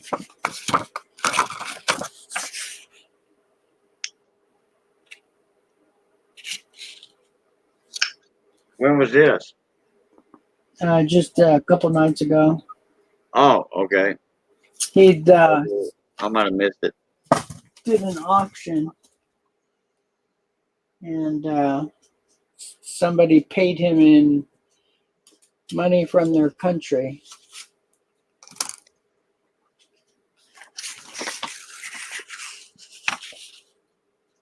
Zambia. But this stuff is so crisp, it's nice and stiff.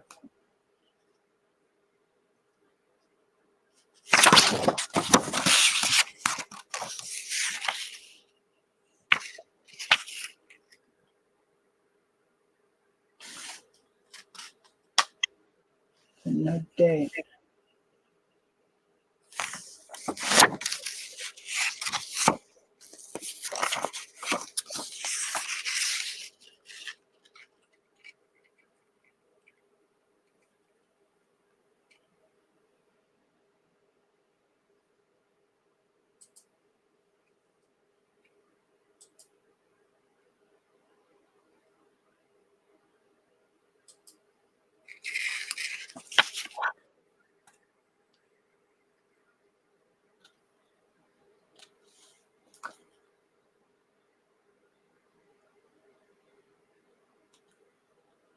I wonder if that's the date right there, 81.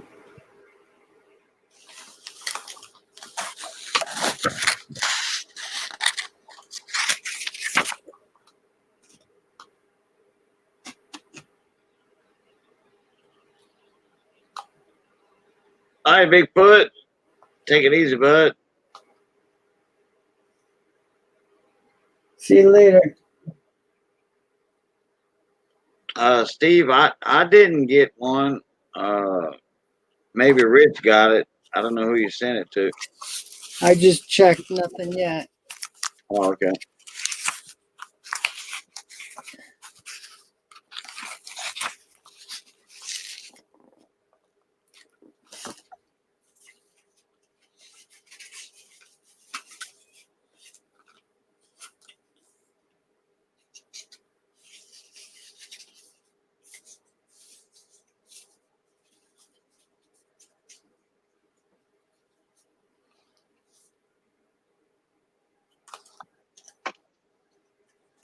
I'm gonna write Bigfoot's name down. Oh, I already got it wrote down. Never mind.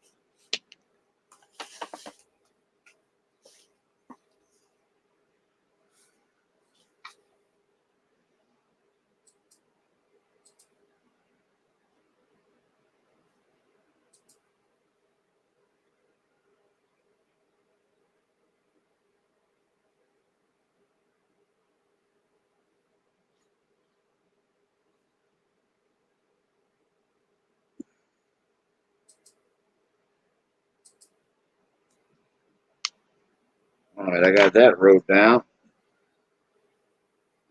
Check with Jeep and John on that PayPal. It's an odd number. But I did something special for Jeep and John. Hopefully nobody will. Oh, we got 14 people on here. I probably shouldn't say. I did something special for him too. Okay, should we share together or what? No, he might know. What I did, all right, last week, when he won my Wheel of Silver,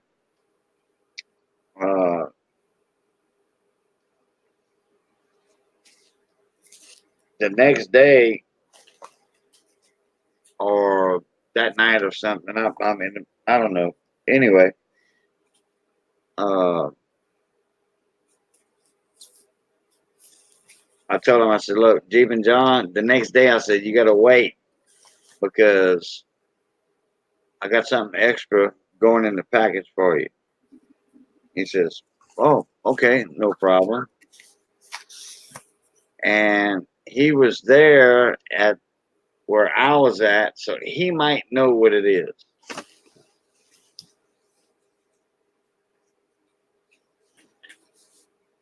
Have you checked? Oh, go ahead. I'm sorry. I thought you were. No, I was finished. Have you checked out his channel, his videos? Jeep and John? Yeah. But here lately? Well, anytime. Because his original video is one of his oldest videos.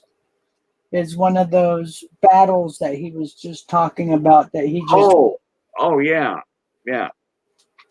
Well, he filmed it. Well, somebody filmed it for him and they held the camera the wrong way. So it's a vertical mess. So he's got this really wide group of people off in the distance.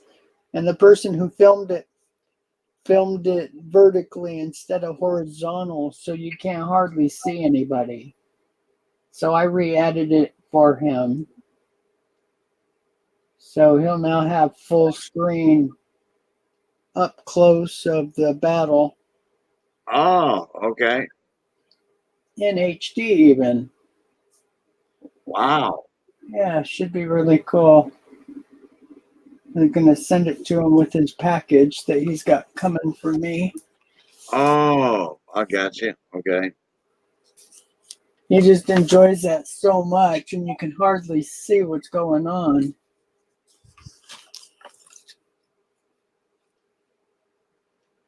Yeah, I don't think he'll watch this one that late in the game, into the live stream. So, because he's probably sleeping by now. Yeah, that's very nice of you, Rich. Yeah, I think he'll enjoy it. Because I'm sure he was frustrated to get home and get to view it and see that it's horizontal. Because somebody did it in 4K. So I was going to try to do 4K, but it's a little more difficult.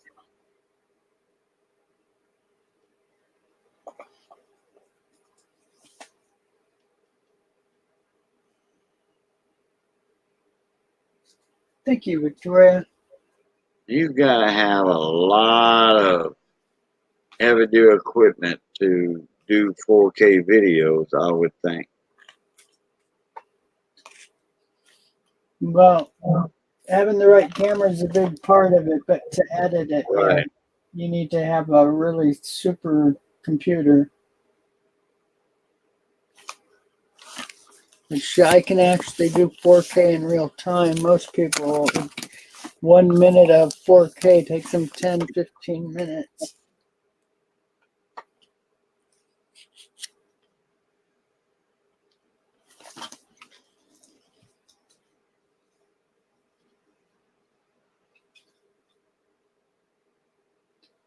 Yeah, I just checked my email again. I didn't see anything from Steve. Yeah, I did too.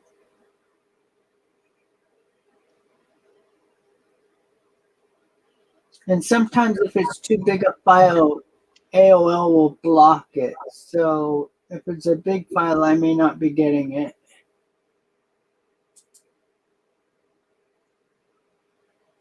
Yeah, Jeep and John's such a nice guy. I was thrilled to come up with an idea for him.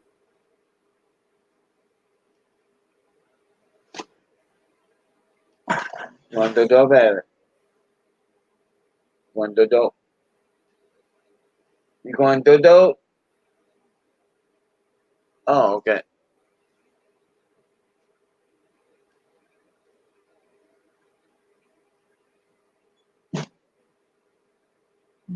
About 30 minutes, 25 minutes, not too bad.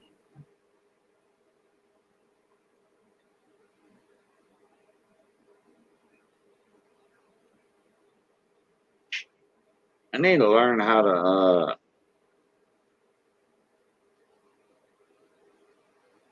do a video.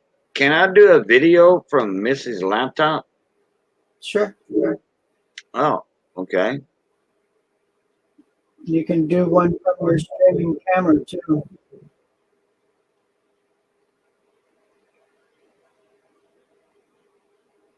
You just use the camera,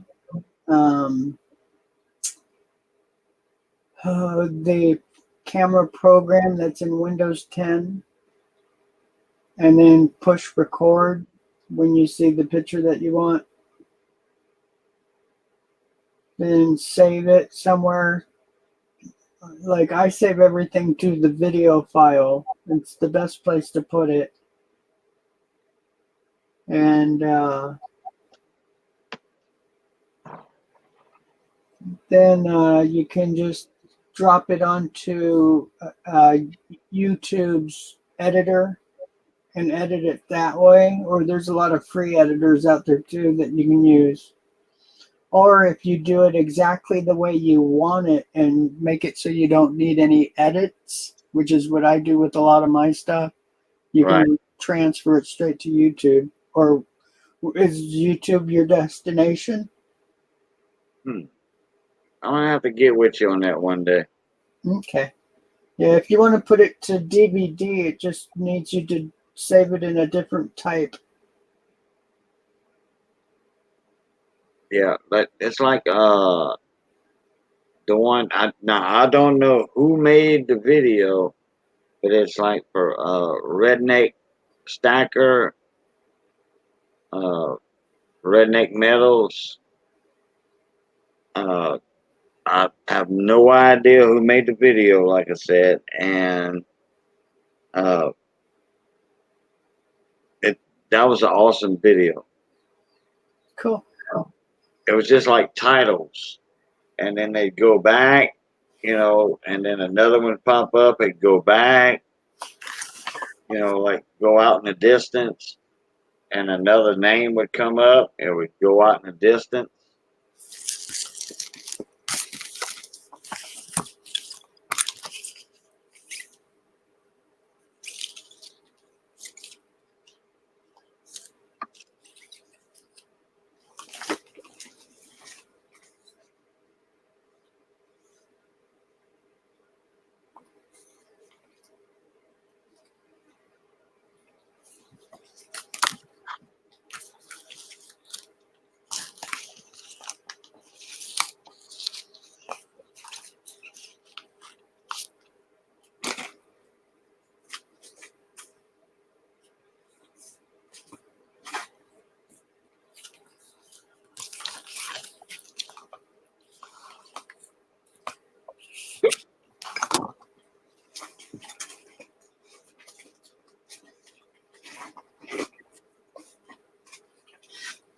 I've hardly even scratched the surface with these foreign notes.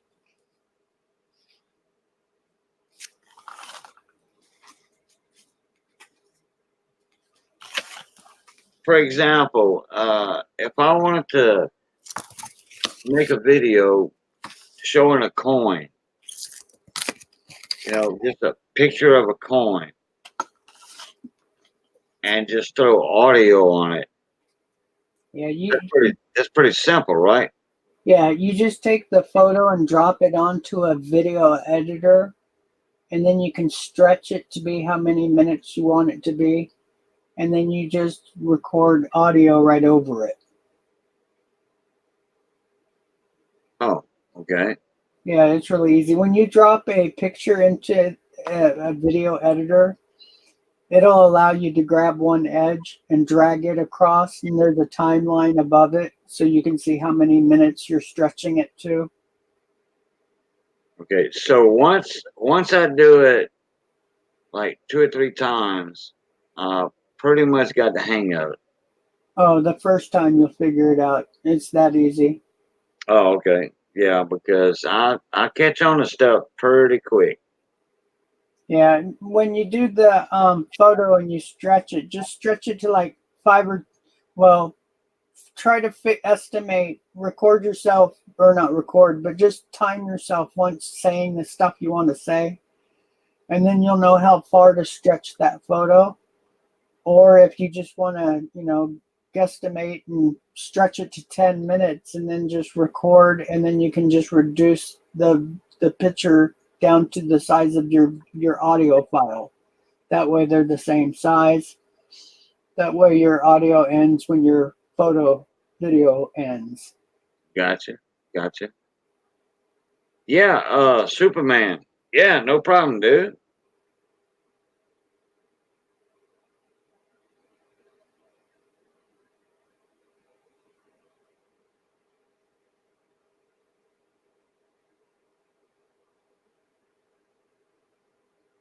A new style of searching.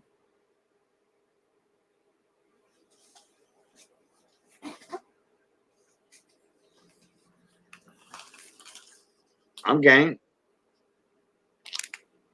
I wish that was the real date. 1883. Got a crispy one.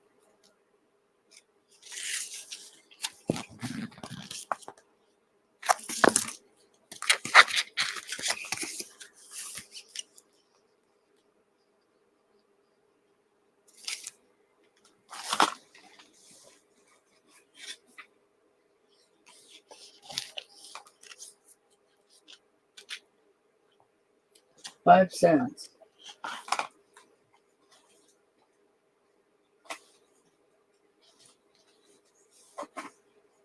Military payment certificate, 5 cents. Made by the United States, authorization by personnel and I think my dad told me in World War II he was getting $35 a month during World War II. $35 a month, Wow. which I guess that was pretty good money back then.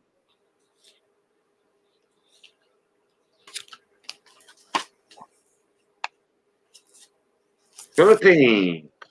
There we go. That's something I'm familiar with. I should show the other side of that one. I got a bunch of them in there. 1 peso.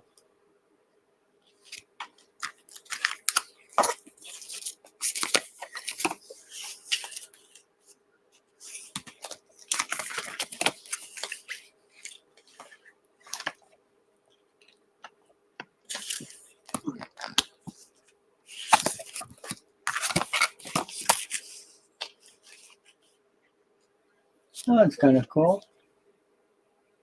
Almost a Liberty style.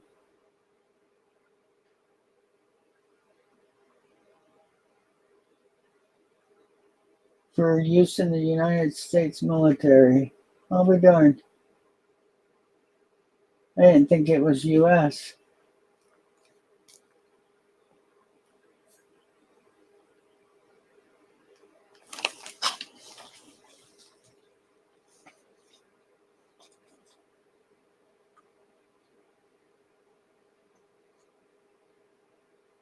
Hey, thanks, Silverman. I'm not even halfway through it. Well, maybe halfway. Not, but a lot of these, like this last one I showed, not the Philippines, but the one prior. This one has all the different denominations in it, and quite a few of them do. Like there's 100, 50, 20, 5, and 10, and a 1. And quite a few of these have those. So I've just been showing the top ones. And they're crisp, real crisp. And the funny thing is, a lot of these came from a company that's still around today, but they're a total rip-off. Cajun will have to help me remember the name of them. Back when we were kids, they sold stamps. Nowadays, they sell silver and coins, but they're a real rip-off now. Hey, Cajun, Yeah. what's the company that was selling stamps when we were a kid that's still around and they're selling coins now, but they're a rip-off? Talking about Littleton? Yep, that's it. That's where I got a lot of these notes from, was from Littleton, from their packs where if you'd get ordered stamps from them, which I did all the time back then, they would give you these trial packs of the currency. And so I would join the club, and for a year, I would get every couple weeks a pack of notes, and you'd get the full denominations, whatever their highest denomination was, 20, 50, all the way down to the ones of crisp, uncirculated notes.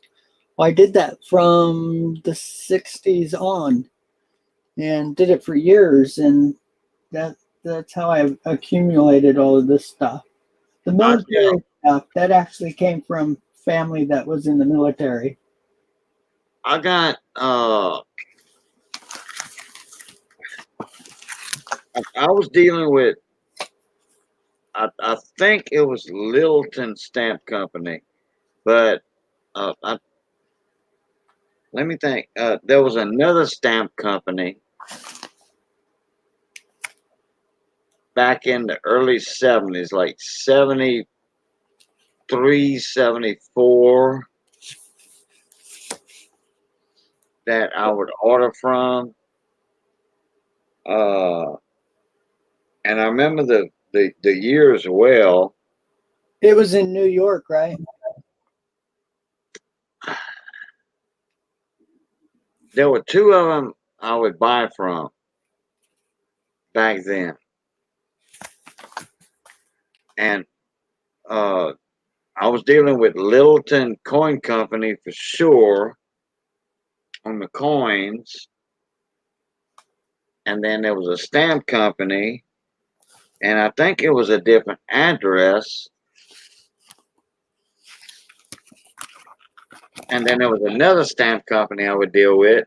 And they would send on approval, just like Littleton Coin Company would. Yeah, if I wasn't so tired, I'd dig into my stamp thing. I know I have the name of them right there in one of my folders. But the one I ordered from was out of New York, and I think Littleton was like Ohio, or I forget where Littleton was now. Right. Yeah. I think Littleton. I think Littleton was in Ohio or something like that. But I dealt with two stamp companies, and both of them were on approval. Now, I wouldn't be able to tell you, Silverman, if they're still active. I'm sure some of them still are. And for a birthday present, and I think it was 1973, 1974, my mom had bought me. She accidentally bought me a stamp collection book and a bunch of stamps instead of the coins. I think she hit stamps, like check the box off for stamps instead of coins. And I got one of them huge stamp albums, with all the pages in it and stuff, where I would start collecting stuff. That's what got me into stamp collecting right there. Huh. And then I found another dealer, like I don't know, 6 months later or something. Okay, Steve said he sent it to you. Okay, let me check. Nope, still nothing. If it was too big, you'll get a error thing shortly. But nothing so far. Why don't you try to send it to me, Steve?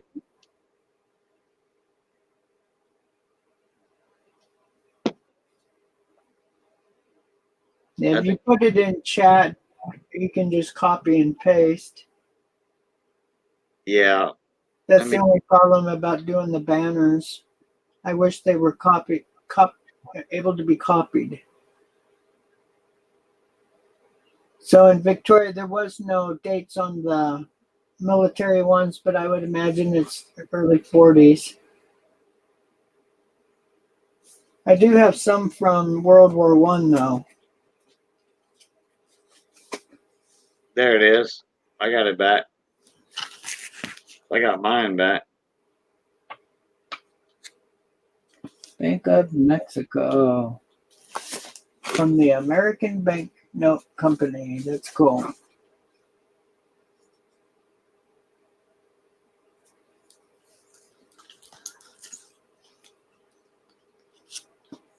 Some of this isn't in the best of shape, and this will be the stuff that my family carried while visiting Mexico and some of the other countries that they visited, either from military times or vacation.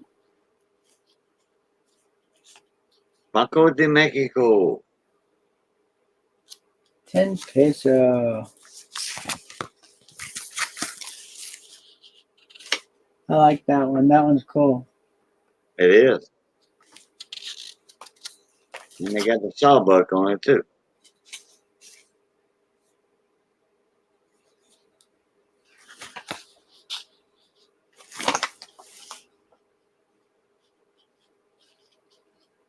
Peru, South America. I like this one. This one's really neat.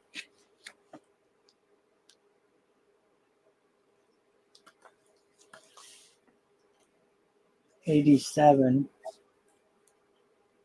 Kratos emphasis. Kratos.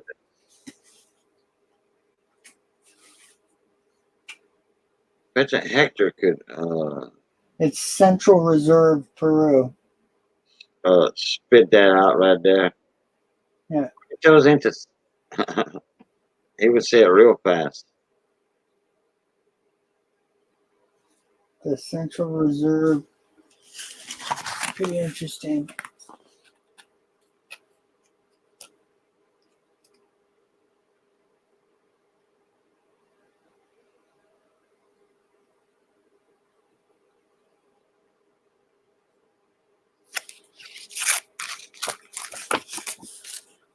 You know, there's a lot of artwork on their bills. Fine detail. Yeah, especially if you look at the couple in this one. Yeah. And you know what it makes me think of is our agricultural notes, because we have a similar situation with somebody holding a spade and a little thing of hay or wheat. Yeah, like what was that agricultural note? It had the man, the dog, the wife, and the kid. And there was actually several in the 1880s or so. They were really cool. Yeah, that was brought up in my live stream, and they thought it was a fake note or something. I said, no, that's real. Oh, there's Hector's calendar, isn't it? Aztec, yeah. Well, that one, no. I don't know if that's the Aztec calendar. The Aztec calendar, It's that I don't know. I think the Aztec calendar has, I don't know. I'm not sure. Well, I don't know if show him this one. I'm not in the stream yard, so I can't see it. I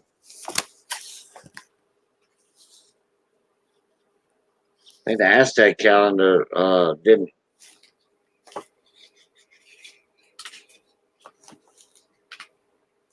Hey, Monet Collections, how you doing?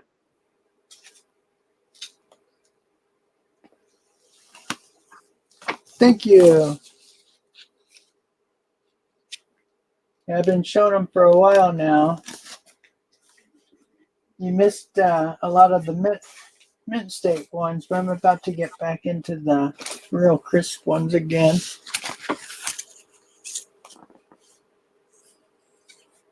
And it's the same one.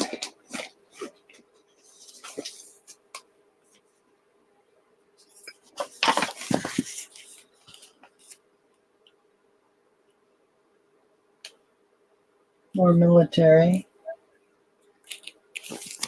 That one's pretty cool.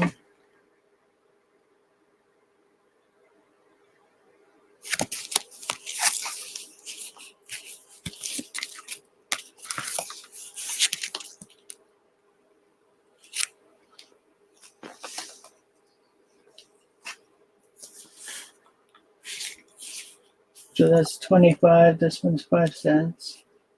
You know what? I just thought of something. What, Cajun? Steve, are you on a cell phone or a laptop or what right now?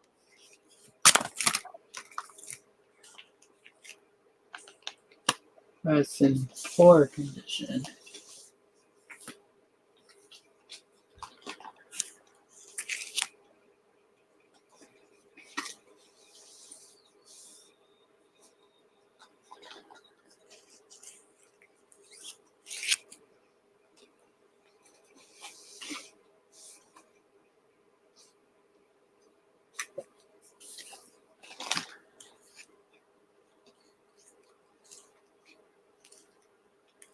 iPad. All right, that'll work. Hey, Rich, throw him the link up to join us, and he can just show it to us. Now, wait a minute, Cajun. I don't want to do something that easy. Oh, okay.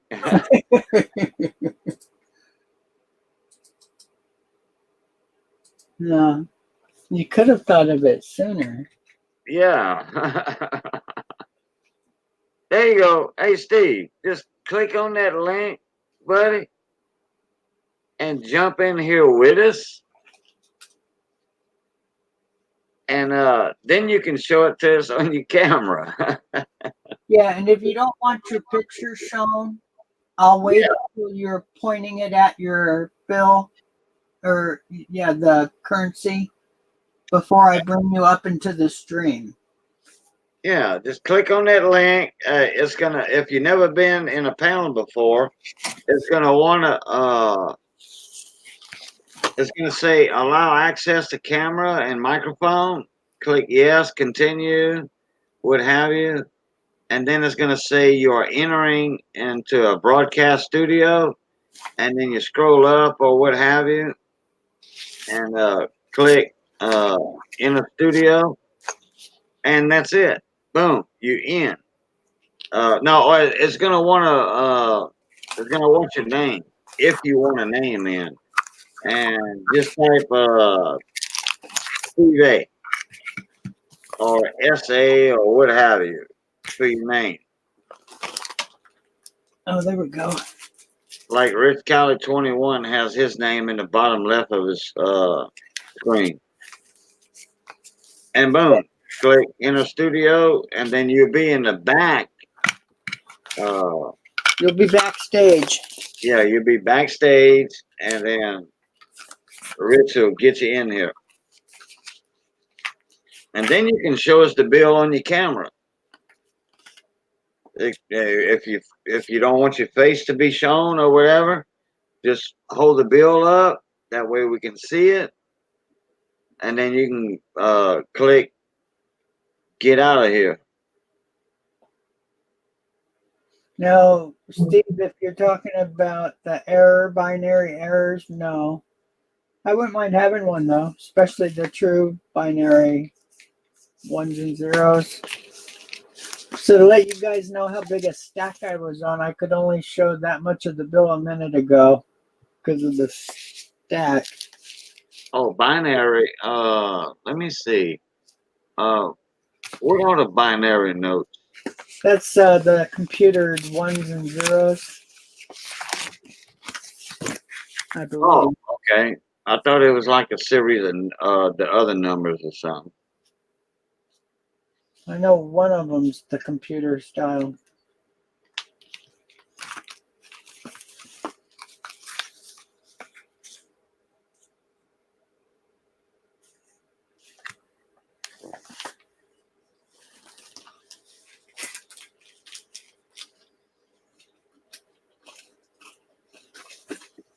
Zambia.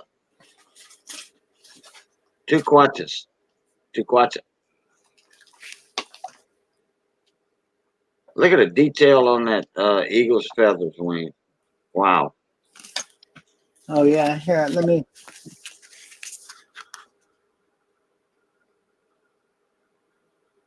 Looks like it's a falcon. Oh, falcon. Okay. Pretty cool. Oh no, they have some different eagles there too. Look, they've got another bird represented on top of the shield.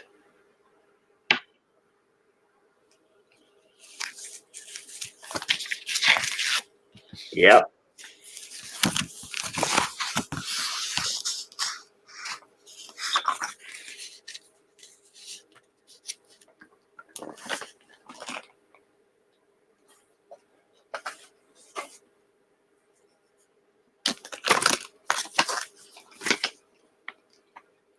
Bank of England, £1. How old is this one?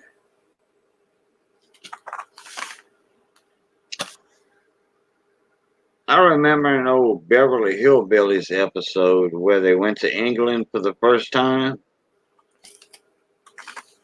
and the driver gave Jed Clampett an envelope with a bunch of money. I mean, a bunch of money.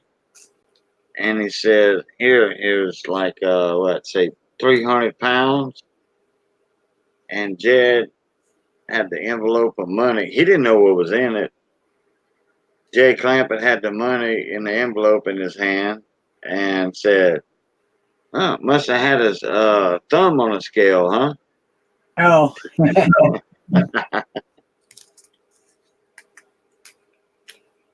That's when he inherited the castle back then. oops, here he is. Oh.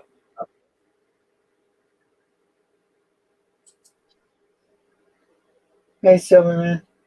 How's it going, everybody?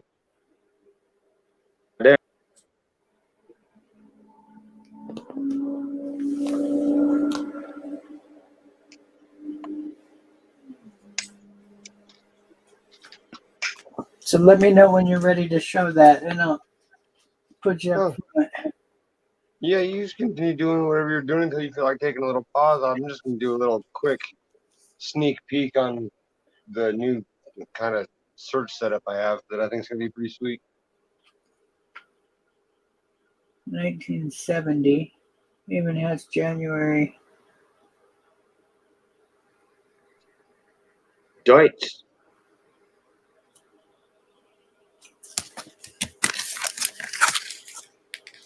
Oh, that one's cool. I like that.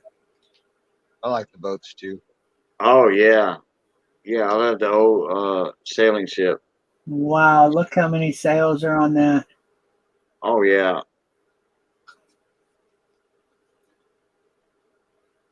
That is really cool. I wonder if that's a special historical ship for them.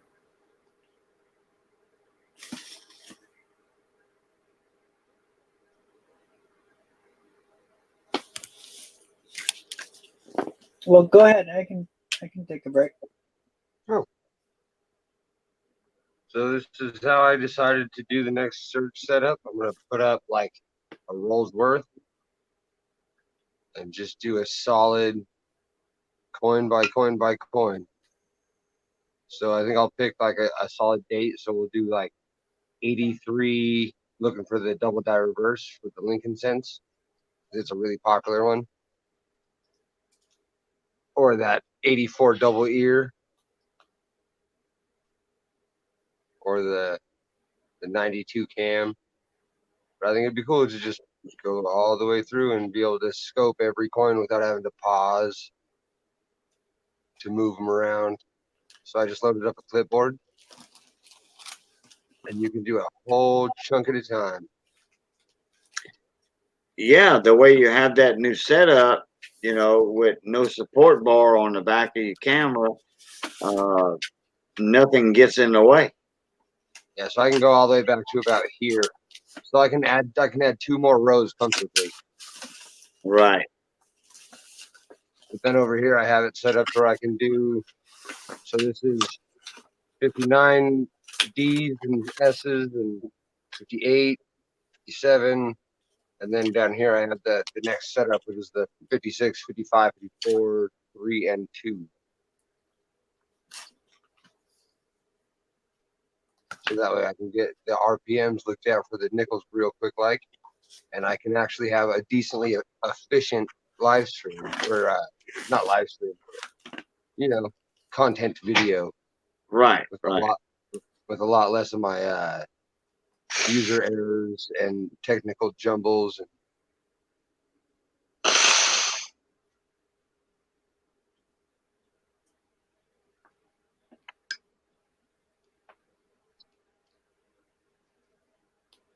Cool. But I will be getting the Wi-Fi soon, so that way I won't even have to do the extra camera. We'll just be looking through that one view, and it won't have to be all 3 screens deep before you guys get to see it. But yeah, that's it. I just figured you guys, I don't know, I think this No, would be that's a good kind of a fun idea. one and make it kind of That's a a good fun one and make it really efficient to blow through those Lincoln scent varieties that people like to hunt for the most.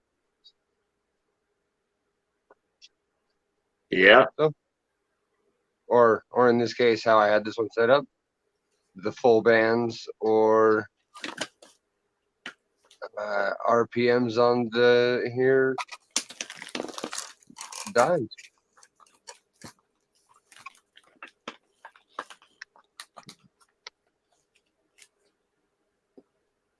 So, Silverman, did you see the 84 double air that I had? Oh, of course, I was there. I was there day Okay. one, my friend. I didn't remember if you were or not. That was actually how we met. I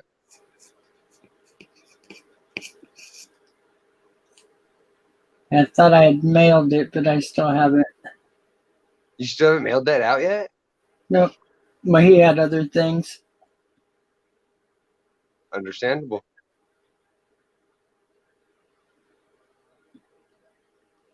But yeah,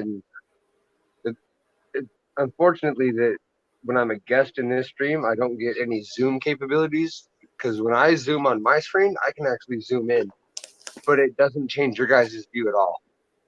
Right. Like right now, I'm zoomed in so close that the screen is my entire view hole, but your guys' didn't change at all. That's weird. Cause yeah, I'm zoomed in like to where I can see nothing, but I can't even see the outlines of my own that digital microscope. But your guys' view didn't change at all. And see, I didn't know that originally. I always thought that when I zoomed in this close on my screen, that you guys were sitting roughly about right here. So now that I know that, there's one step in the right direction. Well, what kind of camera are you using? Just the one on my phone. It's just Oh, an yeah. Android phone. Hmm.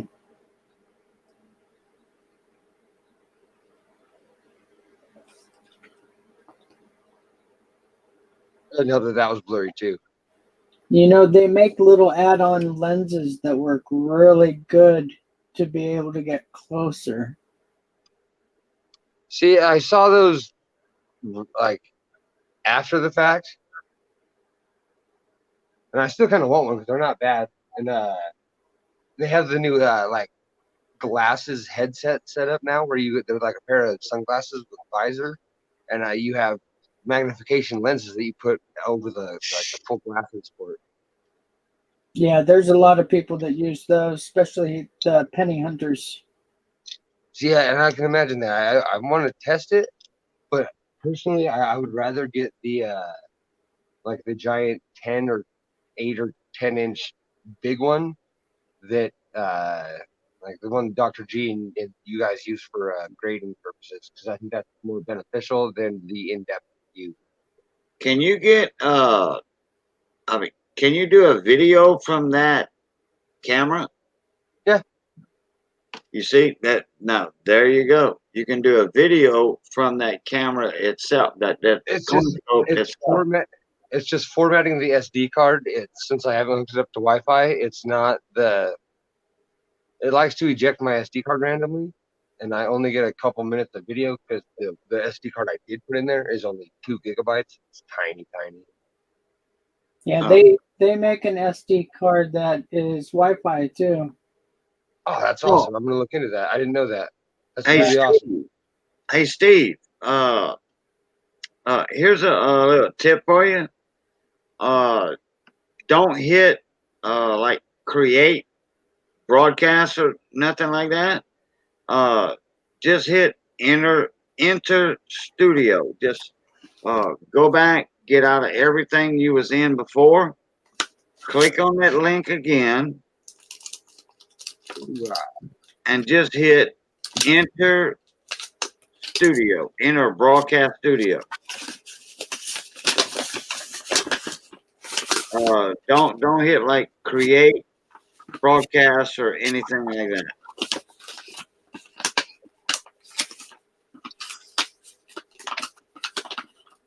Yeah, like Miss Victoria.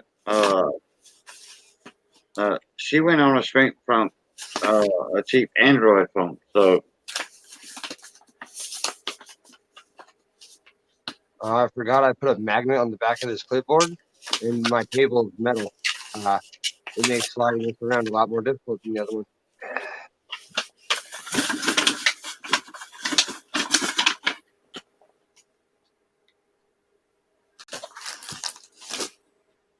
Now, the only way it's going to tell you need a laptop or a computer if you want to go live and make your own live stream. Oh yeah, and I'll be getting one here very shortly.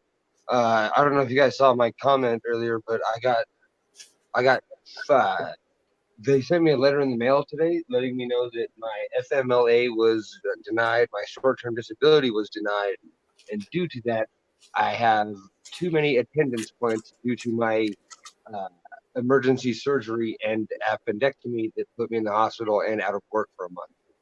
They fired me for an emergency surgery. Oh boy. And then they sent me like this most impersonal letter you can possibly imagine. No, I can imagine it. I've gotten them. Yep. Oh, I can So, yeah, imagine. man. So they don't want to pay for any of my medical bills, which are $95,000 for that surgery. They're trying to like back out of the insurance because I wasn't there a year. Okay, what state are you in? Colorado. Colorado? Yeah. Okay. Doesn't your state have like a Medicaid or something like that? Yeah, but because I had a job and I was making good money, I was just waiting for the open enrollment to open back up so I can, fix my insurance. But we are only allowed to change our insurance for like 1.5 months a year, and it's in like November. Yeah, but And unless you get like married or something big happens, then you're allowed to go in and change it. But unless you don't have a life event, you have to wait till the once a year enrollment. but you can't work right now, right? I'm fired and out of work. I have to go to the doctor to see if I have the hernia. Because if I have the hernia still, then no, I actually can't work still. Okay. It's hard to tell. I'm feeling a little bit better, but when I run, it is unpleasant. You definitely feel it. I'll chase my dog for a minute playing around, and every step I take, Boy, there's a lot of little loopholes in that crap too. Oh, I know. And if there was a loophole, they would find it. They're good at that. I've been at that company 10 years. I've watched them get rid of some people over things you didn't think possible. There was a woman in here, down here where I'm at. She decided to try her hand on driving a motorcycle, and the guy let her drive his Harley on her own. Wrong. That's a big bike to give a girl on her first ride. Yeah, it was a little Sportster. It wasn't a big one. Still, you need to give her at least guess what? She says, "Oh, I ride all the time. I ride all the time." Well, come to find out later on, she says, "Yeah, I just used to ride on the back of her." Yeah, I was and ridden. she got hurt real bad, and she went in the hospital for like 4 or 5 days, and she had medical bills piling up on her. And guess what? She got a Medicaid card like that. See, I have to try to apply for one now that I have zero income. Because they're trying to back out of $100,000 in medical bills, and I made too much money because I worked there to afford Medicaid or to have Medicaid help. So that was a catch-22. But now I'm fired, so I'm actually looking at unemployment for the first time in my life. I've never looked at unemployment before. Oh, I've been on unemployment one time in my life. One time. I've never even thought about it. I've never even sought it. But this one, I'm kind of screwed. Like, if I have the hernia still, and I have to go back in for another like 2-month sideline surgery. I gotta do something. And back then, I deserved it. I had a lot of time in. I'm getting a bit nervous as the days go by. I can't lie.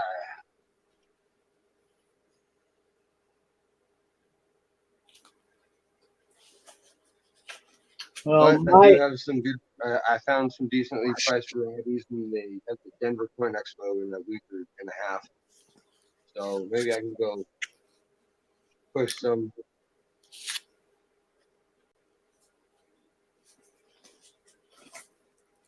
when I was trying to get disability, the doctors that check me for this, the disability doctors spreaded my, oops, Steve's coming up, spread my leg a bit Oh, good. to check how far I can spread my legs apart. Well, in martial arts, I do the splits just prior to having bone cancer. Okay. Hey, Steve. Hey, what's going on? Mute your YouTube side. Excuse me? Mute your YouTube side. The strain that you just came from, Okay, hold on. you'll be able to just chat with us on StreamYard. Right. YouTube part you just came from, you need to mute that. Okay, I turned it off. Perfect. And we're good.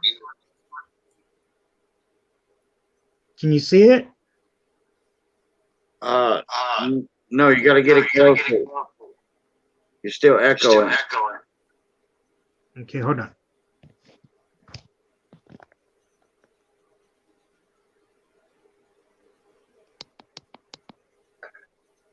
How about now? Yep, we see it. So that's a 2000. Still echoing.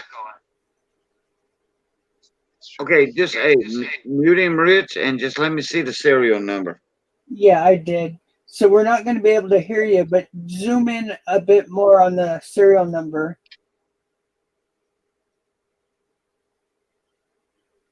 04445301.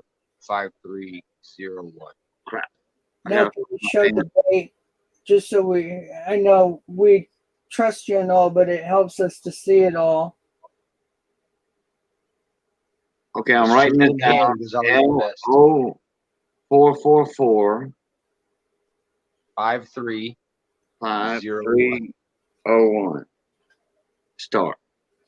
And what year is that? Yeah, what year is that?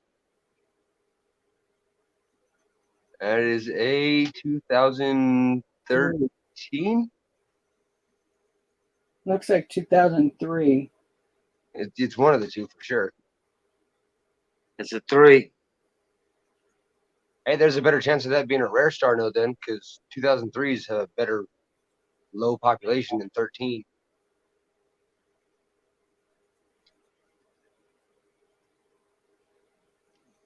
God, I love camera problems. I have them every time I try to press play. 444 5301 and 2003. I don't know if I saw that date in there. Let me go back to my star note lookup. Yeah, there it is, 2003. Ah, there it is. Yep, clear as day. I only needed 1 split second. There it is.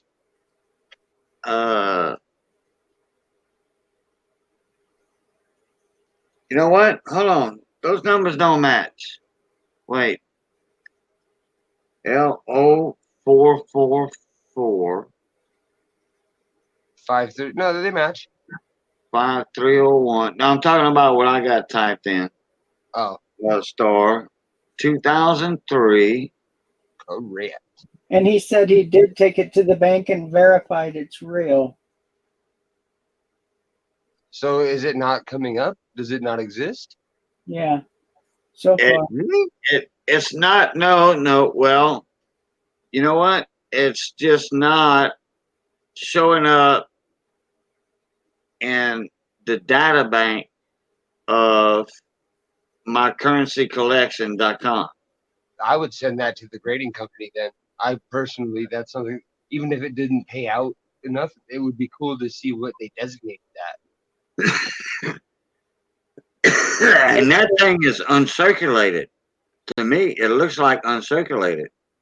Well, did you guys ever watch that $50 make you holler video where he was in the bank and the bank teller had a 10 that was ringing up as a 50 No. in the counting machine?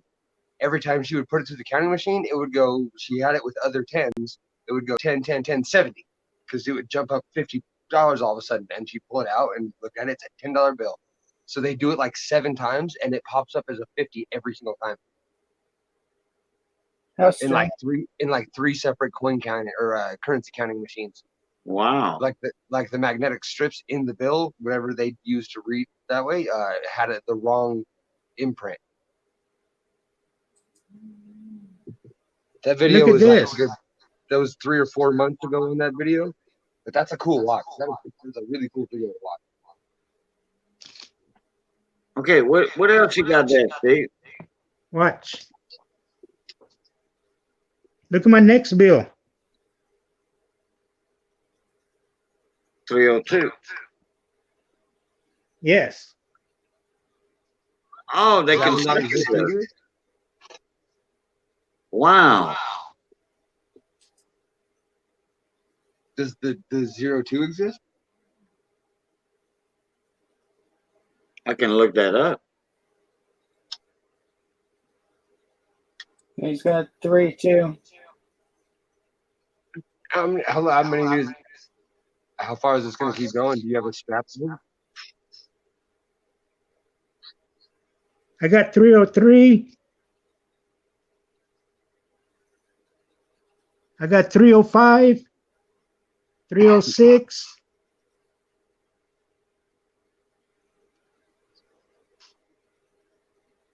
I How wonder where the cool. rest of that strap is then. 'Cause you definitely, that came from one of the Federal Reserve Star Note straps.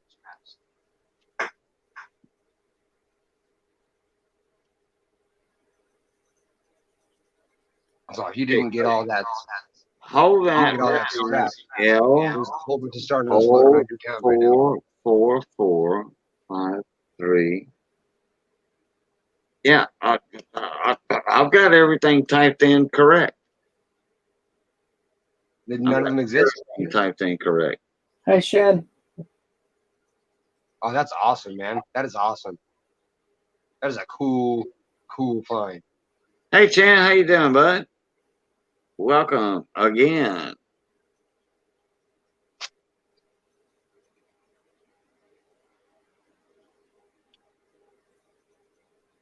Yeah. I don't know why it's not letting me. Here, I have like, remember I told you I have like 6 or 7. I'll go to search these ones and see if they pop up, and that way we'll know if it's the website. You know, yeah, there you go. You know, I was on mycurrencycollection.com. Yeah, that's what I always go to too. So Not let me, another one, but I will pop up a second screen and see if my phone does it as soon as I pull out this next Star Note, because I know I flipped through and saw You know, it in here. maybe I need a dash in there, but So hold on. it doesn't tell me to do that. No. Instead of me going into it, here, let me read you this number. Okay. So we're gonna go to 2013. Go to the $1 bill. Yeah, but that's a 2003 though. Yeah, I know, but I'm gonna read you the one I have in my hand to see if it actually pops up or if it's the website giving you issues. Yeah. That way we have a good, counterbalance, a good, Yeah, right. But I did 2003. I did every year. So no, we're gonna type in the one I have in my hand. That's my Star Note to see if it shows up at all, or if we have the website that has an issue. Oh, I got Or if he, yeah, that way if his don't show up and mine do, we have an anomaly. right. So yeah, it's a 2013 $1 bill. No, $2 bill. Oh, No, $1 I'm bill. Never mind. Damn it, I'm Cajun. sorry. Here, I'll stop showing and we'll show Oh. where you're seeing what he's trying to tell you. Yeah, $1 bill. Yeah, okay. Type in yours. Let's see what you got. I'm gonna have you do it because if I do, there's a chance I'll be backing out of the stream. So we're just gonna have you do. Yeah. Gotcha. We're just gonna have you do the control test. Okay. Yeah. Mission control right here. 2013. Correct. Okay, 2013. Okay. Okay. Just spit the numbers out at me. The letter and the number. B What? 00. B. Yes, sir. B is in Bobby. 00 Wait. Hold 1 on. B001 741 741. 22 star. Oh, that. Yeah. All right. Let's see. Look up your store note. Thank you, Victoria, for telling him that you got on the phone with the phone, so he tried again. Okay. We got a. So it exists. Yeah. 22 million.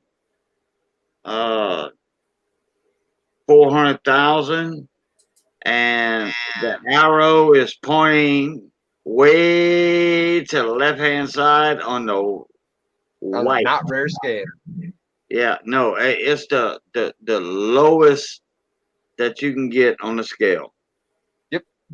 Most 2013s are actually. That is. And if it's not, you have to get like 4 zeros in that bad boy in the first hand before you can catch a rare one. Correct. Yeah. So the website is not messed up. Wow, I can't believe that. I That's mean, an anomaly. We just proved that he has a kick-ass anomaly. Yeah, there's something strange with that. It's not in the records. You have a UFO. Yeah, unidentified flying. $2 first bill. one I've ever seen. That's the first UFO I've ever personally seen. Now, I hear about them once in a while. Should he send just one in, or should he send them all in? I would send in the lot because that would. I would. It would add the rarity for sure. I would make a couple of phone calls. And if anything, I would just add the 1, 2, and 3. Yeah. Now, who's a big time Star Note guy on YouTube? His name is Kyle, and he's with Variety and Errors is the name of the group. He does nothing but currency searches. That is the CoinOp sister group is Variety and Errors, and it's run by Kyle. Very smart guy, very cool guy to talk to, just like Dustin Morgan. He's pretty cool. Yeah, instead of investing money, yeah, I would suggest that. He's the only person I would actually suggest besides Ravenhawk. Ravenhawk Coins is actually pretty good with his currency. Oh, I know Ravenhawk well. Yeah, Ravenhawk is the only other one that I know that actually like really loves his currency collection. Or Currency World. Currency World is hugely informative. He also does like the top 10 lists, the top 10 Morgans, the top 10 dimes. Yeah. There's a reason those notes, and he's got 5 of them. Yeah. And the 1 through 3 is big. If he had 4, if he had the start note number 4, it would be huge. But if he's got 1 through 3 in a row, I would send those in. Those 3. I would keep 5 and 6. Yeah, Steve, you have something there, or you don't have something. Put it that way. It's not in their registry. That doesn't mean anything. But the Facebook group. What I would do is, get in contact with a couple of more people that are heavy into the currency, the notes, and then maybe contact mycurrencycollections.com and say, why are these notes not listed in your system? Just send him a clip of this video. Yeah. No, you don't have to do that. I mean, he played hell getting on here. I would, yeah, but I mean, make a video and send it to somebody in the group. Email it to that Kyle. Email it to Dustin Morgan. Email it to Robert Lawson to get it in the right person's hand. Yeah, that's what I'm talking about. Yeah, correct. Man, look at all the $2 bills he's got right now.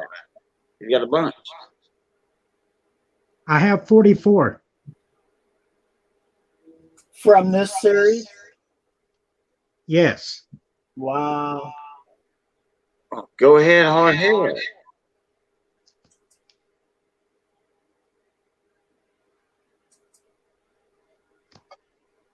Hey, but I think I have a really good one. You gotta check out this one, Cajun.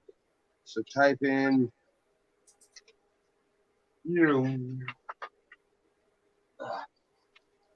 That's odd. Knock and sleep. So we'll do. So it's a 1995 $2 bill.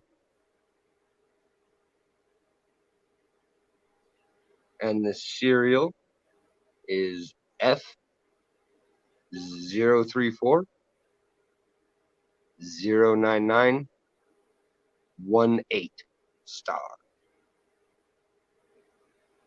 Hey, Cajun, when you get a minute, can you throw the link in the chat for that, where to check the currency for the star notes? Do it right now.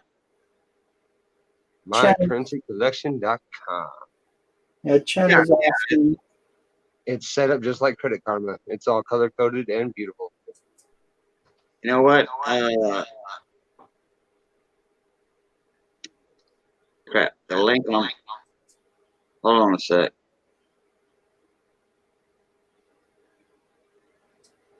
Uh-oh.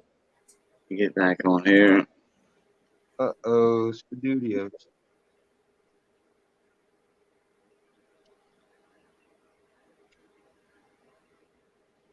Well, that's pretty cool to have that many of them. 44 of them. So you did get most of the strap. That is so cool. I've always worn it. That's so cool.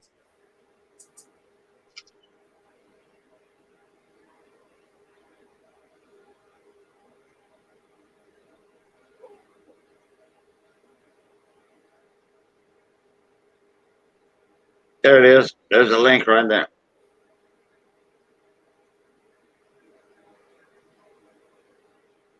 It's coming, Victoria. There it is.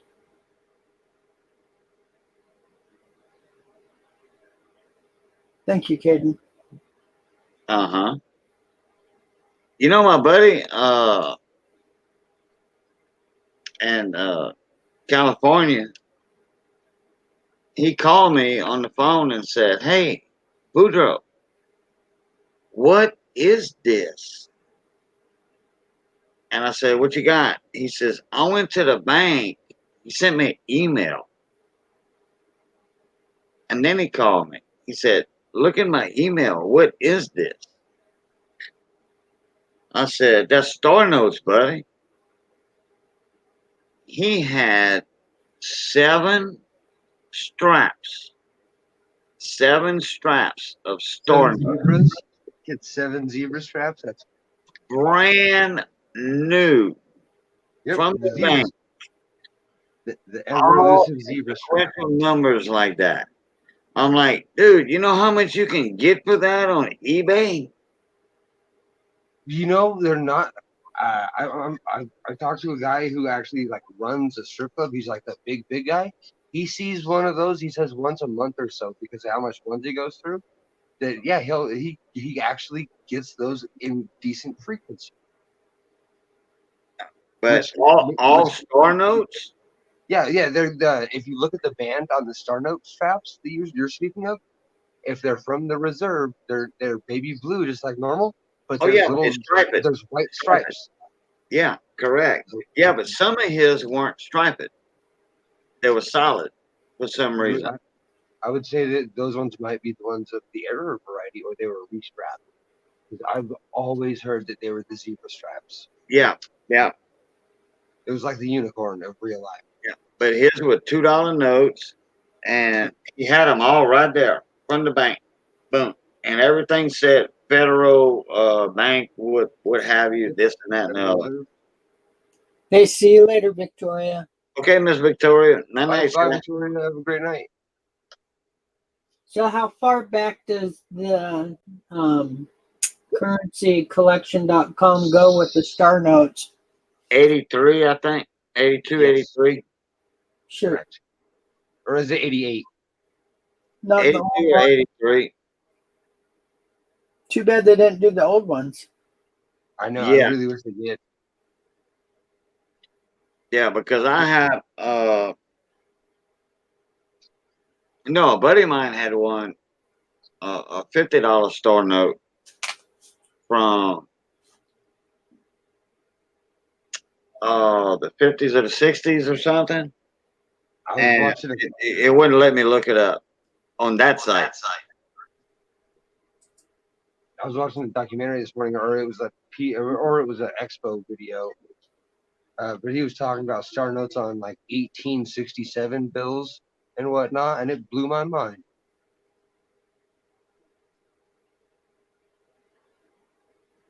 On like horse blanket star notes, that would be so cool to have.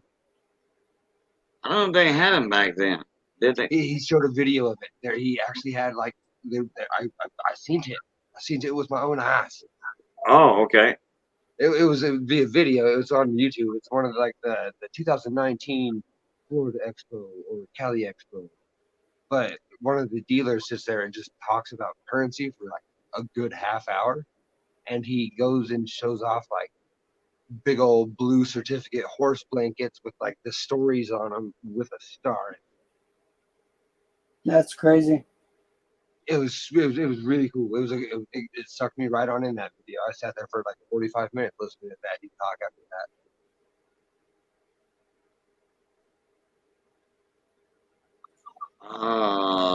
Let me. Is there a place to sell star notes? Is that actually something that eBay has a demand for?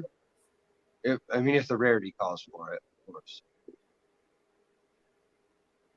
I guess I haven't looked that up on eBay in a long time. You know, Cali Coin Searcher is my buddy's name. It's not showing his straps. Yeah, I've watched his videos and commented once you told me who he was. Yeah, his name's Claude. Claude. A lot of people just call him Claude. He's not from the United States. But he lives in California. He owns a home healthcare business. It's not showing all his videos. Hold on, let me see. Playlists. Let me check that out. Nope, no playlist. It's not showing all his bank straps. I don't know if he made a video on that or not. He's got a mail call from me and his Eisenhower bags. He finds all kind of stuff. He orders the $1,000 Eisenhower bags from the bank. My banks all still say they're convinced that they can't do it. Well, he gets them all the time. I know. I've tried like 7 different branches and like a bunch of different facilities. I'm gonna find one who will say yes to that. Because you guys do it and it makes me so jealous to watch you guys go through the bags. Because you can find Morgans and Silver Eagles in that bag. Yep. Hey, Steve, did you have something else you wanted to say? I've got you off mute for a minute. No, but I appreciate y'all trying to help me. You bet. Good luck. Yeah, well, Steve, your only problem is your audio's on your YouTube side. Yes, I understand. Watching with a laptop or just a phone? It's on my phone. Okay. But y'all have a good night. You as well, All right, friend. hey, thank you for coming in. Showing us the UFO. And I see- update us. Okay, I sure will. I see y'all next time. All right. All right. Take it easy. All right, Okay, buddy. y'all. All right. Have a good night. Y'all too. Ooh, Cajun, you'll like this one if you're still on the currency website.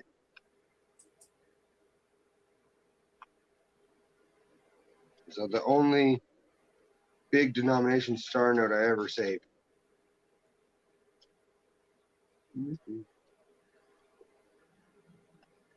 Okay, what's that now?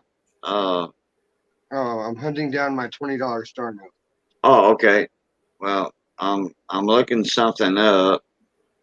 What you looking up? I'm looking for these pictures. If you want to look up a cool website for potential score, Property Room is an auction place that has high potential. I'm looking for those pictures from my buddy. Of those straps. Seven straps he got from the bank, I think it was. He got That's so two cool. of them, and they were all star notes. And I'm like, and he said, "Hey, they got more." I'm like, I'm on my way. "Go get them." So he went, and they had them. And he went over there for his Ike saw a roll of $50, and they said, and they knew he was a collector. And they said, "Hey, somebody ordered these, and they never came and got them." He looked at them, and he said, "Yeah, I'll take them." Who do you have to know to order straps and stars? No, no. They just ordered a lot of $2 bills. Oh, You imagine finding out that they had star notes and you didn't pick them up? Yeah. God, I'd kick myself for weeks. He was like a blackjack dealer or something. That guy that didn't pick them up. You'd stop collecting. Yeah, the guy that ordered them wasn't a collector. He was a blackjack dealer. You know, the $2 blackjack tables, stuff like that. Indeed. I have to go way back in my email. I'll have to call Claude. Or That's go. Wait, hold on. Let me get my phone. So so. I think this one's sitting. I The think this note, one's 240,000 print run. He had 700 star notes, $2 star notes in consecutive serial numbers. 700 star notes or whatever. That means that was a sheet. That means there was $1,000 of star notes potentially. Because if all 7 out of a brick of 1,000, I couldn't even imagine that there would be 300 of those that weren't. He had 7 straps of them. Oh, Chen, you can't. They didn't do the lookup that old. You're not able to look up bills earlier than 80s. We'll say 80s comfortably, because I can't remember the exact date. Yeah, these were all. Yeah, that means that was a sheet. There was a sheet of star notes floating around where you were, and that'll take a look, collector's fancy. Yeah. Should have seen what they were going for on eBay for 5, just for a lot of 5. That allows you to have some money for a while. They're running like okay,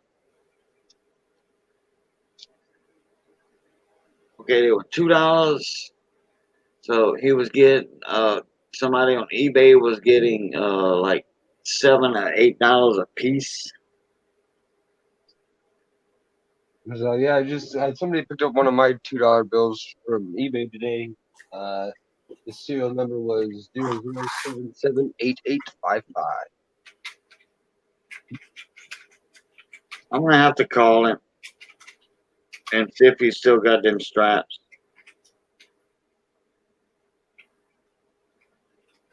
I told him to put them on eBay for 300 over face value. Wow, that's impressive.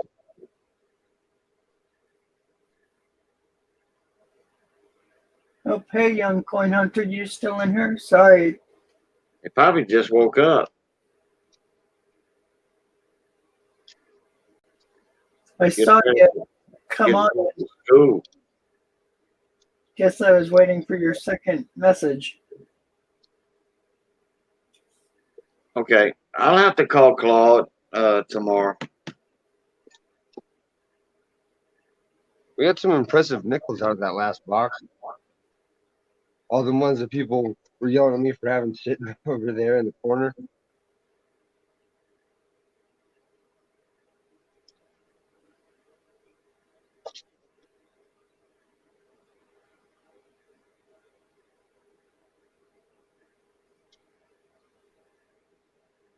There's the dimes.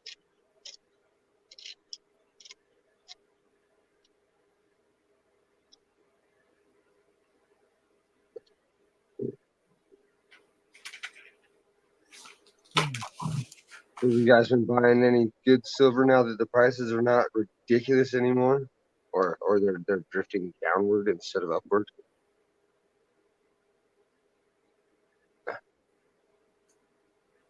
All right. Okay, who was the last one in chat? Am I lagging or something? Chen. Okay.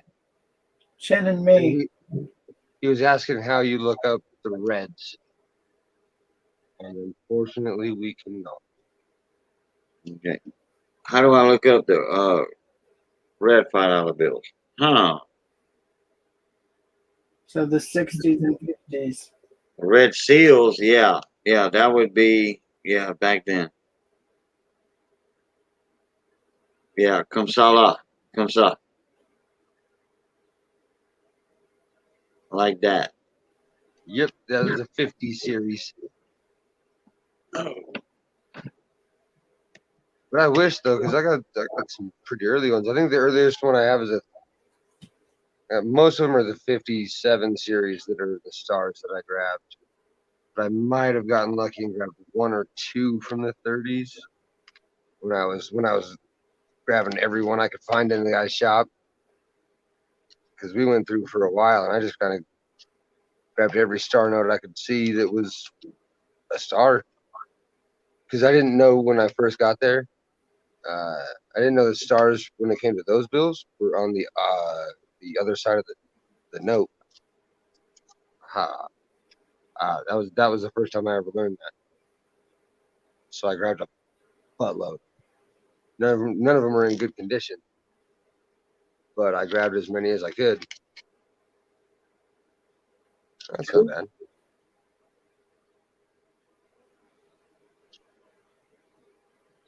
Even though it's fake money, it's got to be worth something one day, right? Even Monopoly gets expensive. I don't know. I've got some pretty old Monopoly money. I've got That's some that's very. I know. That's what I'm saying. I bet you actually have Monopoly money that's worth money. But all the pieces are worth a lot of money. Well, it's just like the most profit gaining toy or thing in America is Legos. Yeah, I had a Little Bo Peep, one of the very first Cracker Jack toys. That one's very valuable. That's super cool. That was like why I did eviction and repos, is because we would get called to do like estate sales helping, and we would find some cool stuff, like that dagger. Have you seen that dagger, Rich? I don't think so.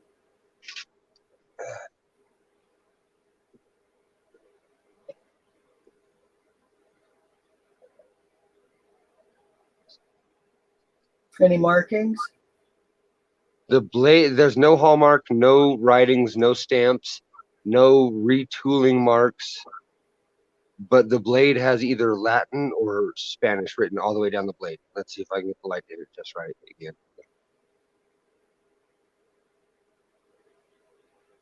Yeah, I'm starting to see it. Cool. And it's on both sides. Have you had it I've Okay. taken it to 4 antique shops, and they all have told me, when you figure out what it is, come back and let me know. I'm interested, but I have no idea. Can't you just use a translator? Well, I can't get the picture clear enough to read this, so I was just trying to get somebody to help me either like time period it or even like where. Well, if it's engraved in, you can just use some simple stuff like a light putty, light colored putty. It's raised. You can feel it Okay, then you take a piece of paper and you go over the top of it and you use a with pen. a lead. Yeah, and just Yeah, school time. That's smart. Why didn't I think of that? I gotta find me a chunk of like mechanical pencil well, you don't or even carpenter need that. pencil. Any pencil that you can sharpen just a little extra on one side. Yeah, I might have a carpenter pencil, which would be perfect. Crap. Yeah, I wouldn't mind seeing. Hey, mute me, Rich. Mute me.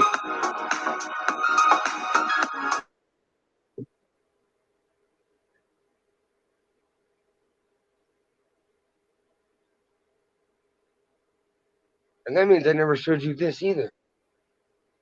Just wave to me, Cajun, when you want to be unmuted.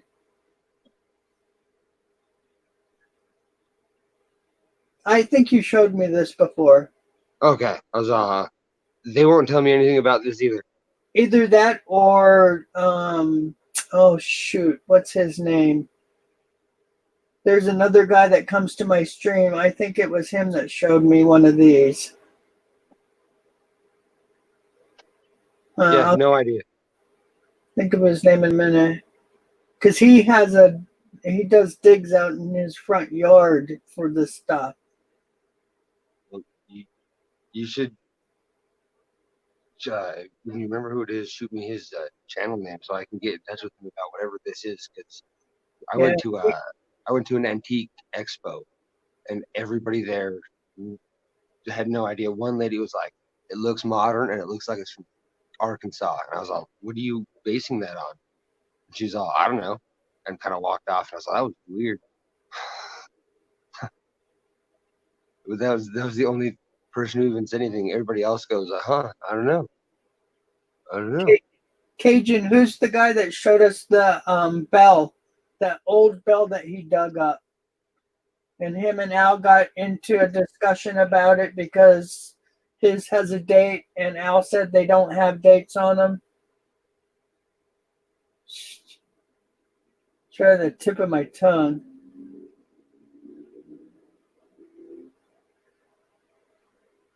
So he comes on my stream all the time, and he actually showed some of this stuff in one of my early streams. Cool. I'm not even gonna go back and look at some of them because I've been so interested to find out what this thing is for weeks. I think it was my first week of doing streams. And I've only been doing streams for like 5 weeks now. But unfortunately, I did some pretty long ones. But you'll be able to scroll through them really fast because he showed stuff for 4 hours, 3 hours, and it was all dig stuff, bullets, bottles, pottery. So I found these there at the same for a little garage sale place. They're like the softest driftwood you can imagine. They weigh maybe quarter pound or less. So we were trying to figure out what they would put in these molds, and we determined that it was a sticky rice mold due to its oriental nature and the fact that you couldn't put anything hot or it was like that. So Silver Nitrate took it up on his own. He just started looking stuff up on the other side of the chat without anybody knowing, and found out that instead of 3, they're actually rather pricey. Like they're antique, right? Like cooking molds. That's cool. I thought that was cool. Yeah, they're really cool little, like super in depth. So this one's cooler. Super in depth designs. And the third one that was there to complete the set was rotted out and had a hole right in the center, and I didn't know, so I left it.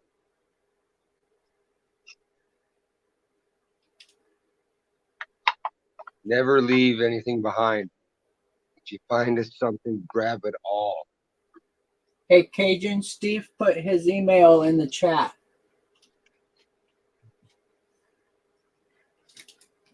Hold on just a minute, Silverman. Okay. I'll be back. Oh, you're fine. I'm over here eating this delicious snacky cake. Because I lost my job today over having my appendix blow up. It was stupid. So I'm going to eat all their candy that they had there.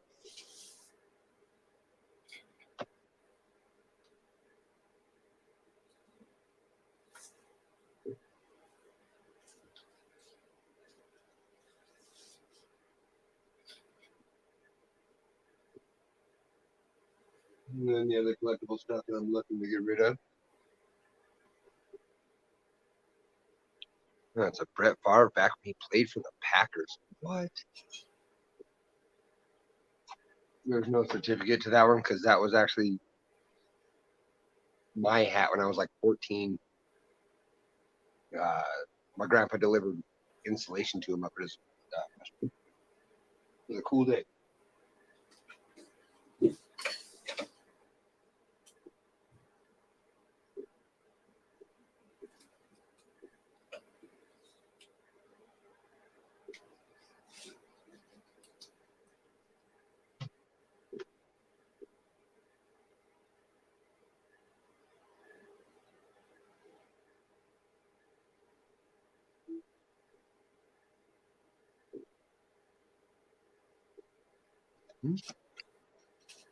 Yep, 63.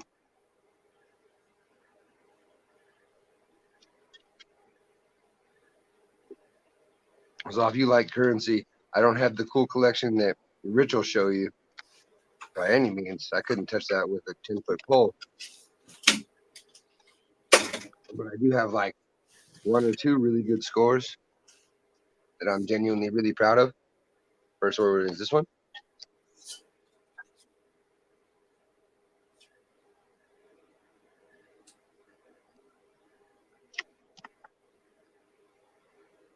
Oh, those are nice.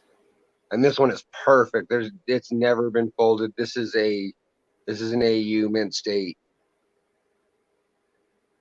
And this one is the the 1928. Oh, I was talking and I was muted. My bad. But then Yeah, going through it, I'm trying to find the guy's name. Like I said, This as soon Buster Buddy. I found it another year going through the junk pile. So this is a 1934. Is it Butchie Harding? Yes, thank you. Yeah, Butchie Harding. Okay. I will be looking at Butchie Harding like immediately because that's going to help me.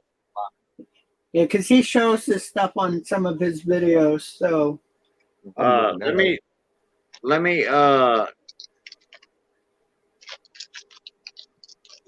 because somebody did some research on their own because they were super interested as well. Because I was Googling everything I could think of too. And he Googled, what was it? It was I'm gonna throw you a link in. Hold on. sandblasted clay pottery is what he told me to look up. Because he showed a picture that was a pretty close example. I love how much you guys help me search stuff. And it's not like I don't do my own searches. It's just I show the cool stuff as I'm trying to figure out what it is as well. Wait, I don't know if it's Butchie. Wait, yeah, it is Butchie. yeah, But he doesn't have that many videos up. Oh crap. So he showed a bunch of it in one of my streams, and it'll be fairly easy to find because he showed Yeah. it for a couple hours. It is Butchie.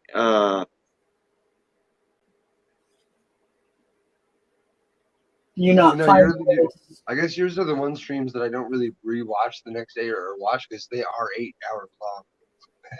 Yeah. Everybody just looks here and there. I actually get some pretty good times off of them because some people will just let them run while they're doing stuff. Right. That's what I do.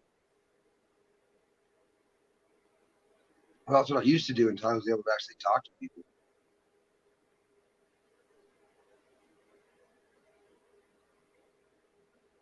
Yeah, he's up in the Northeast.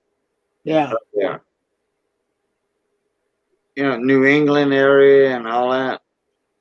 Yep.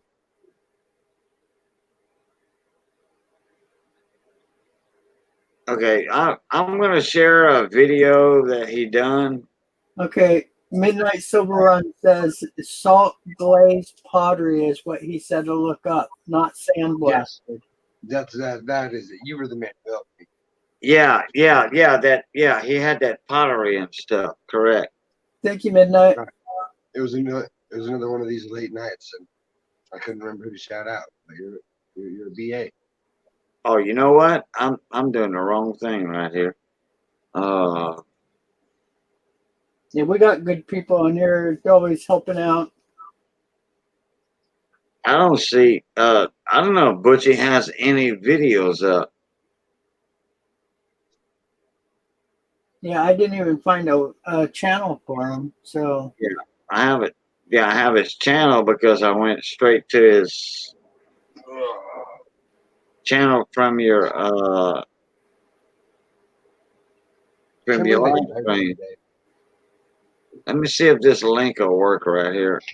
I can't believe they fired me via this email letter that they mailed to me after they denied my short-term disability for emergency surgery. mine was only less than a paragraph. Yeah, but I'm so angry about this thing right here. I don't mean to bring it up again, but I was there 10 years on and off, and they dropped me because my appendix blew up. My return date was Tuesday of last week, and they mailed this out on Thursday of that week. So even if I, sons of bitches. Okay, that's Butchie Harding's link, channel link right there. Oh yeah, I'm gonna try to hunt it down in Rich's stream. That way I have a name, and then I'm gonna do that salt glazed pottery before I forget what it's called again. Well, that's his channel right there, though. Yeah, he doesn't have much, does he? No, it's all uploads that I saw.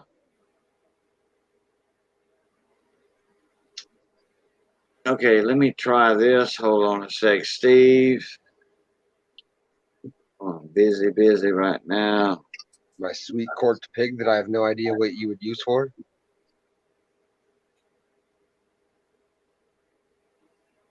Yeah, and I wasn't subscribed. I know I was at one time. Or any of the pepper shaker, maybe? Yeah, I was too, and then it showed me I wasn't subscribed. That's cool. I don't know if that's Well, something. then every time I go to Mexico, you have to get ironwood.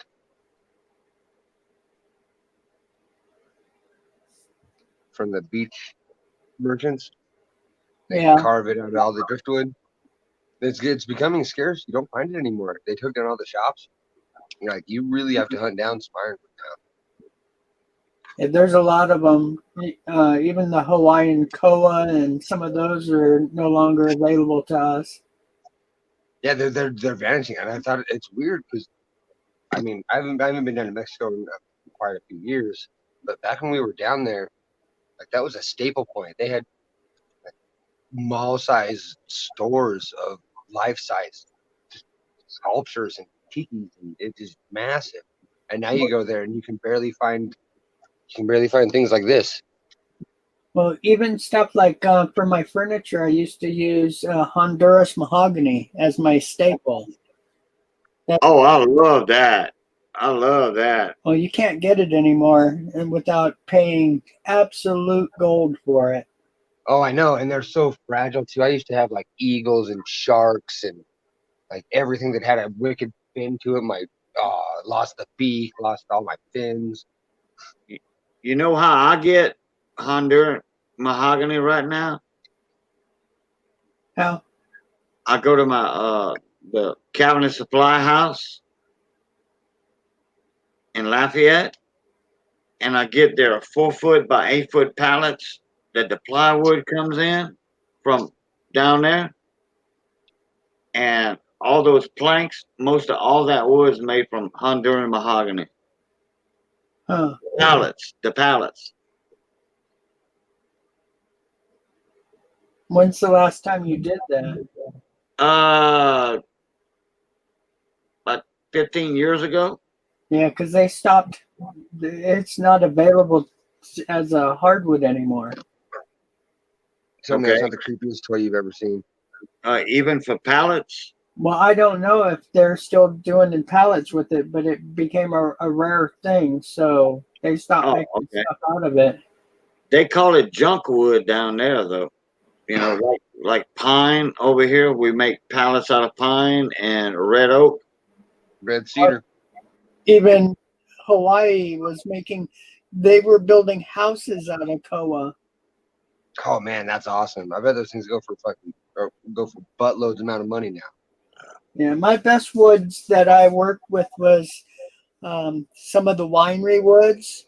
We used 100-year-old bats made of clear heart redwood, and it was completely purple from the wines. That's And awesome. we would make wine racks and stuff like that. And I was able to charge just amazing amounts of money for it because it was so rare. We're lucky. I live in Colorado and we have the blue kill beetle trees where the beetles have like poisoned the trees, but in doing so it leaves this blue hint like strewed about randomly throughout every bit of the inside of the wood when you cut it. So you get like beautiful white and blue just marbled surfaces without even staining it. And Interesting. it's called the blue kill beetle trees. You got It's literally anything? that's actually the name you look up is blue kill beetle tree. Do you have anything you can show? No, I have nothing here. Everything I have is storage of it actually, or in my cabin where we work with it. But they're pretty abundant because they tell you to cut it down because the trees are just they're rotted out because the beetles killed them. They did exactly what they're called. But in doing so, they have some of the most beautiful wood. And I just saw a thing on the news like 2 or 3 days ago, and that's why it's fresh on my brain. Well, it's like some of the mahoganies in the rainforest got, because of the monkeys peeing all over it, created just really unique acid reactions to the pulp of the wood, and the sap would all change because of it. And Yeah, just like plum wood.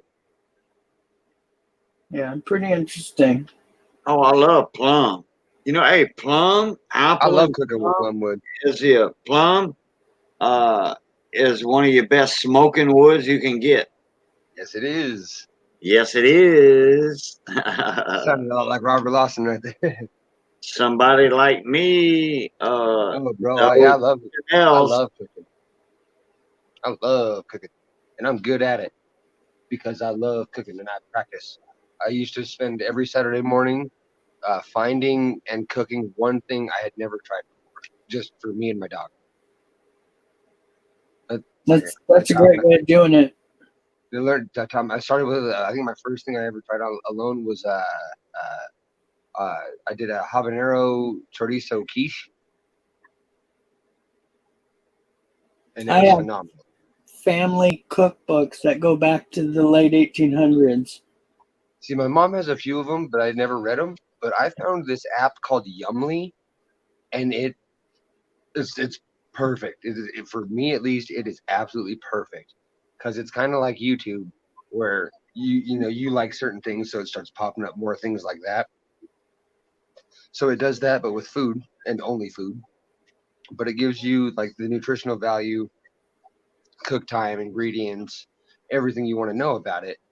But if you search something, so if you search like beef stew, you're going to get 489,000 recipes for beef stew. So you best clarify. Yeah, I was a pretty good cook back in the day. Well, I still am, but just don't practice it like I used to. But my kids used to take my turkey jerky to school, and next thing you know, I had parents coming from all over ordering it from me. My buddy Russell used to call me to cook at his barbecues. He wouldn't even call me to invite me to the damn barbecue. He'd be like, "Hey man, you want to come over and cook up some turkey legs or something?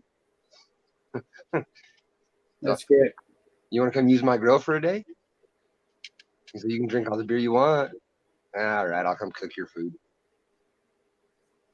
Hey, I'll be right back. Just a second. I said, but that's because I think I took it as a pride issue to where I was going to perfect how to cook chicken, fish, and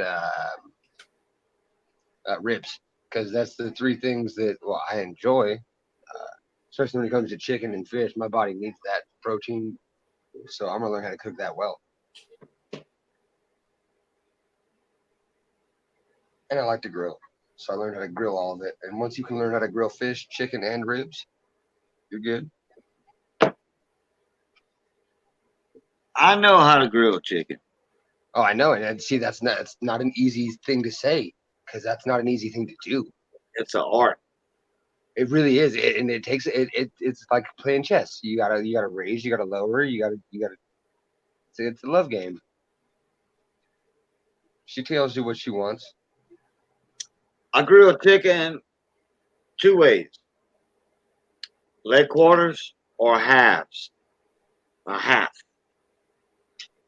I put it bone side down first, indirect heat, not straight over the fire. I build my No, yeah, barbecue. you build the skin. That way, your inner side has a way to hold juice. Yeah. You gotta build a shell. I put all my charcoals on one side of my barbecue pit, which I have a very wide barbecue pit. Put my coals on one side. That way I have a le flamme d'enfer in French. Flamme d'enfer. Flames of hell. Then I got my warm side and my cool side. All right. Yes. I do not put meat directly over my hot coals. No. I put them on the Well, side, well, I mean, I will for it. on side down, and I set my timer 30 minutes for my leg quarters. 30 minutes. And I let those set. I go check on them now, lift the lid every now and then, and I look, make sure that the flames are not, uh, you know, doing this and that and the other. And then I don't even touch them. I don't move them around on the grill or nothing. That way they don't stick. Yeah, so I turn everything over. I transfer one side to the other. I transfer them. Then I'll turn them over. And look, and within that 30 minutes, your skin toughens up and then a you little top bit. And then I'll flip them over on the grill. And then, excuse me, and then I set the timer again for 30 minutes. And this is direct heat. You know, cook a little different. I like to do.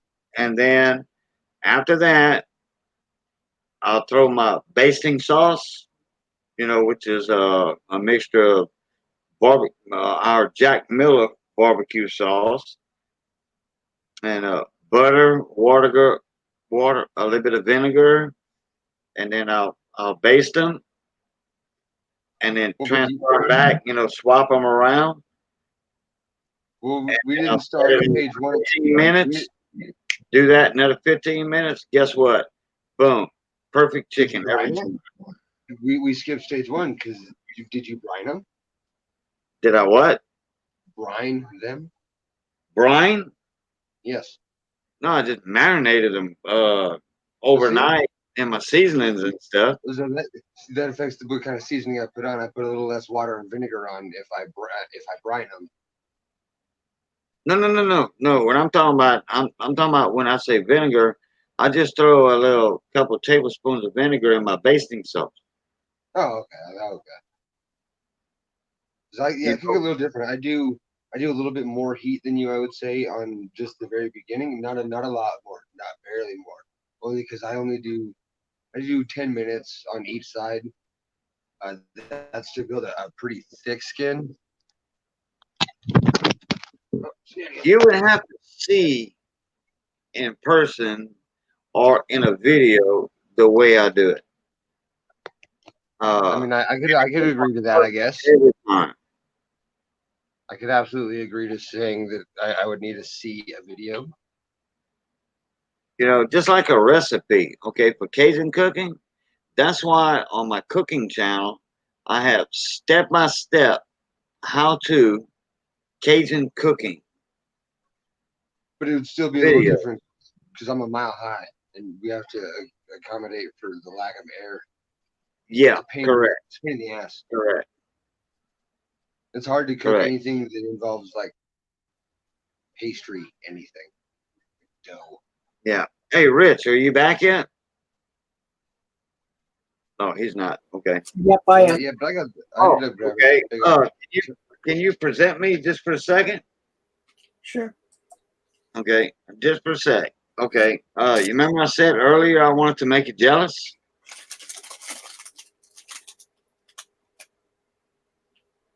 What, is that Kobe or what? Oh, Cheesecake. no. You know the job that just let me go? It's a candy warehouse. Strawberry cheesecake. Strawberry swirl cheesecake. Oh, man. Look, hey. You say cheesecake? I'm like, what? I'm there.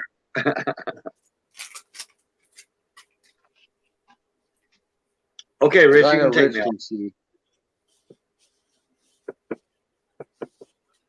I'm going to show you out some more after a while.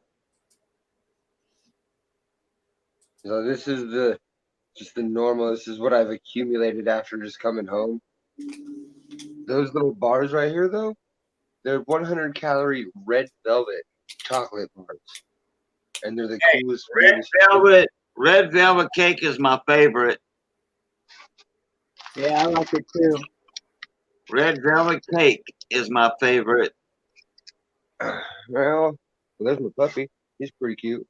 My wife makes it for me every year for my birthday. That's a treat. And then room with the student's chair. And then step 3, back to the zone. And then that way, I can set everything I have down and show you this little bar here. Because I will send these to you guys if I can get it done fast enough where they don't melt everywhere or on a cool enough week. Because they're the tiniest little. And they're red, and they taste like red velvet chocolate. It's the only thing I've ever seen like it. They're the tiniest little baby bars ever. But I'll gladly send them because I don't necessarily enjoy them too much, and I think I have like 3 or 4 boxes of those.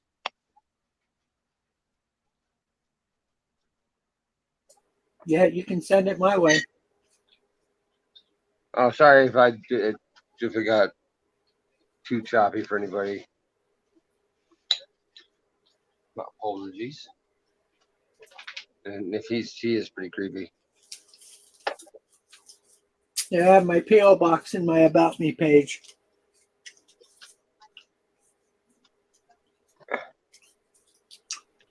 So when I found out I got fired today, I got all frustrated. So I went to one job, and unfortunately, that only led to me being more frustrated. I went to an actual coin shop, a coin shop, not even an antique shop. And this dude had a 70S Kennedy with no proof, no cameo, no grading slab in a 2x2. You just want to throw a guess at how much he wanted for it? Can't imagine. Sometimes it's so ridiculous. $70. It's crazy what they get it sometimes. I mean, with no, like, it was the zero cam. Wait, Oh man. would you say a 70S Yes, half dollar? yes, with no doubling, with no cameo, with no grading slab, $70 on this slab. 70. Yeah, Wait, it was a slab? no, it wasn't a slab. It was a 2x2 little stapled flip with a completely gloss, nothing Kennedy from 1970S that looked about like I was on the cameo of this, like of zero, a whopping zero. Who bought it? Nobody. He just had it in the case. Oh, thank you. I'm a fan of 1970S. I cherry pick all the double dies out of there because there's a lot and they're strong and they pay well. So I look at them all over. He only had one, and I pulled it out and I saw the $70 and I just put it on the table and laughed a little bit and I was like, I'm gonna go because I'm just gonna go. I can't even imagine looking around the rest of your store at that rate. You're selling it's worth 50 cents. Now, Silverman, are you the one that bought all the 78 mint sets? No, I didn't buy all the 78s. I have a little bit of every one. I think I have 68 through 83 now.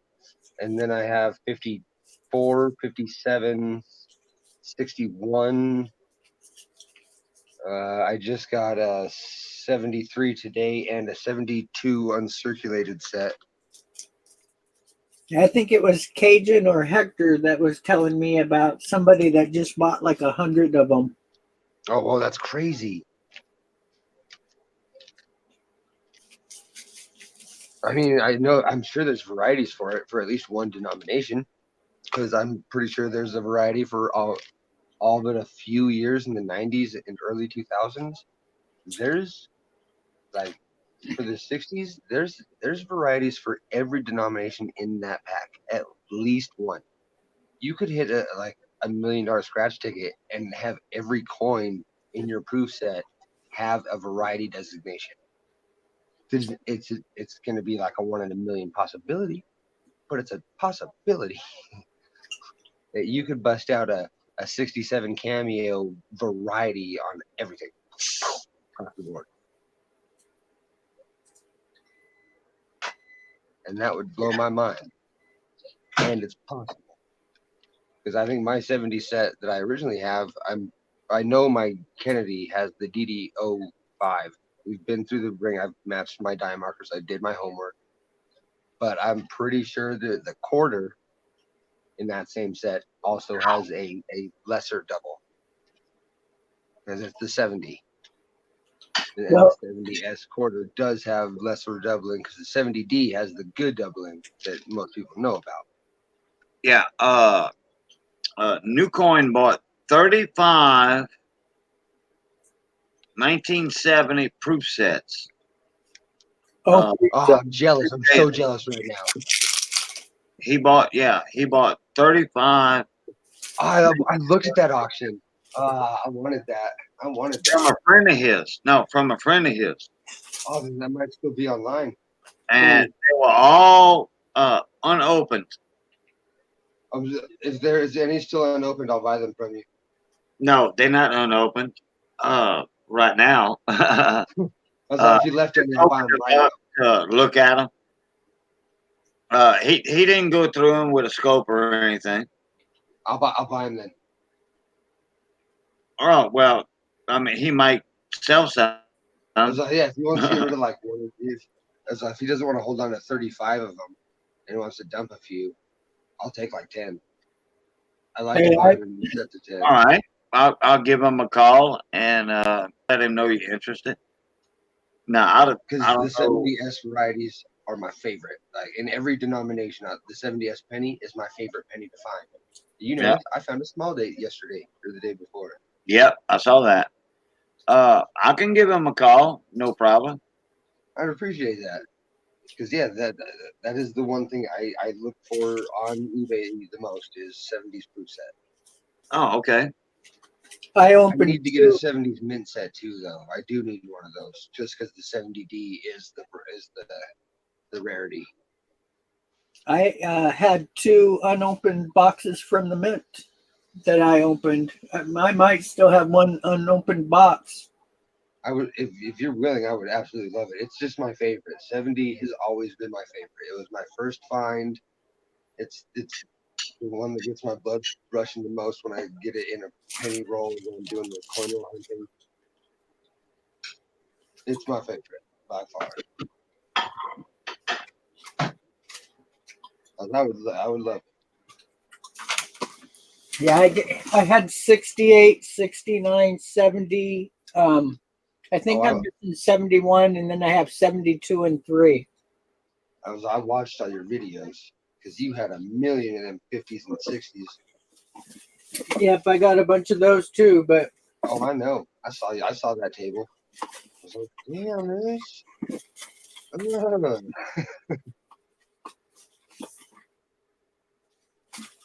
feel about your currency collection too, but I'm more jelly about the proof sets because like I want a 42 proof set more than I can possibly indulge to you, but that's not even a possibility.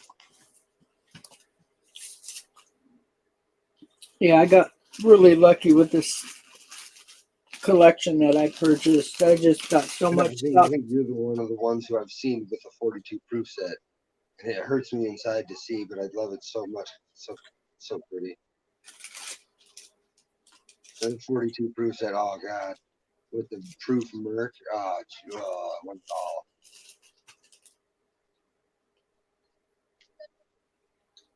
I'll find one day. I'm gonna be at this for the rest of my days, and I'm tenacious and patient. I get it. Well, here, let me look I'm up going how nowhere, much but it is. I'm going nowhere but up in this community, and I will have my name somewhere important.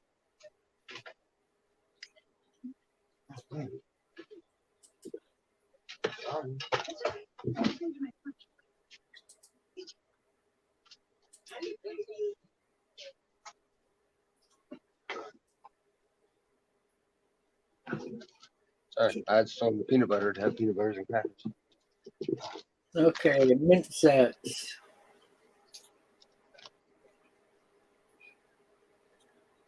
So the mint But set, I'm not too disappointed with the uncirculated set because I think I don't know how hard it is for what is this?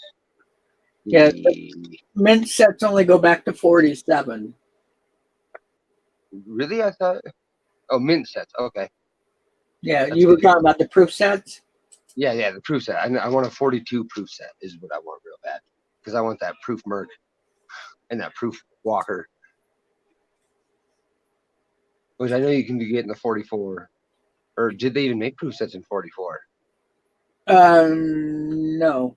It I goes, think it was 42 and they stopped until 50. yep. Yeah, and it's 36 to 42. Yeah. I couldn't even dream of getting to 36. They go for like 15 grand at least. Now there's two 42s. There's a 6-piece, and that has one, the 1 cent to 50 cent, and then there's I wonder what the difference is. Let me look and see. Please do, man. You're talking my lot. This is if everybody had to pick a thing that they did, I would pick proof sets, and it would be the one thing that I would say it would be my channel content. If I had to write a book, that would be my chapter.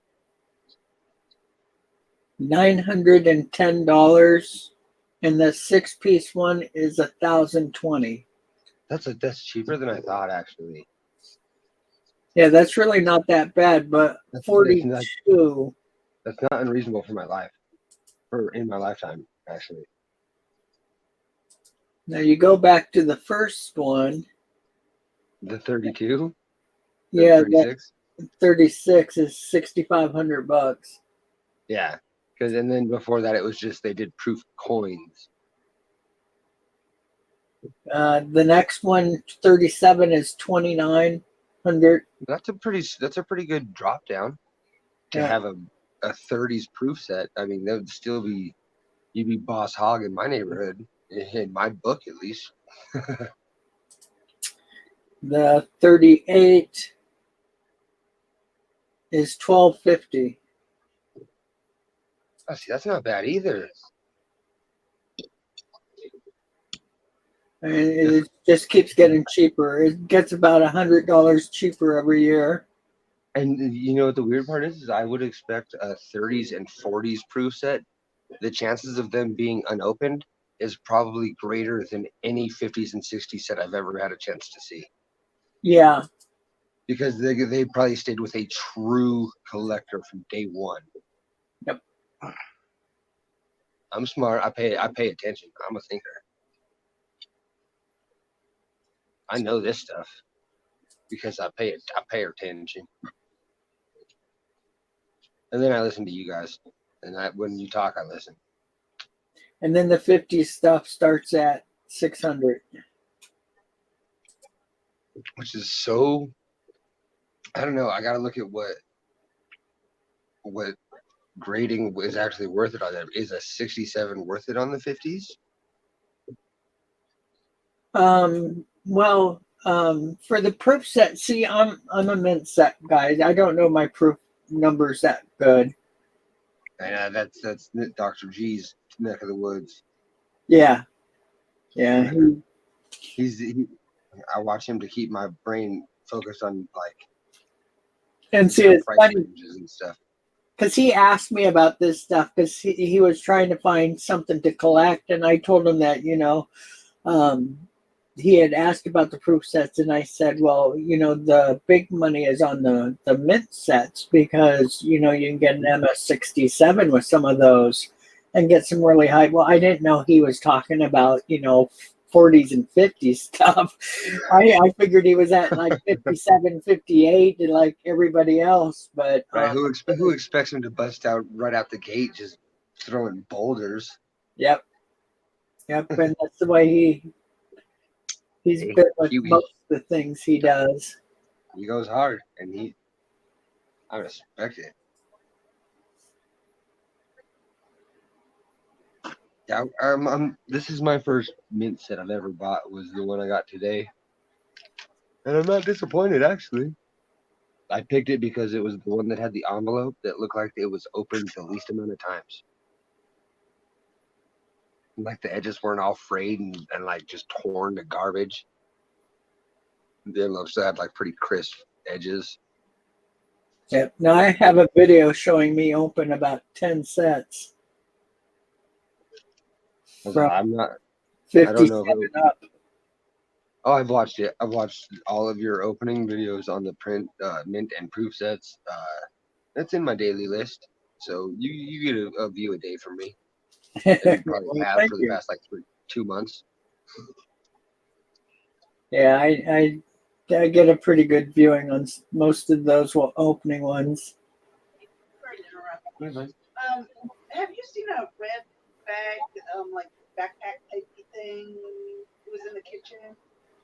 It should still be right in the kitchen, actually. Okay. Or on the chair where I keep the laundry.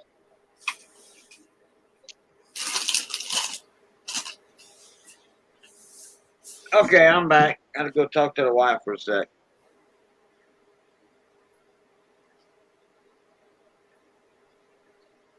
I heard y'all talking about prices on proof sets. Yeah. Okay. What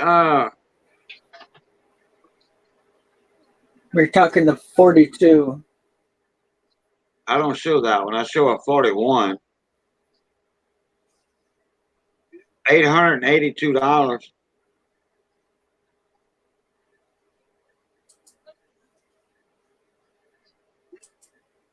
Then I show a 51 for 492. Yeah, it's $100 cheaper than what the gray sheets shows. Then a 53 is 186. And then a 52 is 240. I think I've officially eliminated all other coin shops from my neck of the woods because they're outrageous. Yeah, They're you downright laughable. gotta be really And careful. then there's one who is beyond phenomenal.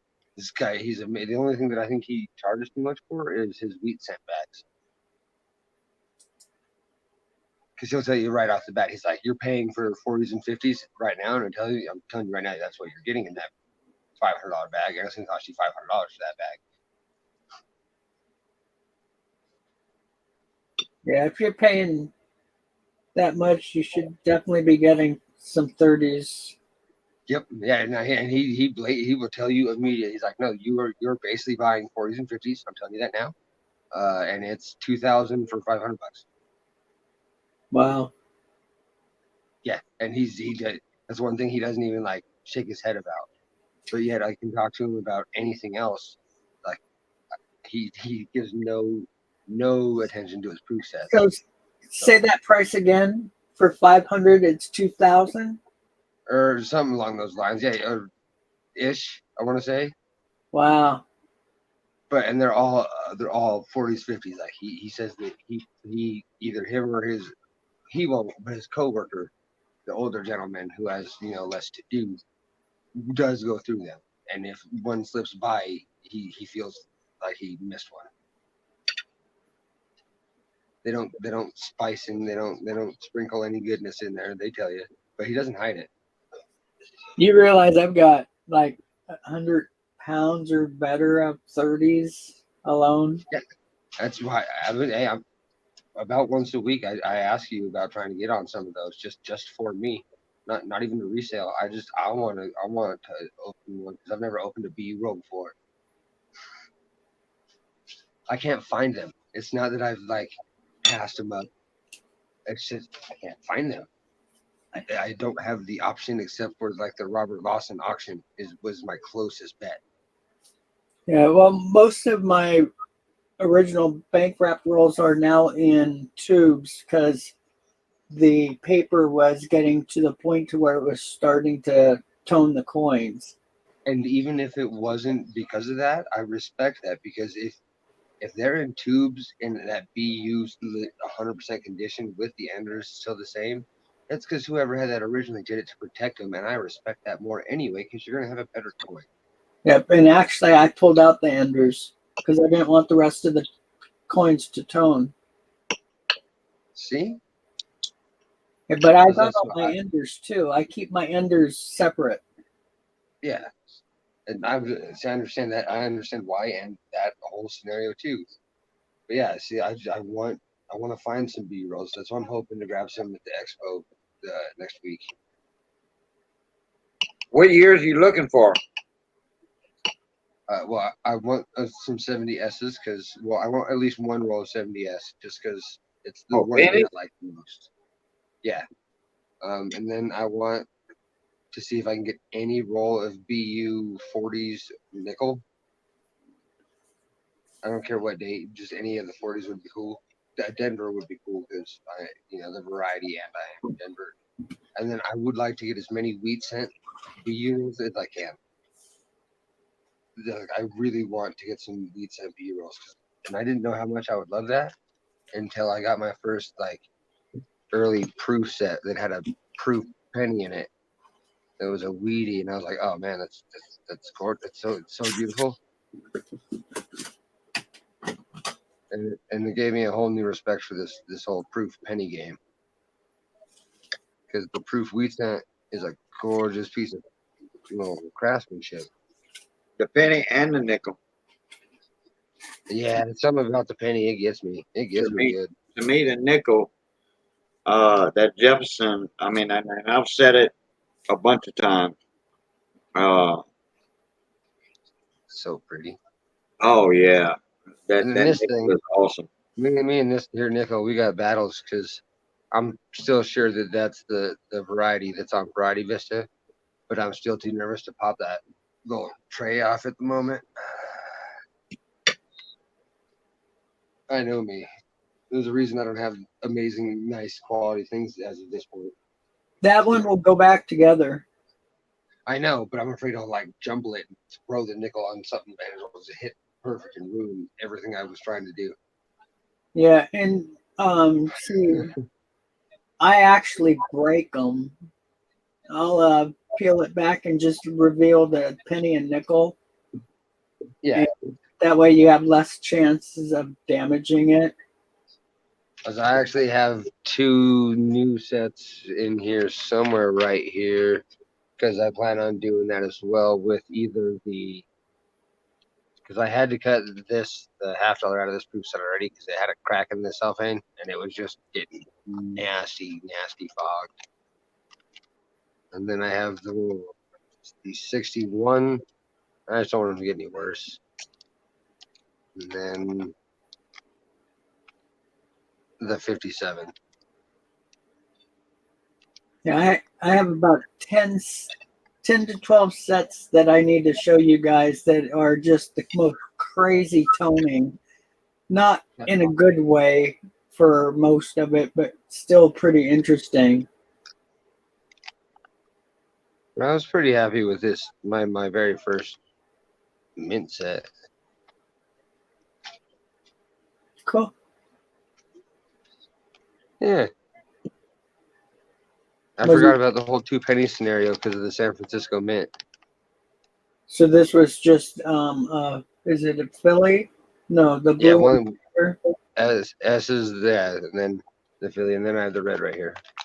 Oh, okay. So it was a full set. Cool. Yeah. Because they sold them individually as well. I did not know that. Yep. Well, at least this coin shop I probably won't go back to anymore.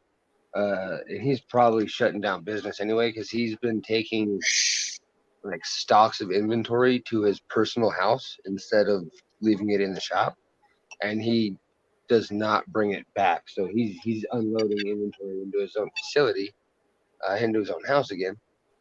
And like we're talking, he doesn't have mercs there anymore. He doesn't have any pennies in the 20s, teens, at all. He's got a fake 09 SVDB that's labeled fake. The price tag on it is still $1,700 for a labeled fake in a stapled 2x2, just a 2x2. It's just fake. 09 SVDB, $1,700. And I was all, whoa. Somebody has some issues. Yeah. And all of his Morgans were personally graded by him in his little 2x2s. And well, let's just say everything in his little cabinet was an MS64 for $120 or more for like 1921 Morgans or just 1982s. Just normal, super common dates that did not hit a grade. Most of them were cleaned even. And he only had cleaned written on one cardboard in all of his cases, which is funny because he had half dimes and you can't find half dimes in Barber halves that haven't been cleaned. I mean, it's real here. That's actually not true. You can, but you not in the surplus he had his store. Yeah, they are condition. hard to come by. The problem is in the 50s, 40s, and 50s, all the coin books and clubs were telling you to clean them. Back when the rock tumbling was super popular, I have one of them old little books.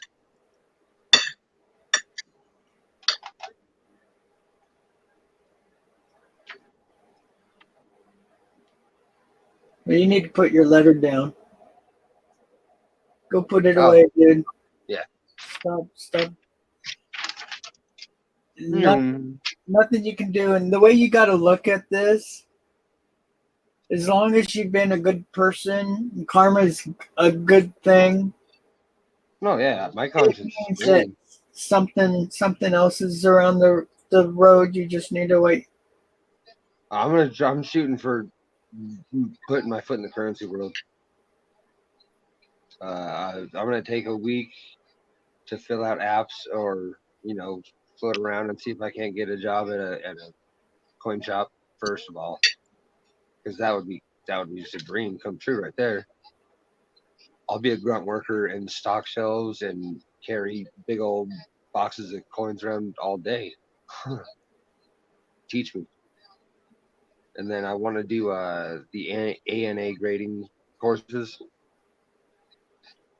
because they'll be in Colorado. Well, I gotta look that up, but at some point they'll be in Colorado, from what I hear. And then I want to try to open up a shop because I don't have one in this town, and the closest one is a few towns out. So I think I would have actual business.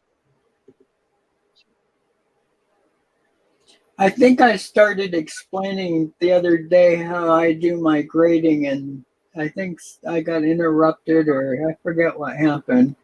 Did I ever finish I explaining? don't know if I was there for that because the last time we had spoken with me in the stream, it was me asking about everything and you telling me that we would actually get in touch, but we hadn't even started going over any of it because I bombarded you with like all of it. The lighting, the clothing, Oh, the that's right. prepping. Yeah, I bombarded you with like because you did start to talk about it, but yeah, I wanted you to go back to the beginning and then some because like it starts with a daily routine on success, and you pay attention to the man with the best routine. Or the I'm a loss for words right now. Just a second here, though. Let me find something. Oh yeah, well, you can get out. You can take me out whenever. We're getting some pretty good dime luck at the coin shop, though. Okay. When I'm doing my grading for pennies, now, this system works on any coin, but, my expertise is 66, 7, and 8 pennies.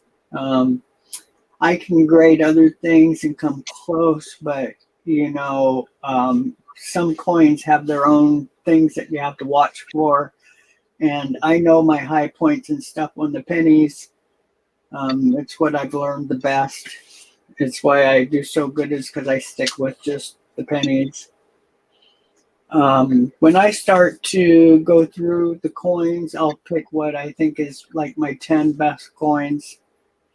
I'll start a sheet and I always start on the reverse and I start counting the little minor, absolutely tiny little marks, spots, scratches, whatever. If it's And are you doing this under any magnification? 6 power. 6 power, okay. And what I do is I'll write down for the fields. I start in the fields and count every little mark I see. If it's a bigger mark, I'll count it as 2. If it's even bigger than that, I'll count it as 3. I If it's like any your bigger notch than grading that, system. it doesn't. If it's any bigger than that, it doesn't belong in the lot. Then I will write down the number that I come up with. And then I move to the devices. And I'll count every little mark on the devices. And I don't count the letters as devices, only like the head of Lincoln. Then I will. Okay. Then I'll do the rims. Count every little spot on the rims, and then the letters. And then I'll turn the coin over and do it again, same exact way. And then I will tally up the 10 coins and see which one has the least. The number one is the fields. The fields for a 67 basically needs to be 1 or 2, or you're just not going to get 67. And that's under a 6 power, because anymore you can see stupid hairline that Yep. that shouldn't exist. Yep. Okay.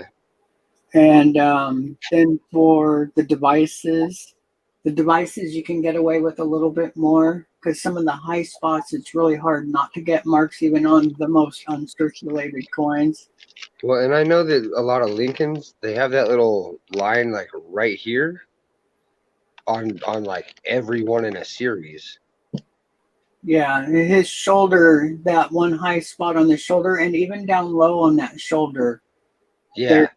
there's always spots. And then on his That's like- collar, right where the bow tie is, there's normally a line that goes across right there.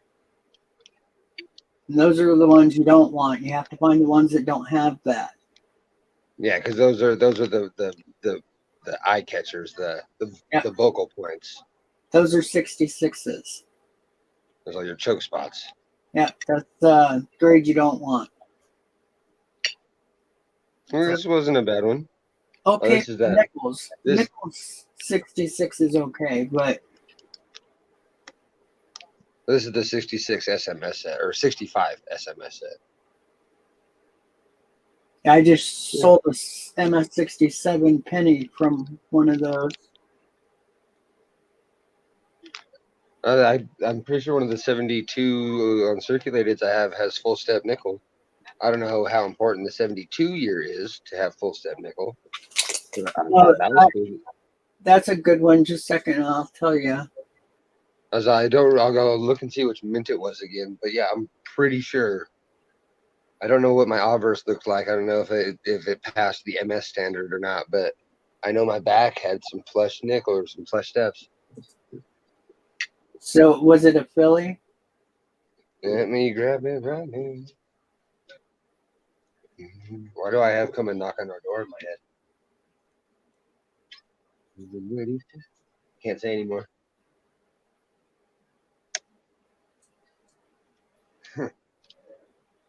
All right, Nico. So a 72 Philly MS66 is $200. Oh, whoa. If you hit 67, it's $3,000. I would say that they're not defined enough on the that was the Denver. Yeah, and Denver's good, 70s, right? they're pretty tough with.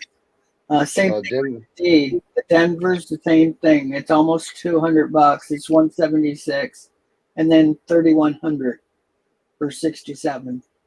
yeah, I would say my Philly has full steps. I would bear to say that outside of this little shell, it would get even clearer, and I can make out 5 full steps in the package. Yeah, that one I believe you need 6. Oh, well, let me look. Let me try to count. I think I got them all, to be honest. Yeah, it's normally pretty obvious because you see. Yeah, no, it's the bag. I want to make sure because it was a little glossy on the shell, like just right here at the very end. Yep. And I wanted to make sure that it wasn't a faint step, and it was actually just my bag being just turd. Well, the coins leave a little bit of a indentation into it, so when you're trying to look through that indentation, you're getting an oval view, kind of like looking through a magnifying glass the wrong way. But they got that stair shimmer when you do the light. See, and that's the other thing. Even though I go through all that stuff with, counting all the little spots on the coins, that's just one step of it. Then Okay, you have to do eye appeal. Then you have to do full strike. Then you have to do luster. And luster and eye appeal are huge. Full strike is a must. If it's not And then there, centering. you don't get 67s. And then I hear centering will keep you from a 67 too. I haven't really ran into that one. Okay. I don't know that that's that big an issue if it's in a 67 coin. I think that's more of a error on the part of the mint. So the full strike's a big issue.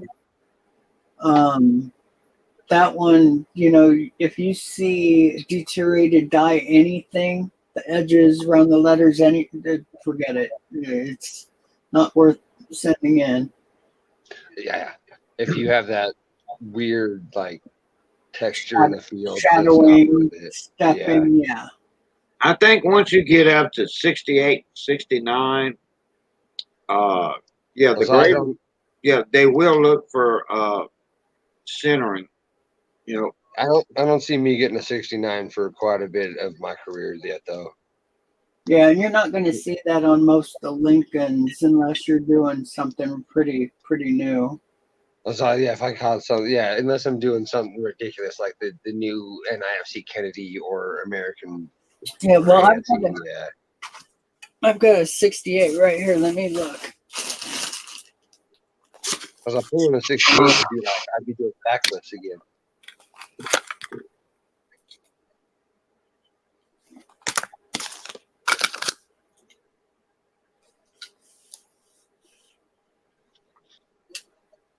Yeah. But I've been trying to do, outside of doing the flips, I try to have like either cool toned ones or just really high grade ones I didn't know what to do with. I'll throw in here. But I just kind of wanted one of each page. So Yeah, my 68's a little bit off on edge to edge. So not critical at 68. what a MS 68? Yeah. Okay. Yeah, I'm definitely smaller on one side. Yeah, I mean that's what I hear. So I'm trying to go back as far as I can, starting with 2003 and making my way back to as many full steps as I can get coin hunting. And you should always, and same thing for the dimes. My full band, I got a lot of full band. I think I pulled out a 98 full bands today. To be honest, I think it's right here somewhere. And I know this because I was really impressed. And then I have found an 82 that was super prominent, and I got all excited because I look at the 82s hard because of the no mint mark one.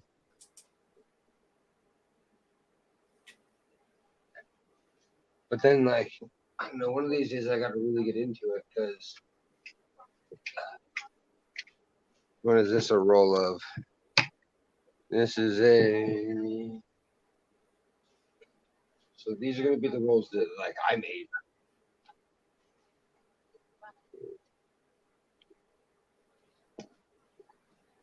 So I think this is just like either dates that you want to search, like 60D, 70S, or it's a BU roll, something or another I've put together. Who knows? But the quarters is like I got a roll of 82s, shenanigans.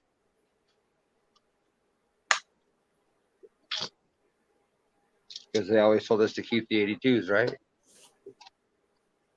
I probably have close to 50 rolls of 60s. And probably I've have been trying that to get many you. of I've been trying to get you to 60. shoot one my way. Those 60s is one of the dates I want you to shoot my way, and I didn't even ask you for a guaranteed small date. I just want one that you haven't searched through because I want to find one of them BDRs in a high grade or an RPM because there's like 3 different RPM varieties on the 60Ds. And I would love to find one in a 66 or 67 grade because that would pull me enough to live for a couple months, and I would be ecstatic for that.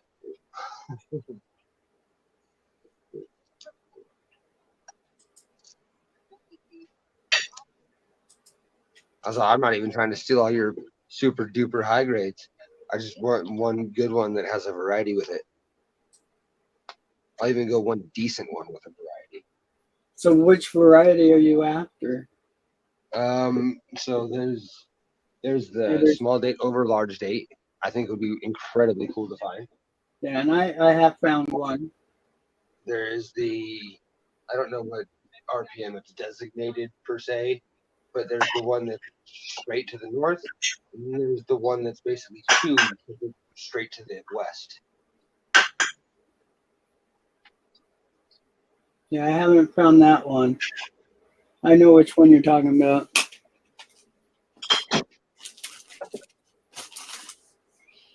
But See, I've only searched less than 10% of my rolls. I know, I'm trying to help you with that. I know you are.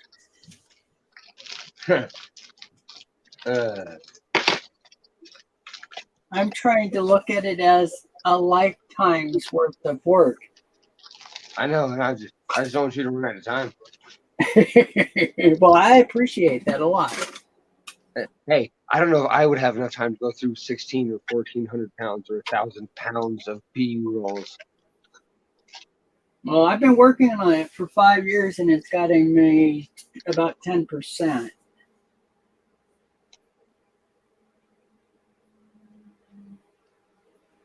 Yeah, well, that's actually better. The last time we talked, you said you were like about 1%. Well, my things had changed a little bit because I ended up finding a whole bunch more rolls. I mean, you bought that new. You Uh, bought what? that I've gone 70 through. more? No, rolls that I have gone through. Yeah, Riz got sidetracked a couple of times. Yeah, Hey, gave him that double the year. took off for a couple years.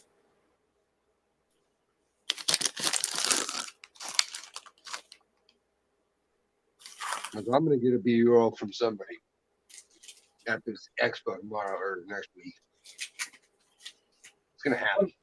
The thing that kills me is I know that I have some really special coins that are going to have some of these really neat errors. I But believe you. I do have to be careful because if too much time goes by, copper is toning all the time. And, BU's only going to be BU for so long. It's true.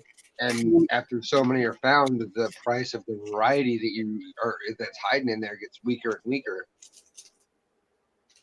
Yeah, because it kills me the 60 or 63Ds. I should have turned in what I had a couple of years ago. Mm-hmm. And now there's Now nobody cares. so Now 63 is a dead variety, yeah.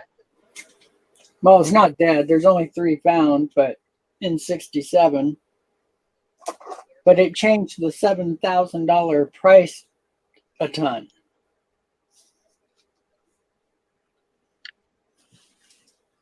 Only one person saw that price. Should have been me.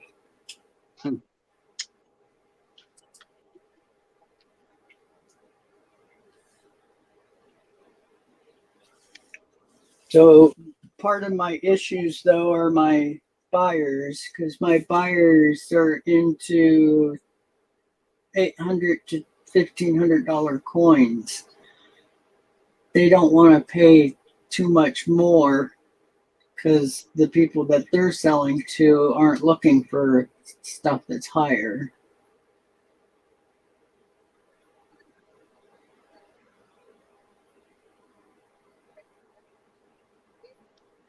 Hey guys, I'm gonna do like horse shit, hit the trail. No I big had deal. a blast. Good talking with y'all. I ate. It And is that time. well, it is for me. It is for me too. It is that time. I'm sharing your. Well, actually, it's almost 7, so it's very late. I didn't plan on staying up till maybe 1 o'clock in the morning. That was it. That was my time limit, and I done busted that by 6 hours.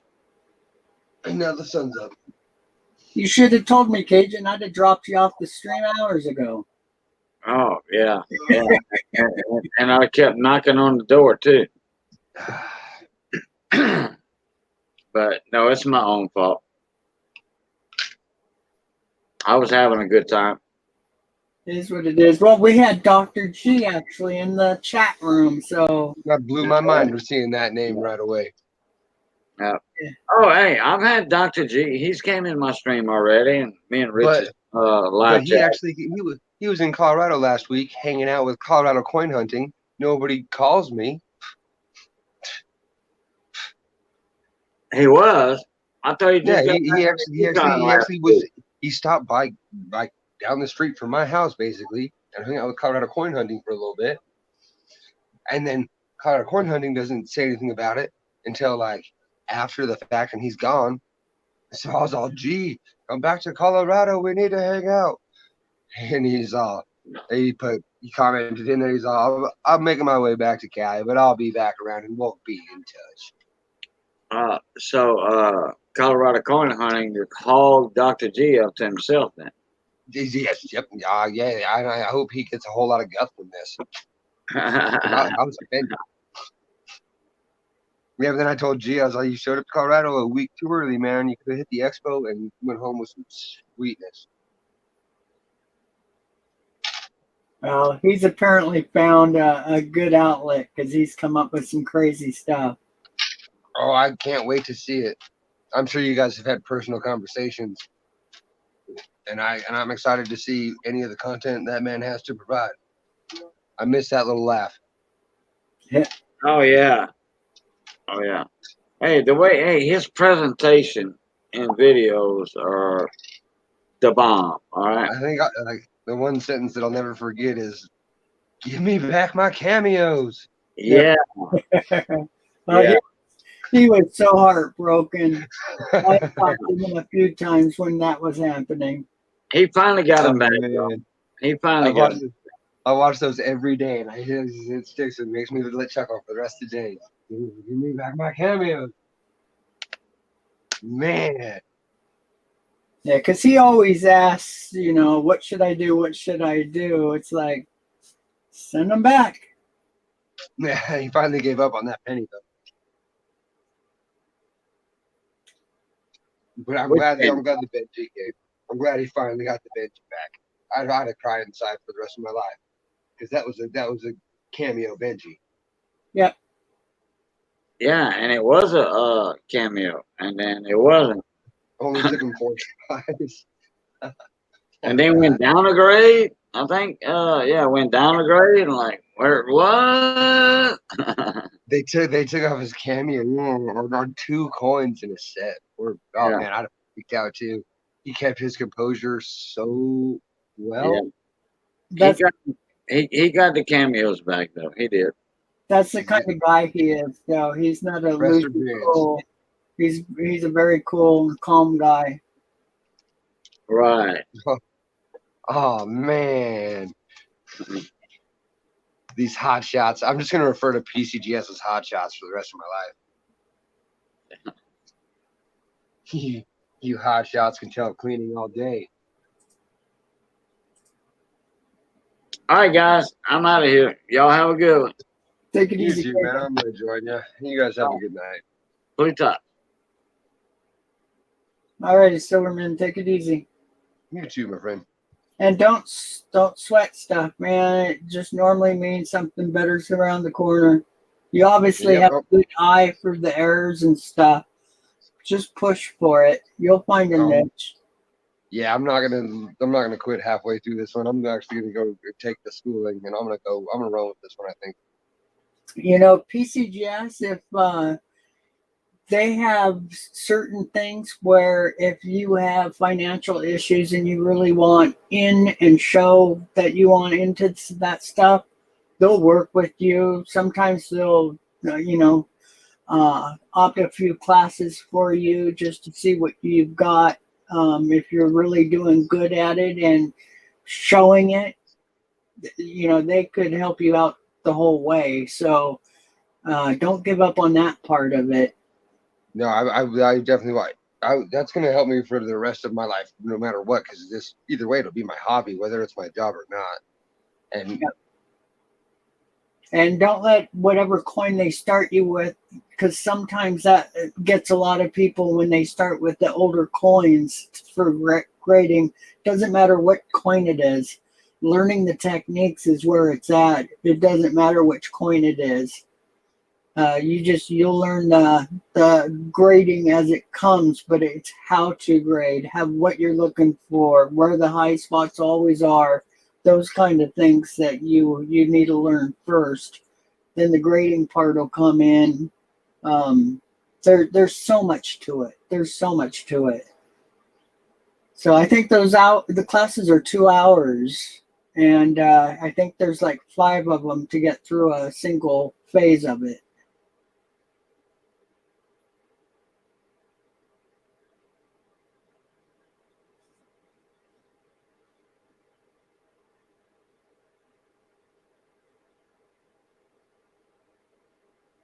Did I lose you? Oh, sorry, I could hear you clearly. I didn't know that you couldn't hear me at all. Oh, yeah, no problem. It's I was like, yeah, I'm gonna run with it. I think I do have an eye, and I do have the patience, and I have I learn technique pretty well. I got a ADHD left-handed brain. I'm pretty analytical. Sorry, I was showing my hockey skates. That's about all that's down there. So I was an ice hockey player for a while. well, good luck, and just Yeah. take it one day at a time. Until tomorrow, my friend. You have a good stream. See you later. Adios, everybody.